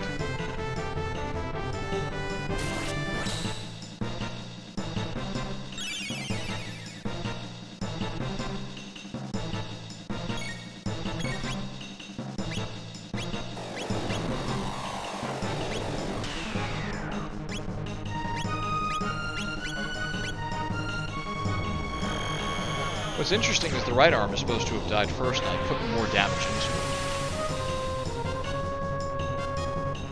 There we go.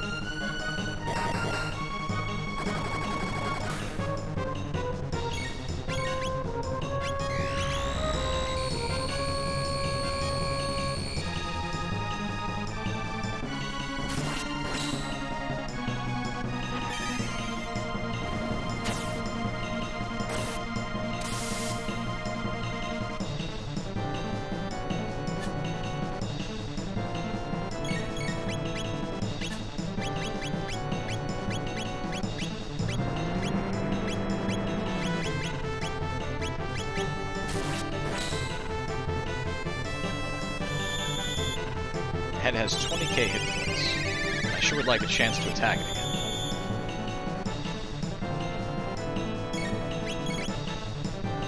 Start off with Frenzy.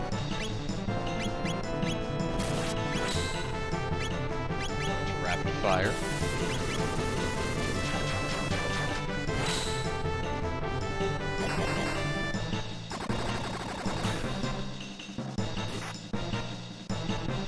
Just shy of 4,000 points, one of those rounds. Let's assume that every single... Let's assume that every single attack requires healing afterwards. Oh my goodness.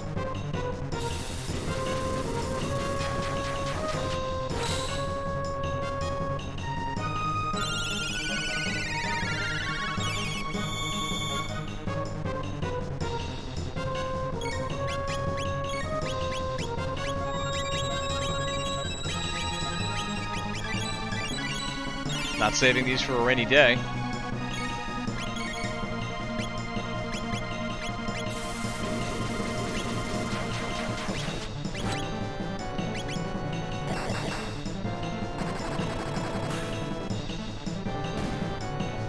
That sounded good.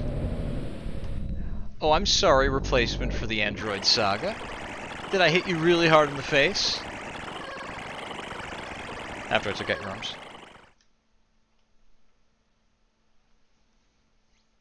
Is it?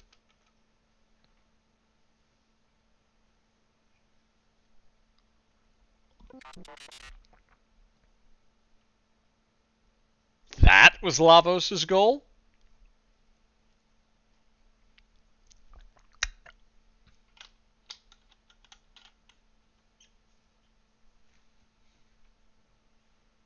He looks like the alien from Mac and Me.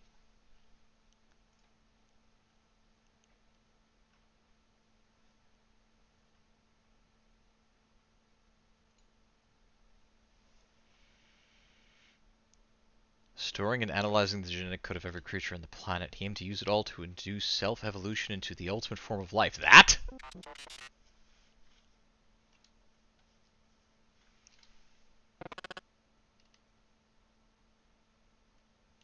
It seems like we do. I'm no different from Amma and the others. Well...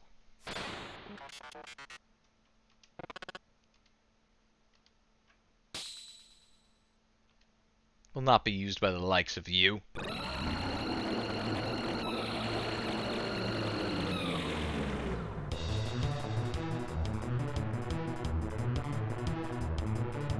Far out. Alright. Although the creature in the center looks like it should be the focus of the battle, the right bit is actually the key to defeating Lavos. Once the right bit is destroyed, the other parts will die, and you will win the game. We're here, everyone! We're here. However, the attacks and spells of the other bits and the creature in the center will make this difficult. The left bit has 2,000 HP, and the creature in the center has 10,000. The right bit, the one on the right side of the screen, has 30,000 HP, and Lavos' essence.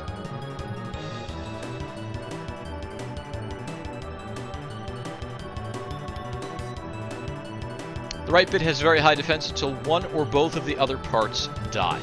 When that happens, the right bit will drop its defense and prepare to resurrect the dead bit. Start by attacking the left bit with physical attacks. Don't use magic on it because it absorbs those. When the left bit dies, attack the creature in the center until the right bit drops its defense. At that point, use attacks that target all enemies or just focus on the right bit. Alright, here goes. Ah!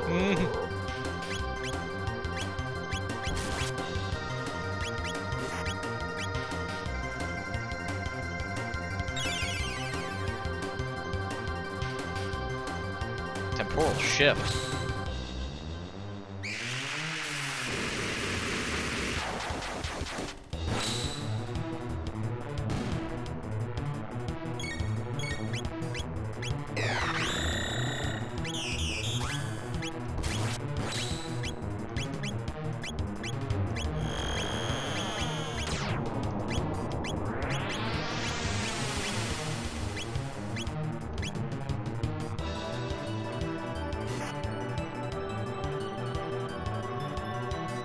Ultimate physical attack. Polygons. It's not even the right generation of gaming.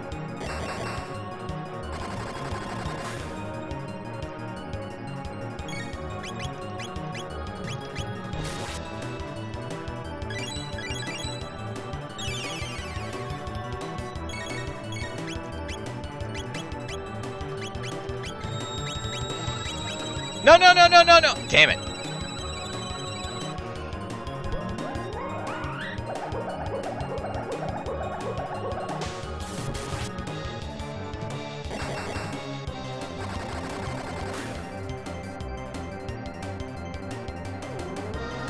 exceptionally light and slow. Ow!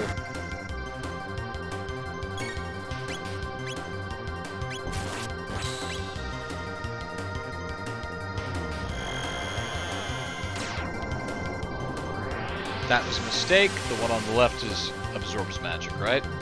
Yep, that's fine. I need to heal. You can hit that, and you can hit that. Did you just throw a... Listen, we gotta talk about Square Enix enemies throwing meteors and asteroids at me. It's getting old at this point. Oh! That's one down. Let's get everyone topped off. And then I can focus on the left bit real quick.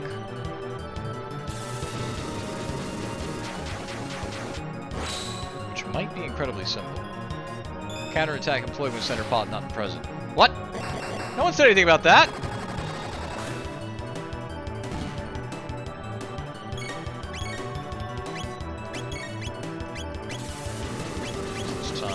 Attack. I gotta get through 30,000 hit points to finally finish Chrono Trigger. Well, beat Chrono Trigger. There's like 12 other endings.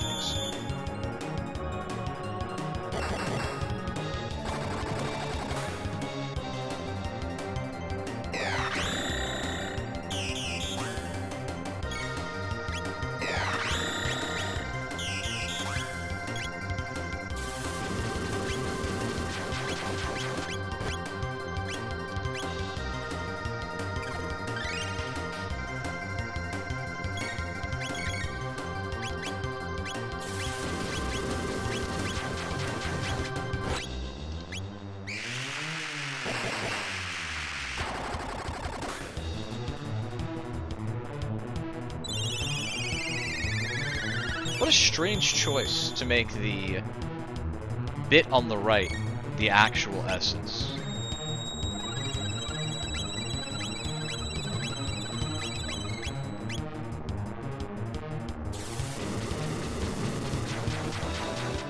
Like, I get not making the humanoid thing in the center of the essence, but why would you have a duplicate?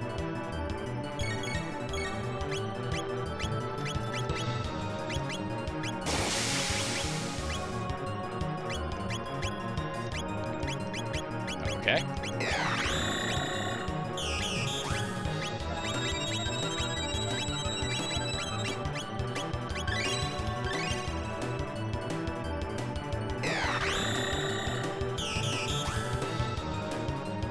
Heavenly Tears.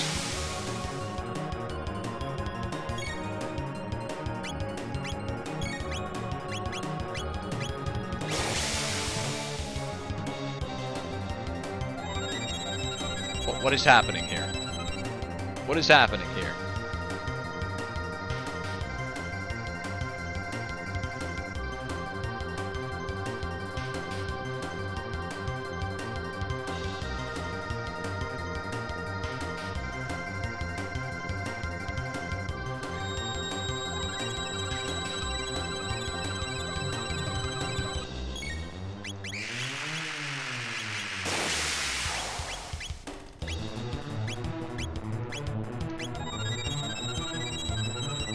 What are with these heavenly tears?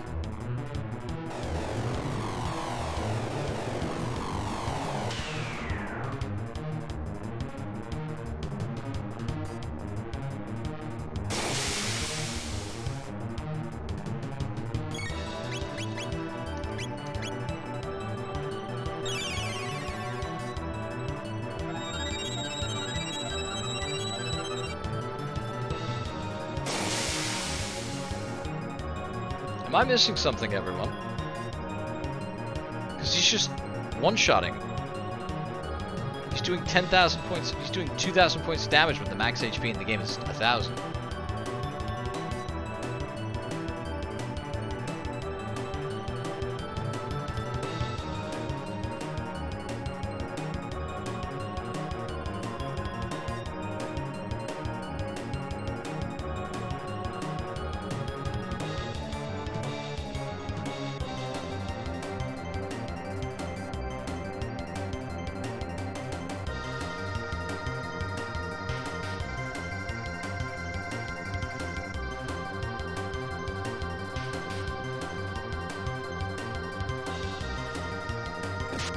Ow.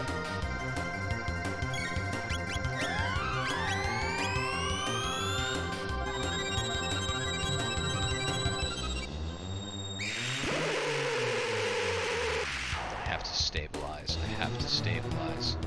I have to stabilize. Ow! This pimp slapped me. Okay. I have to get the heal up.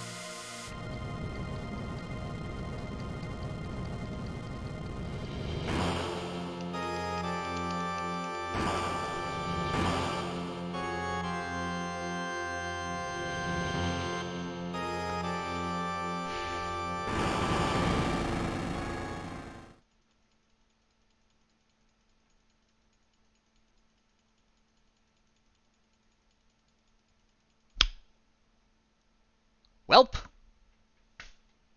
The future refused to change.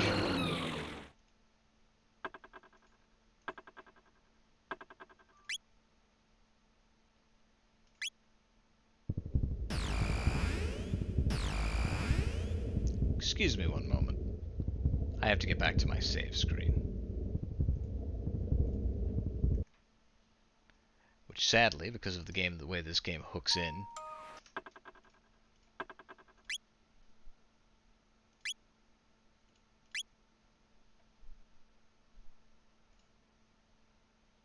okay.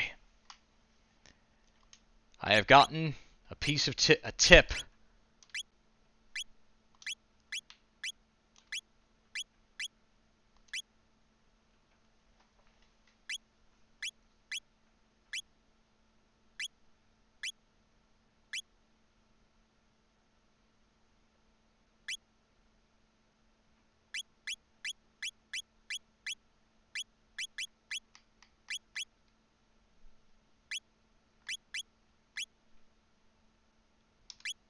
Apparently, that super attack that was one-shotting me is actually, light-based.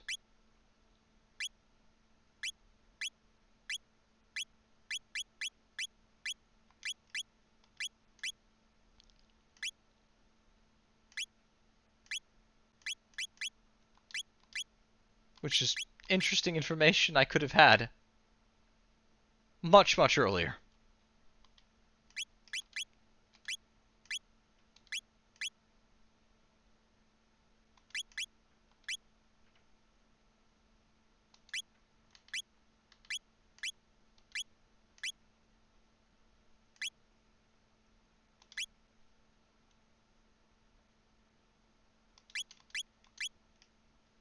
Which is why he never even cast his super attack on Synthetic Lust. He just attacked the characters that were vulnerable to it. You cheating! It's like you're reading a guide on the internet. Alright. Take 2.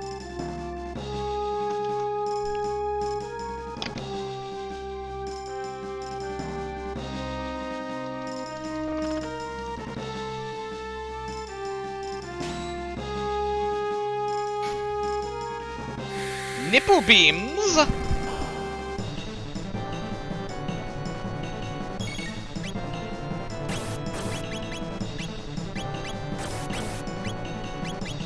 I hate... It's ridiculous that his opening barrage does that.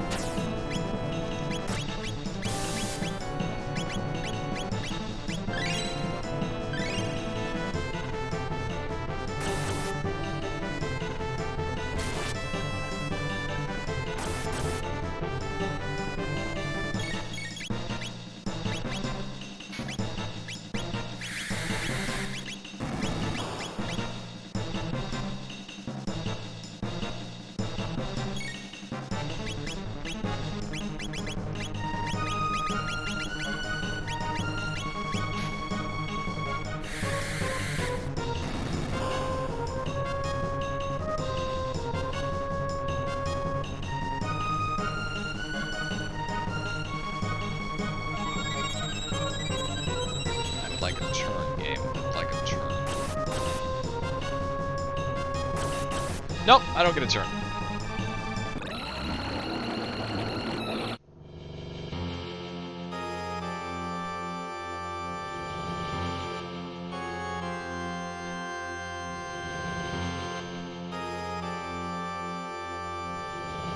So, with bad RNG with his opener, he can just straight up wipe me. Which is, I guess, fine, but not really.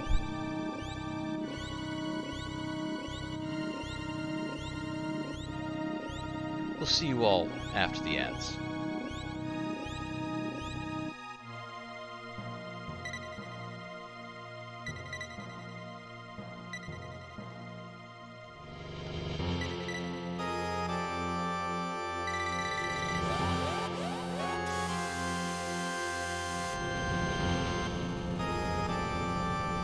Getting wasted by this.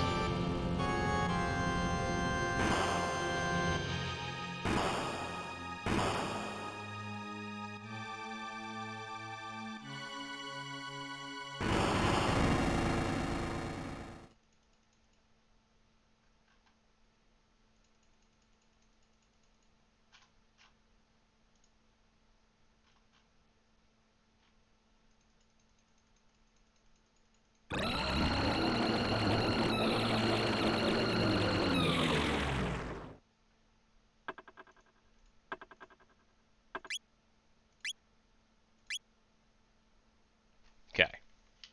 So.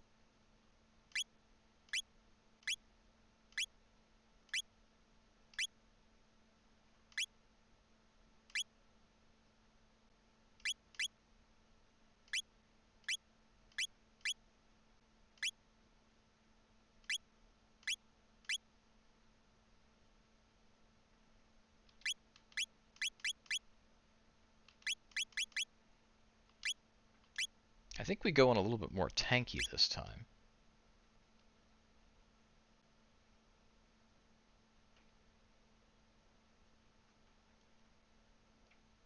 Take 3.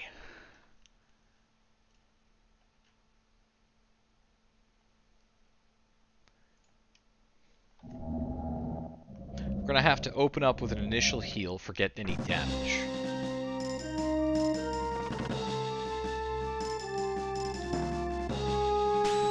Because he's going to nipple laser me. I gotta tell you, the blowers to Oblivion are scary. Is that what's inside Oblivion? Just nipples?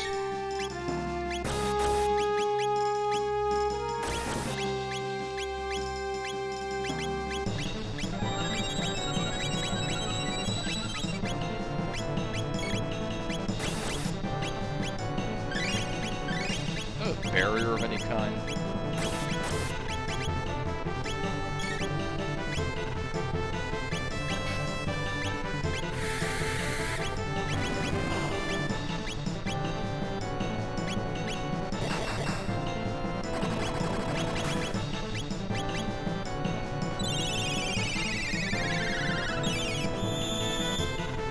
I want to know how I beat him the first time.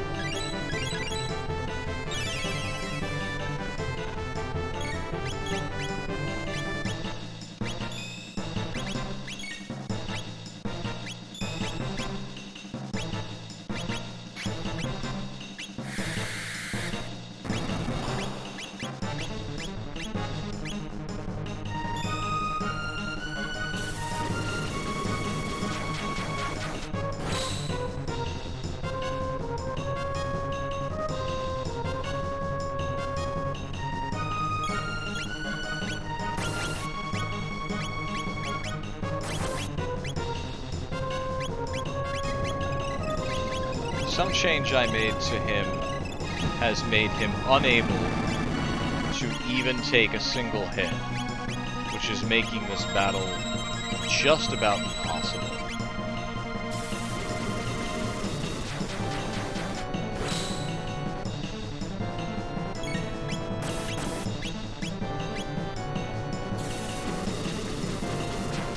I mean, it's plowing through all 999 of his hit points instantly, and it doesn't make any sense.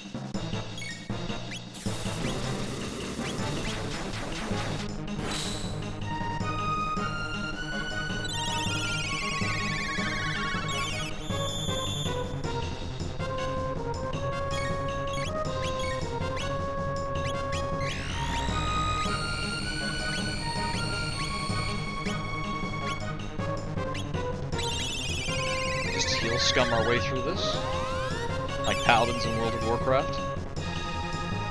Get a lantern, put it on someone.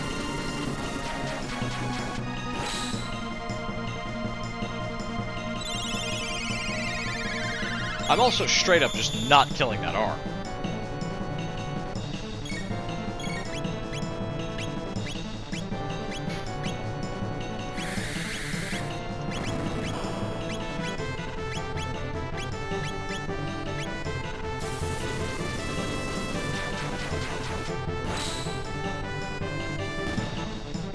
Finally!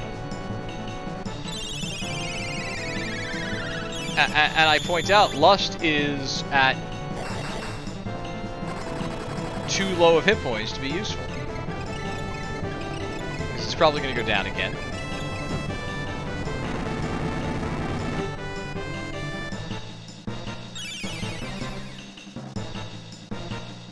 I thought the arms couldn't heal. I thought only the right arm could heal. Maybe I just can't use Lust in this battle.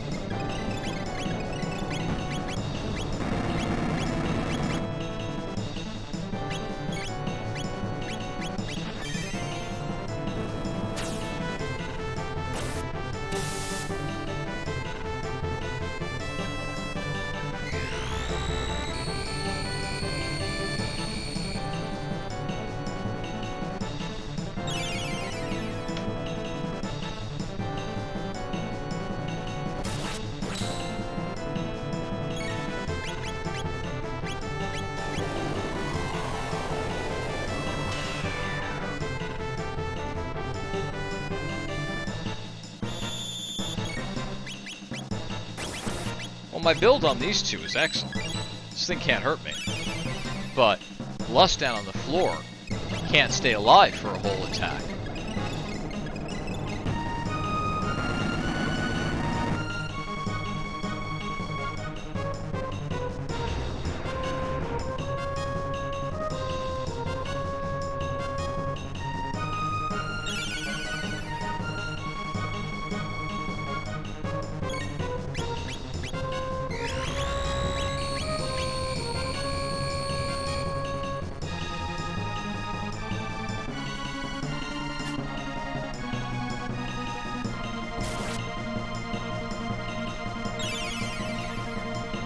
Well, double status elements, huh?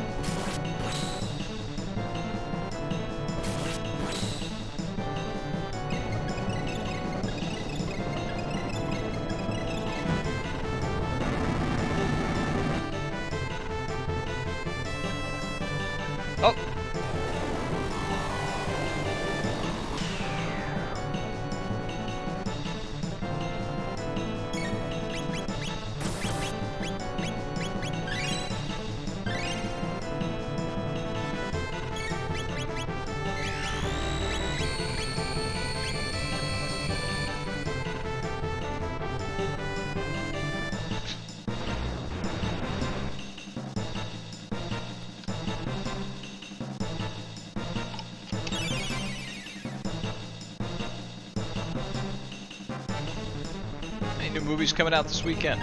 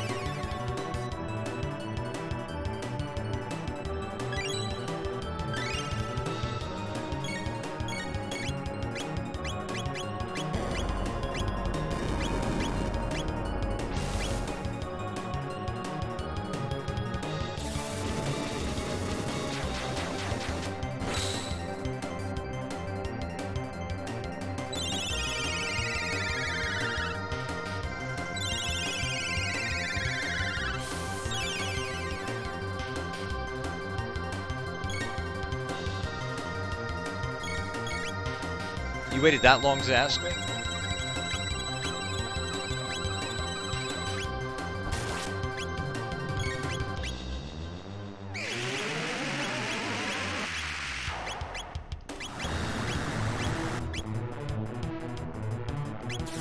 I was explaining in long detail, about how I went for a tanky build as an attempt to overcome the fact that he has been one-shotting me. Did you think? You know me. Did you think I was just sitting here in silence?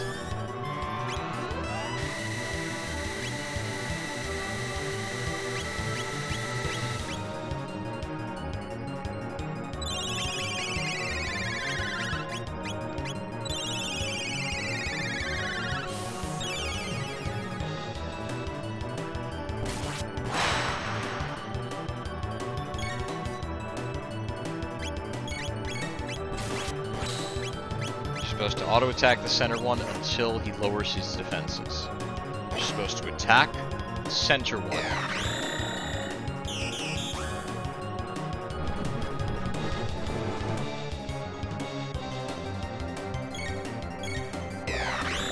Perfect.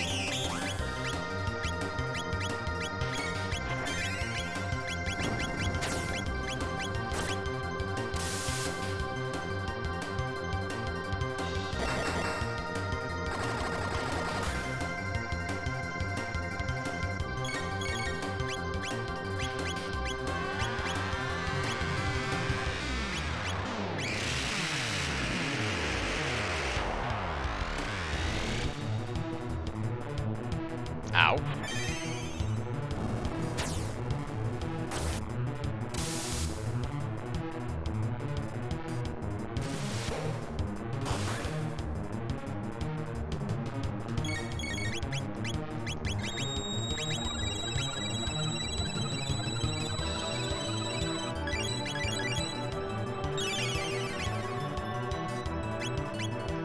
Now I kill the left one.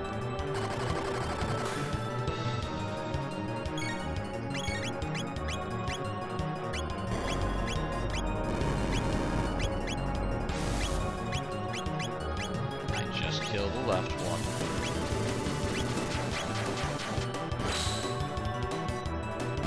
Now I heal up. Heal up with my much tankier, higher magic defense team. You know what, Red? That's fair. I'm gonna give that one to you. And I just auto-attack the center until he lowers his defense.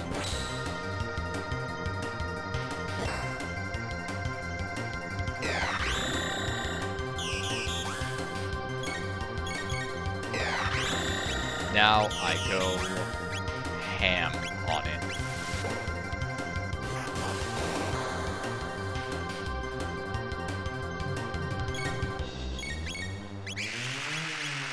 Everything I have. Zero Gear, welcome to the stream. This is the Steam version, which is based on the DS version, yes. Unholy Light, slow. Okay.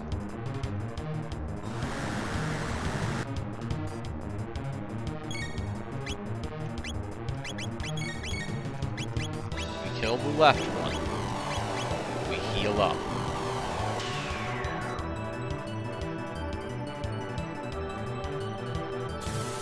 This is my first complete playthrough of the game after however many decades.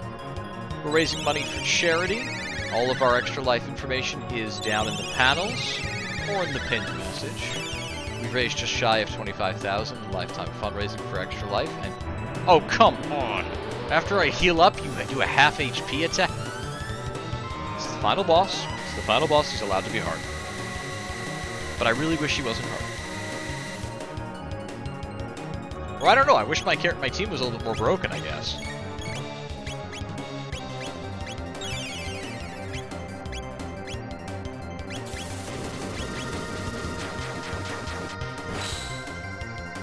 Die.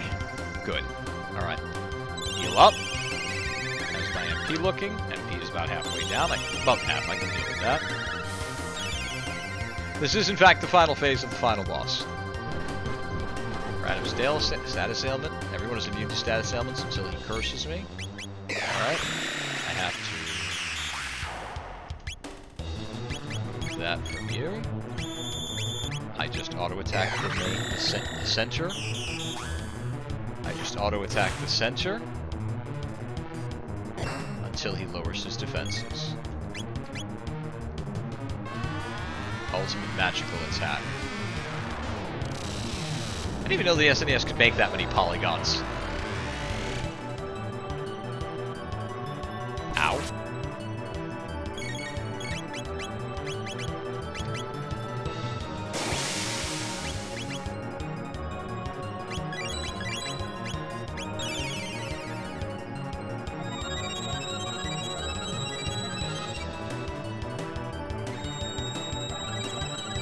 He never lowered his defenses. They call that a jerk move where I'm from.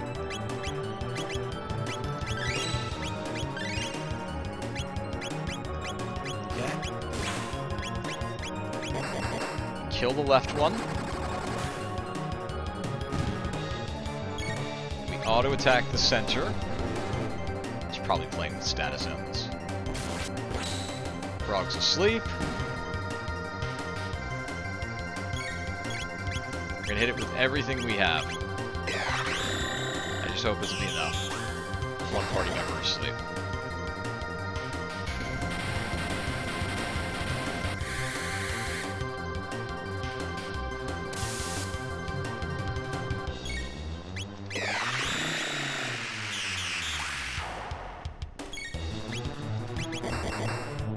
Did that do like 100 points of damage or a few thousand? We're gonna find out.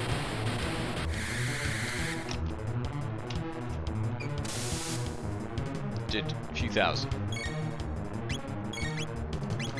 Come on.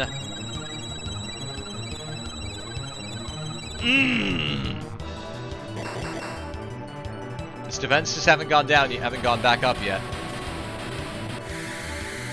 I just have to kill the left one real quick.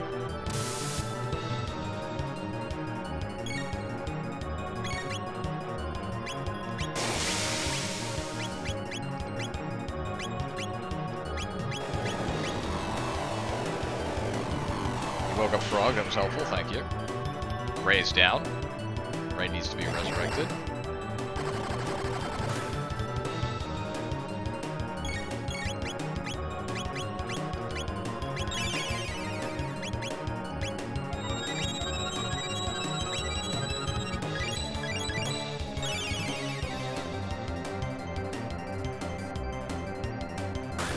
Ow! Why would you do that? It's just rude.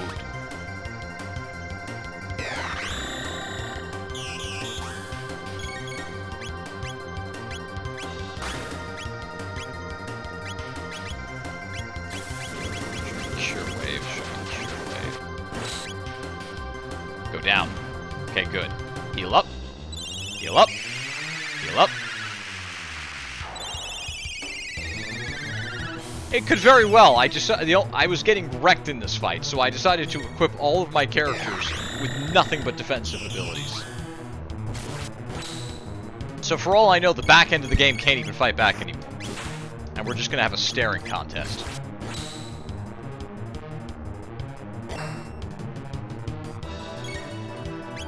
Wait for its defense to go down. Ow! Stop that!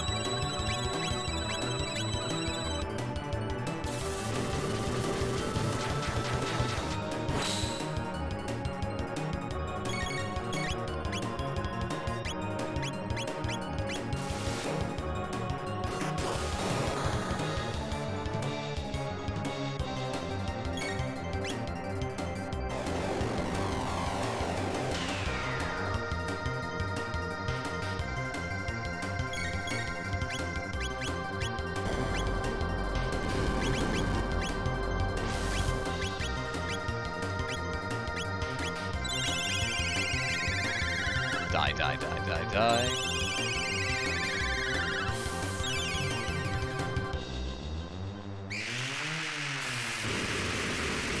Still defense down, still defense down, still defense down.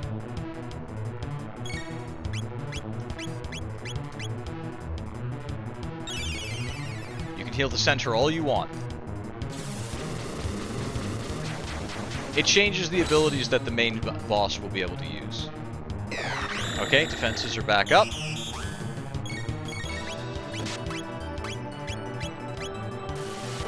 So if you notice, the center one has been using a series of different attacks each time.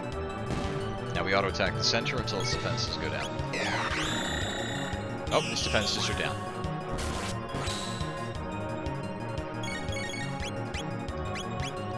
We're gonna do it. We're gonna do it. We're gonna change kids' health to change the future. Yes!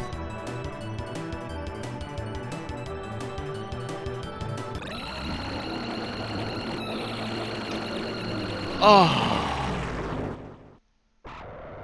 30 years? 30 frickin' years. 30 frickin' years! It's almost like the game's about time or something.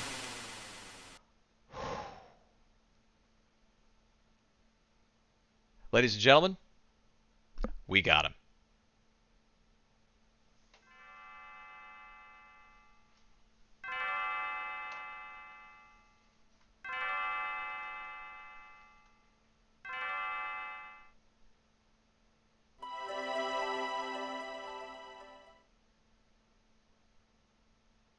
So those of you who are still watching, please consider donating to Extra Life.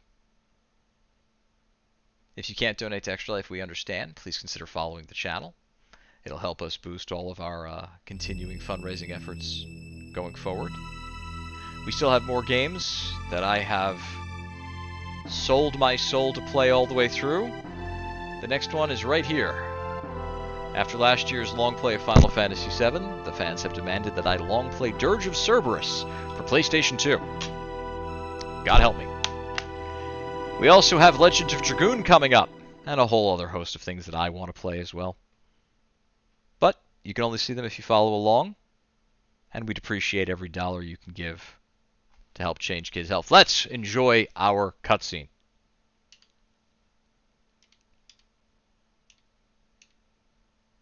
Daddy, no.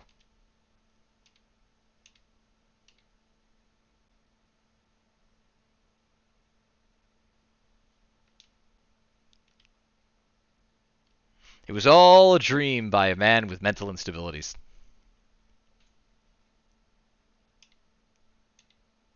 Save the future. What?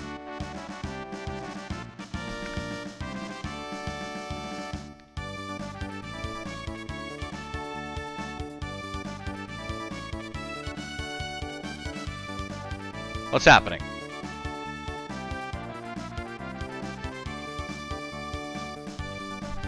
How are they all here? I did beat the Reptites.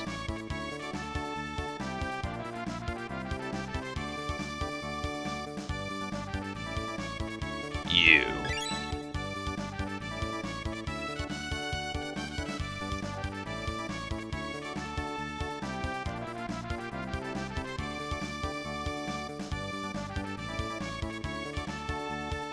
I mean, that's been the plot of the entire game. You're actually the star.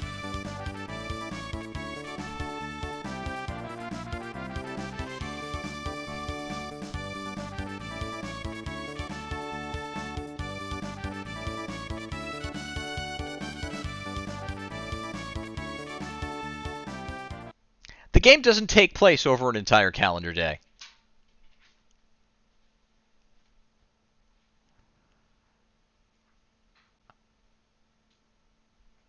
Come along with Ray, our hero. Come along with Princess Nadia, home safe at last. It's been 12 hours. May Guardia prosper for another 1,000 years. Let the Moonlight Parade begin! Oh, this has good ending. All over it.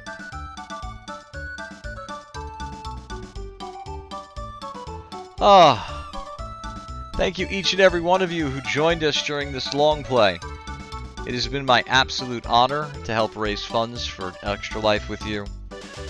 It has been my pleasure to experience this game and share it with everyone. It has been a blessing and a curse to have chosen such a wonderful game. We never found out who the entity was who was opening all those gates, who started the causal time loop. And I'm still betting on the cat.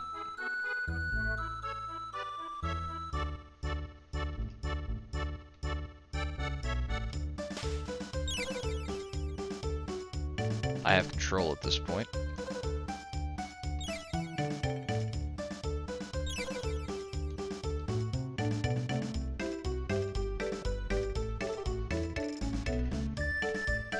Oh, look who's up!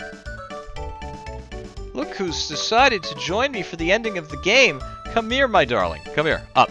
Enzo. Enzo, up.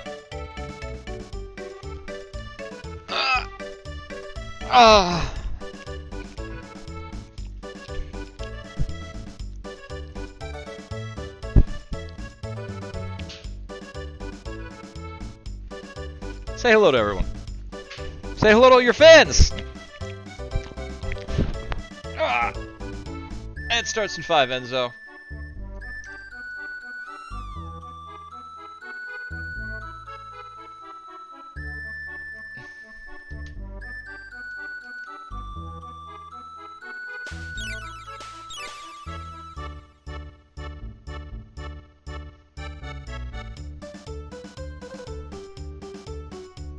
Well, everyone, this is it. Time for us all to go to our respective timelines. Although I'm not exactly sure where Synthetic Lust goes.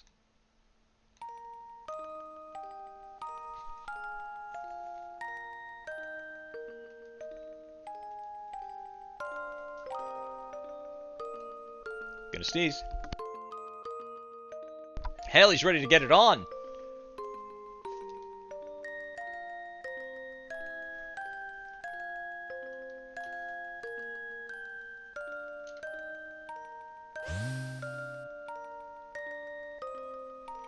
Mwah!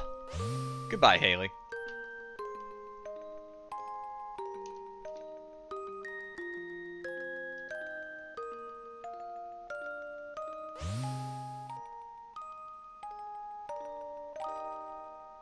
Goodbye, horse.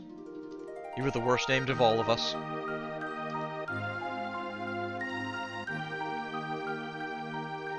Now, what should really happen is he should turn back to a man after getting a kiss from the princess, but hey.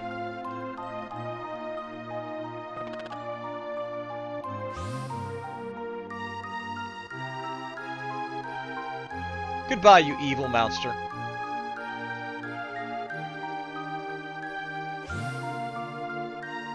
I feel like their endings were a little bit more of the game as explained, but we won't get that one today.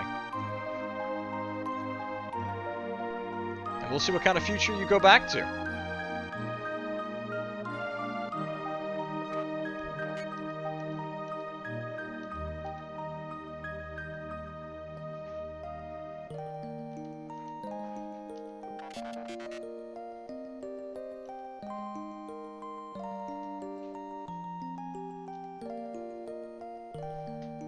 That's an interesting placement of her sprite.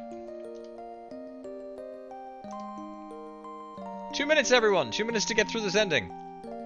For the next ad break.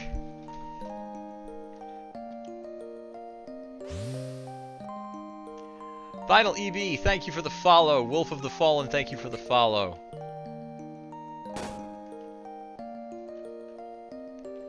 Sorakupo, we appreciate you. Oil has occluded my vision sensors. Sight diminished. Sure it has. Sure it has. Meepsy, thank you for joining us. You have a wonderful evening and sleep well. This has been Chrono Trigger, and there's just one little thing that needs to happen at the end of all good adventures.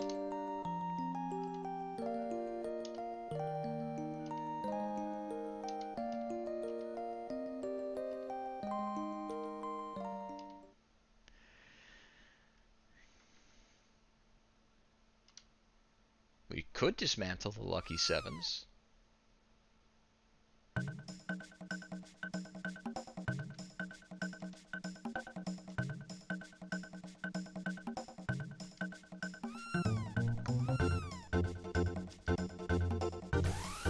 Mom?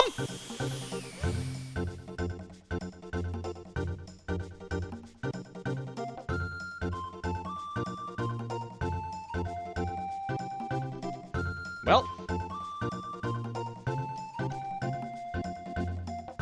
we do have a time machine. I promise the ending comes up in 30 seconds. I don't care if we have to sit through this ad break.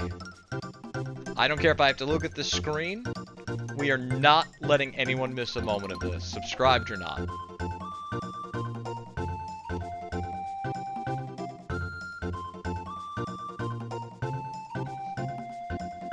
We'll run that ad now. And when we come back, we'll watch the thrilling conclusion of Chrono Trigger. Here, with Lucky Sevens, Final Fantasy XIV.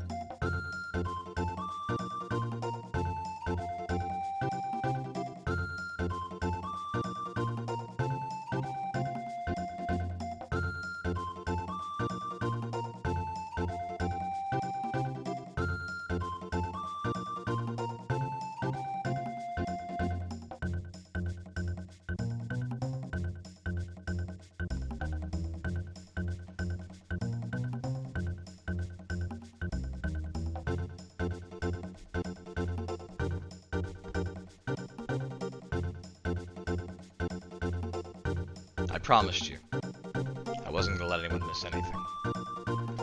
The king has asked for our attention one last time. I'm happy, you know. Now there's no reason for you to be running off anymore. I can think of a few. I have a gift for you, Nadia, to commemorate this day. Are you going to fix all the pixels that are dead? This is Nadia's bell. It will ring out across the land. Pretty, isn't it? There are more unique sprites in this ending than I was expecting.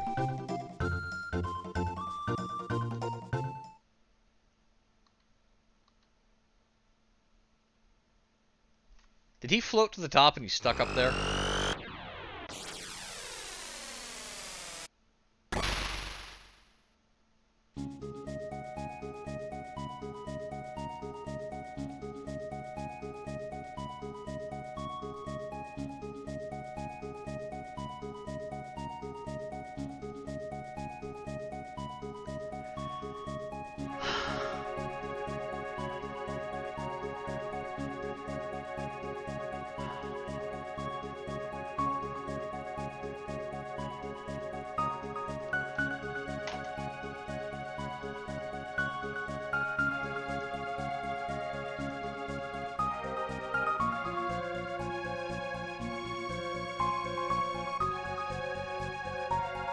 We made it. From the beginning to faraway times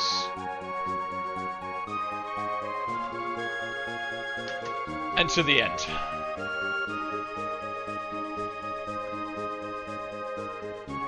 No speedrunning tactics, no cheats.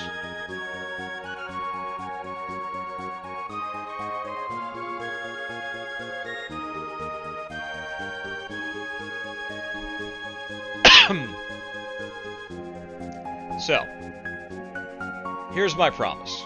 The game has more endings. I assume not all of them are as happy-go-lucky as that one. That's a very good ending.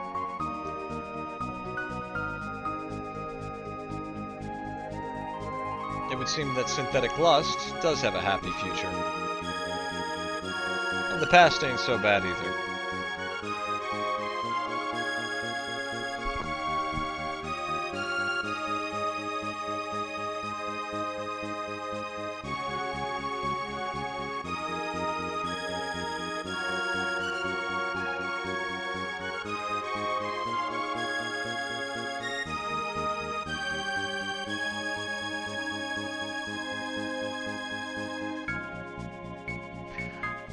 The game is in fact a masterpiece. The battle system is absolutely brilliant. The graphics, the presentation, the story, everything is wonderful.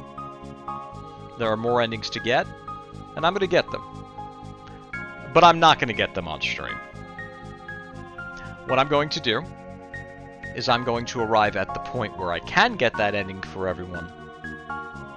And in between streams of other games, I will invite everyone to come and see a Chrono Trigger ending with me.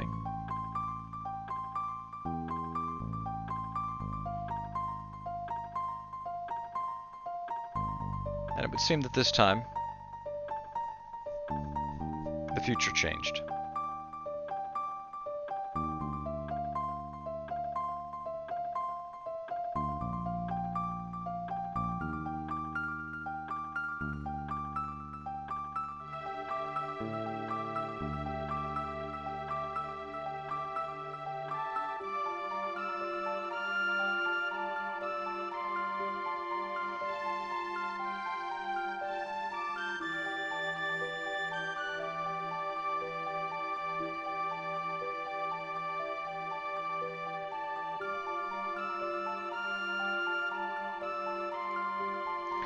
Zero Gear.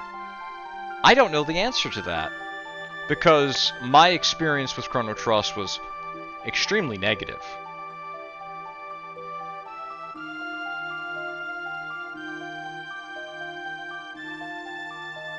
And I did not play all the way through it. I got about halfway through Chrono Trigger as a child. I got maybe an hour into Chrono Cross, hated every moment of it, and abandoned hope.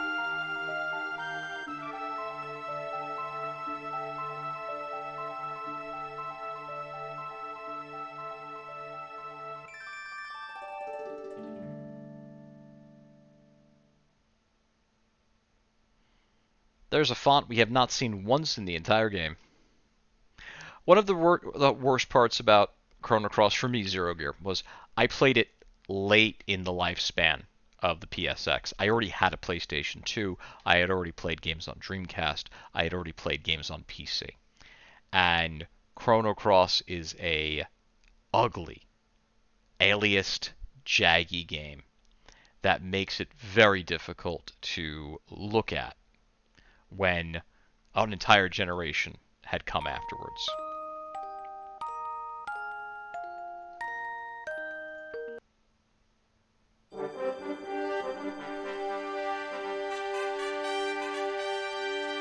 What's happening? We get an anime cutscene! We get to watch the ending again! Oh, really?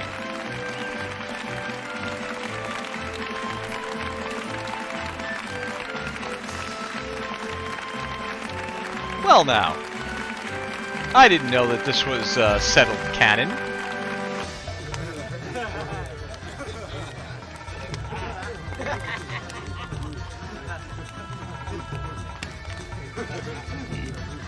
Better do it.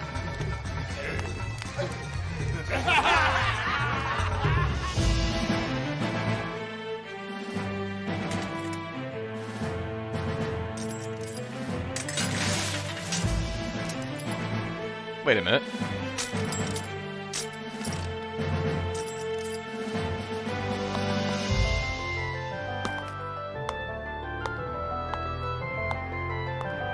Looks like Horse got his groove back.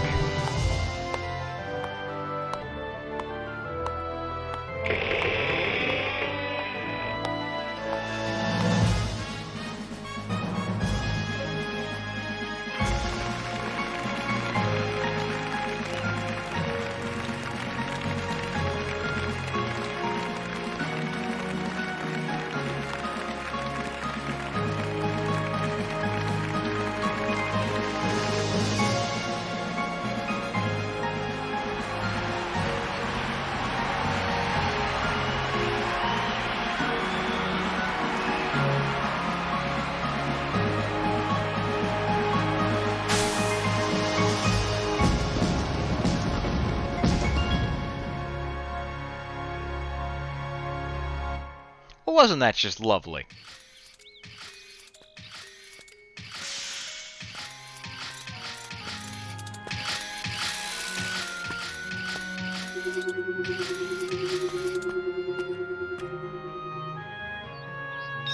Wait, what?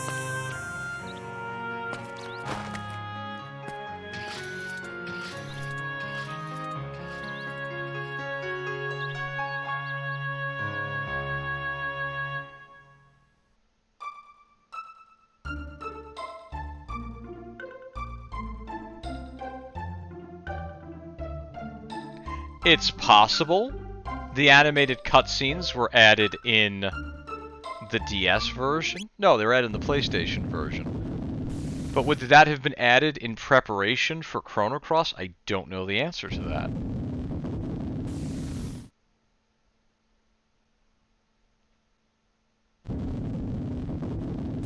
Sleepy Moom! Welcome! I just completed Chrono Cross for the very first time. Chrono Cross. I just completed Chrono Trigger for the very first time. Ending number 1, Beyond Time, clear count 1 times. Save completion data. I suppose so. Overwrite. I don't know what else you would do. And we have New Game Plus.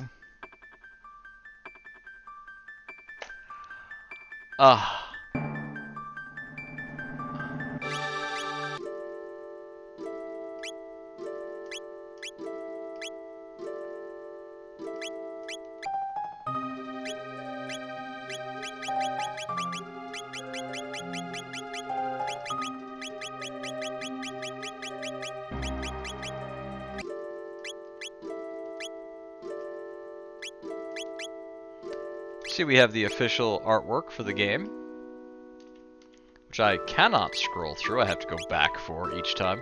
Is that the official character design for Robo? He looks a little, haggard, doesn't he? Xenogear, keep viewing if there's demand for it, and we can use it to, do good things for good people. I'll consider Chrono Cross.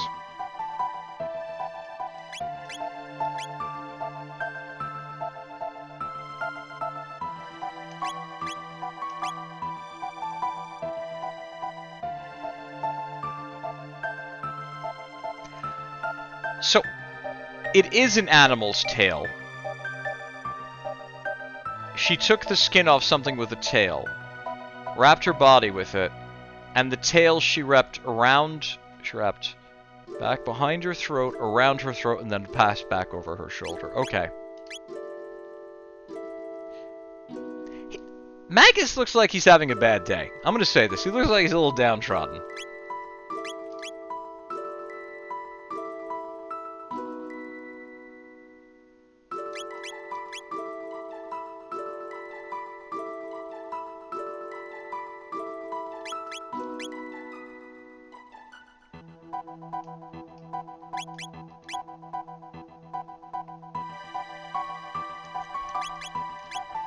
Epoch away.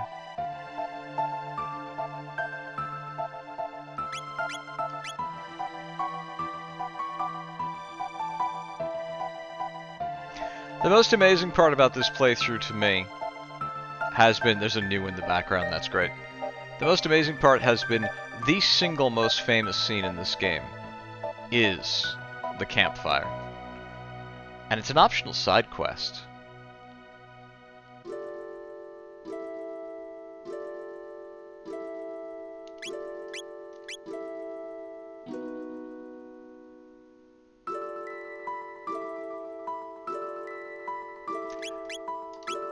Imagine making an RPG today where the characters all like each other. Where they're genuinely happy.